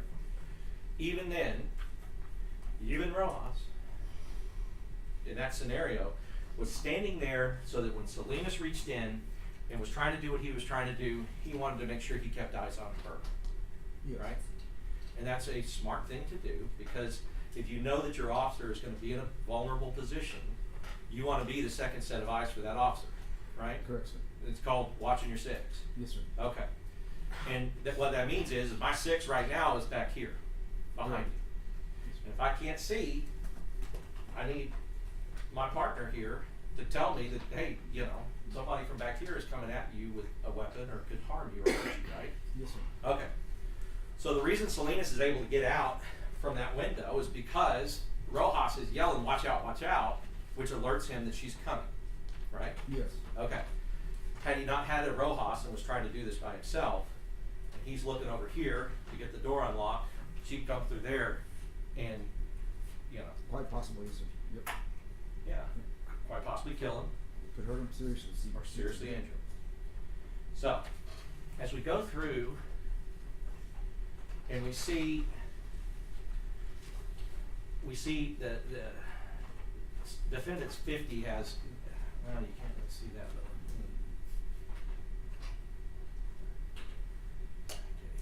but okay, you see that hammer coming out there? Yeah, I can see it, sir. Okay, that's coming out that window.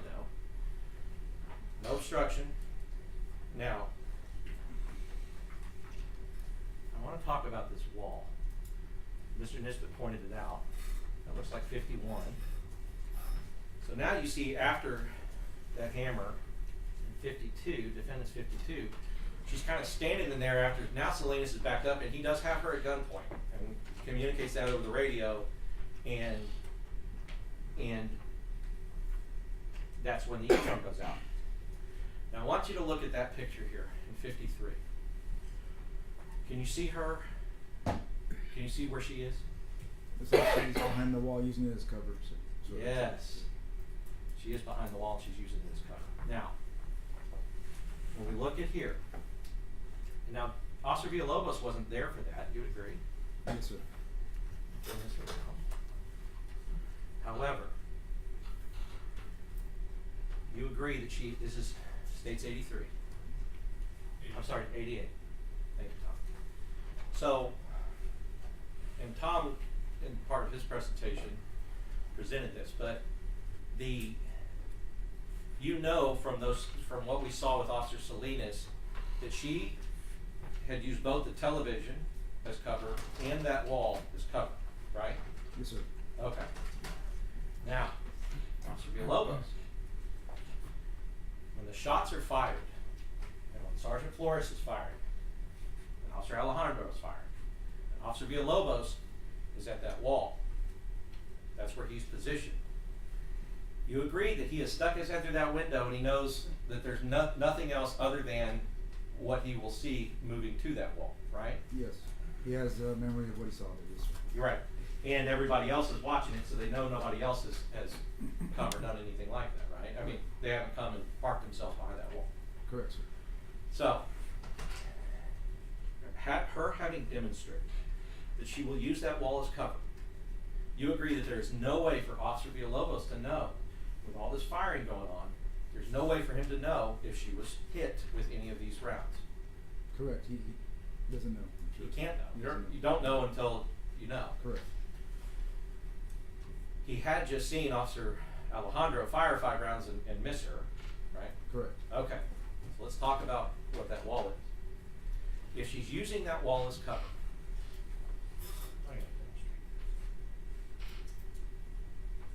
I'll demonstrate it with this. This is the wall. If I am standing here, inside, this is the wall. What I have here to my right is a window, basically a door full of glass window panes. You would agree with that? Yes, sir. Okay. What I have here to my left is an open window and Bug's head sticking up over the railing right in front of that window. Yes, sir. Okay. So you would agree that if I have, where's the hammer? I have it over here, thank you. You would agree. I'm standing here, and I have not been hit with any of these rounds from Sergeant Flores or Officer Alejandro or Officer Villalobos. Well, Villalobos hadn't fired yet, but Alejandro and Sergeant Flores. Agree, if I'm standing here, I do have the option of coming around here to the glass door where Sergeant Flores is, or have the option of coming around here to the open window where Officer Alejandro is. You would agree? I would agree, sir. So if I'm sitting here planning an attack and Villalobos fires through that wall, what we see on Exhibit 88, where those rounds are, where they are placed on somebody. If she had not been hit, and we didn't know, nobody knew that she'd been hit at that point. If she had not been hit, those rounds are placed center mass on the woman standing in a wall like that, waiting to plan another attack. You agree with that? It makes sense, sir, yes. Right, because you look at her, I mean, it's gonna be like right here at the top of her back, based on her height, based on everything else, be at the top of her back. And he placed those pretty tight in the wall at the last place that he saw her go, right? Yes, sir. So, if you have seen a person coming from a place that you have a visual on her, and then she's behind the wall, waiting to come around here, or waiting to come around here, because she has used this wall as cover to help her in her attacks, and to help her retreat from officer attacks, right? Correct. So if you have that, and Officer Villalobos knows that, he has a duty to shoot through that wall if he believes and has a reasonable belief that she could come around here and get him, or she could come around there and get him. If he believes in the threat, yes, sir. Right. Now, wall don't matter, because if that's the last place he saw her, then that's the place he has to stop the threat. Right? Yes, sir. Now, the reason he has not been indicted for murder, even though you have him arrested for it, is because we do know that she was not standing there and she did not have the hammer, that she had been shot, and that she was leaned up against the wall at a lower place. Right? Correct. So we know that those 3 rounds that we see in the wall would have gone over her head because she had already been shot. Yes, sir. And missed her. Right? Yes, sir. As I talked about before, despite the fact that Officer Villalobos did not cause her death, he walked a warrant for murder, right? Yes, sir. Okay. So, when you were doing that warrant, did you have anybody from the DA's office helping you do that warrant? No, sir. I did not. Did you consult with anybody from the DA's office at any time during this incident? No, sir, I did not. Did you know if Sergeant or Captain Van Geffen consulted with the DA's office at the time on the morning of the incident? No, sir, I did not. All right. So you have no knowledge whatsoever. So you wrote this warrant by yourself. Is that right? With the assistance of Detective Wars at the time. Detective, now Sergeant Warren. Yes, sir. But you would agree with me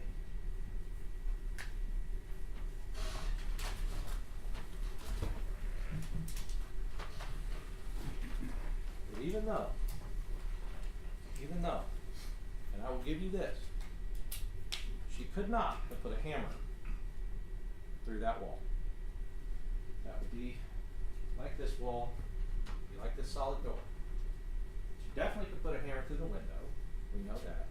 And she definitely could put a hammer into the glass panes, either causing glass to shatter or to get her arm out of that window or to throw the hammer through it. She could do those things on the door that they believed was unlocked, and she could get it out there. But the wall, with the way she was using the wall, was covered. You would agree with me? Yes, sir. For her. Yes, sir. And so that was a tool that she had used to get away from Officer Salinas when Officer Salinas was pointing a gun at her, right? Yes, sir. You can see that on the body. Right. And so now, her standing there, if she were, it's also a place from which she can launch an attack. You agree with that? It's possible, sir. Yes, sir. So, of the 3 things, the only thing that she has that she couldn't have put a hammer through was being used by her as a tool to either cover herself or through which a reasonable person could believe, if she were still not hit, she was using it to potentially launch an attack, right? Yes, sir. Quite possibly, yes, sir. So, additionally, we saw with that locked door from that wall. Let's go back. May I go back to the demonstrative, Joe? Yes.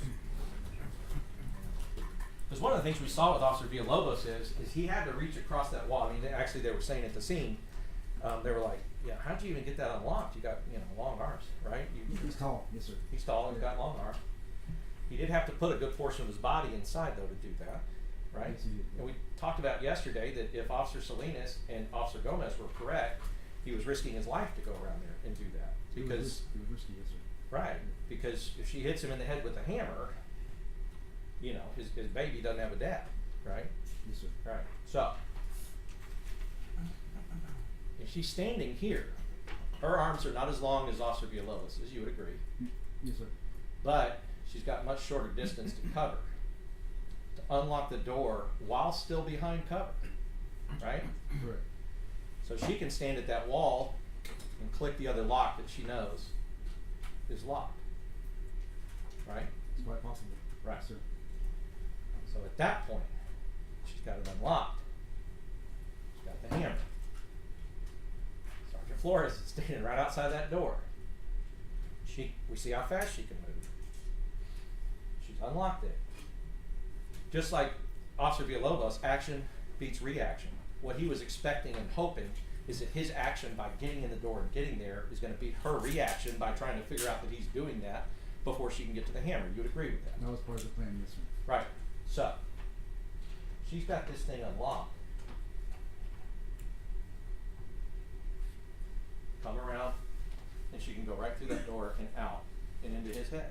She could. I mean, it didn't happen that way, but we just don't know. We It don't didn't know. because she wasn't standing here, because she did get shot before she could hurt anybody, right? Yes. Okay. But somebody in that position, and the only one I'm trying to make, has easy access to that lock and has easy access to that door and can go right out that door. Yeah. You can assume that, yes, sir. Okay. So the things that you mentioned and the things that you looked at about why you believe that it was not reasonable for them to believe that they were in danger, we basically are left with a wall. Because you acknowledge that it's not fair for you to use your knowledge that the door was locked against them if they reasonably believed it was unlocked, right? Yes, sir.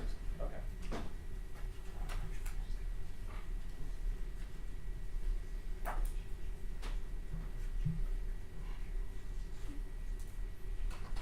Right, and so, you know, going back and, you know, Mr. Nesbitt talked to you about apparent danger, and for instance, your gun, I know for a fact that you're wearing a gun right now, right? Oh, yes, sir. And it is loaded in the same manner as these officers' gun was loaded, which means you have a round in every part of the magazine is full, and you have a round in your chamber right now. Oh, yes, sir. Okay. That's because that's my policy and is part of your uniform. Even here testifying, you as a police officer are required to have that gun and to wear it in case that you need to defend and protect yourself. Yes, sir. Right. And you're required to have it in that way. Yes, the way you described it, sir. Right. So, I know that. And I know that you wouldn't come here or anywhere with an unloaded gun as a police officer. But, if you had drawn the gun on me, and it happened to be unloaded, yeah, I mean, but you draw it, it happens to be unloaded, or anyone draws a gun on it, happens to be unloaded, but I believe it's loaded, and I shoot. The factual basis of the fact that it was unloaded would not be held as a circumstance against me, because I could reasonably believe that it was loaded. You agree with that? I agree. So even somebody drawing an unloaded gun and pointing it, the factual basis for that, well, the fact is that they are shooting you with that gun. Exactly, yes, sir. Right. But I would have every reason to believe that the person drawing that unloaded firearm on me was going to shoot with that gun, right? Yes, sir.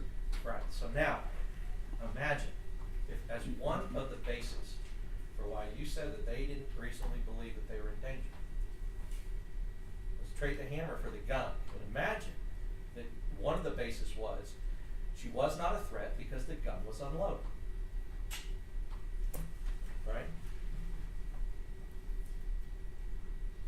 You agree that that would not be a fair way to analyze their action, correct? Objection, Your Honor, that changing the facts in the scenario is not relevant. I'm giving him a hypothetical it goes exactly on point to why saying that the door was locked, and that is a reason and a basis for his opinion and why he got the warrant. And I can explain to the court. if you put in there that factually the gun was unloaded, so therefore they weren't in any danger, that is not a fair way to assess that, because it is reasonable for them to believe that they are in danger. That's the only point I'm trying to make with this. All right, you can ask that question. All right. So factually, if we just change the fact a little bit, and she was pointing an unloaded gun at them, if you put in their arrest warrant for murder, that one of your considerations for why it wasn't reasonable is that the gun was unloaded and therefore not a threat, that would not be a fair way to assess their behavior. You agree with that? Of course not, sir. Right. But here you put the door was locked, even though they reasonably believed that it was unlocked. Right? I put the doors locked because it was locked, that's why. It was locked. Yeah. But that's just like saying I put the gun was unloaded because it was unloaded. Right? I just put it in there because it was locked, that's all. It was locked. Yes, sir. But don't you believe that they deserve the fair consideration of you at least acknowledging to the magistrate that they believed that the door was unlocked? And they believed it, yes, sir. And you know that they believed it based on their actions, right?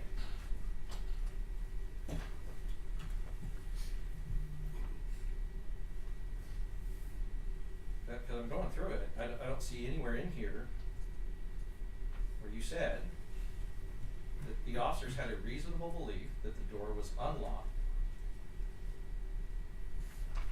when they fired on it. I didn't put that in there, no, sir. You didn't. No, sir. And so when we were talking about exculpatory evidence means evidence that would tend to prove and show that these officers were reasonable in this situation, right? Yes, sir.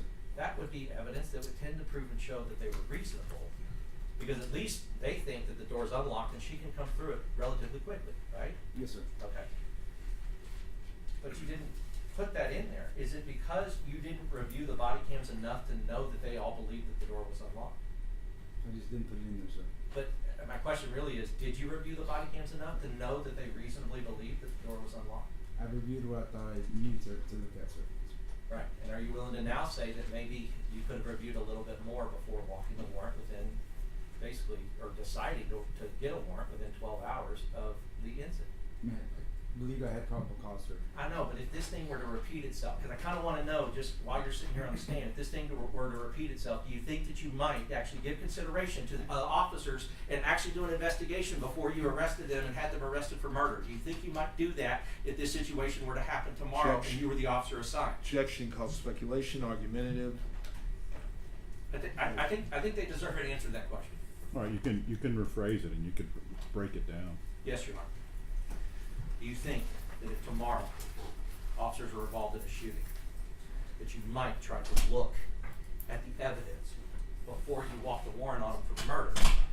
You might want to take more than 12 hours and review some of these things before you had them arrested and put on the news all over the country and their mugshots for murder. Do you think you might do that in the future, knowing what you have experienced here today? There are things I could do differently, yes, sir. Okay. I'll pass.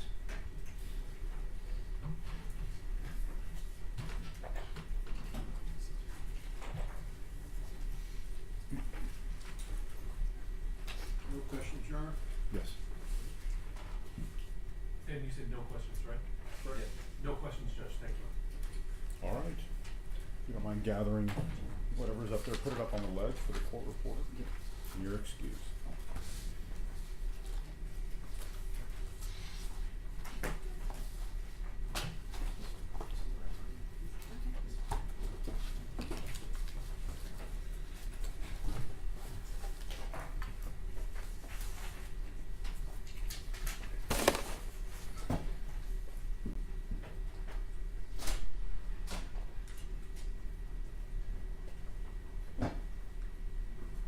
All right, State. Judge, we probably need to approach, if they're gonna do another witness, we have a hearing that we need to conduct. All right, members of the jury, we're going to take up a matter outside your presence because it's 5:13. I'm going to go ahead and let y'all go. Come back tomorrow, 9:15. I know that there was an occasion where at least one of you needed to leave a little bit earlier. We'll go from 9:15 till about 4 tomorrow. In addition, there's another matter besides the hearing that we want to take up outside the presence of the jury. I'm just wondering, given that additional matter, whether you might want to consider that. Okay. If you know what I mean. All right. I'll instruct the jury to be here at 9:15, and then we'll get you on as quick as we're ready. All right, we'll see you tomorrow. All right, for the jury?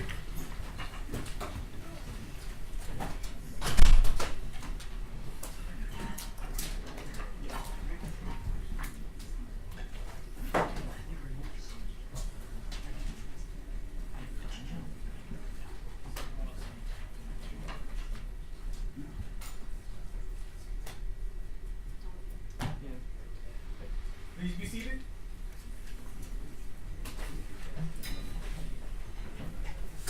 I just wasn't sure, Judge, if they were gonna call Mr. Joyner, and I had asked Mr. Noonan about that, he wasn't sure, so if they are, I just wanted to make sure that we had this 7:05 hearing outside the jury's presence, that's all, Judge. Not calling in front of the jury, then excuse them, and then, make a big old commotion in front of them. In addition, if Mr. Joyner is the last witness, or if the court doesn't permit him to testify, then we need to make a motion for obstruction of justice. And then, Your Honor, we have that motion limiting that we had, also asked that any expert they're gonna call has to be, a trial hearing, in front of the court to determine, whether or not they can testify to certain things.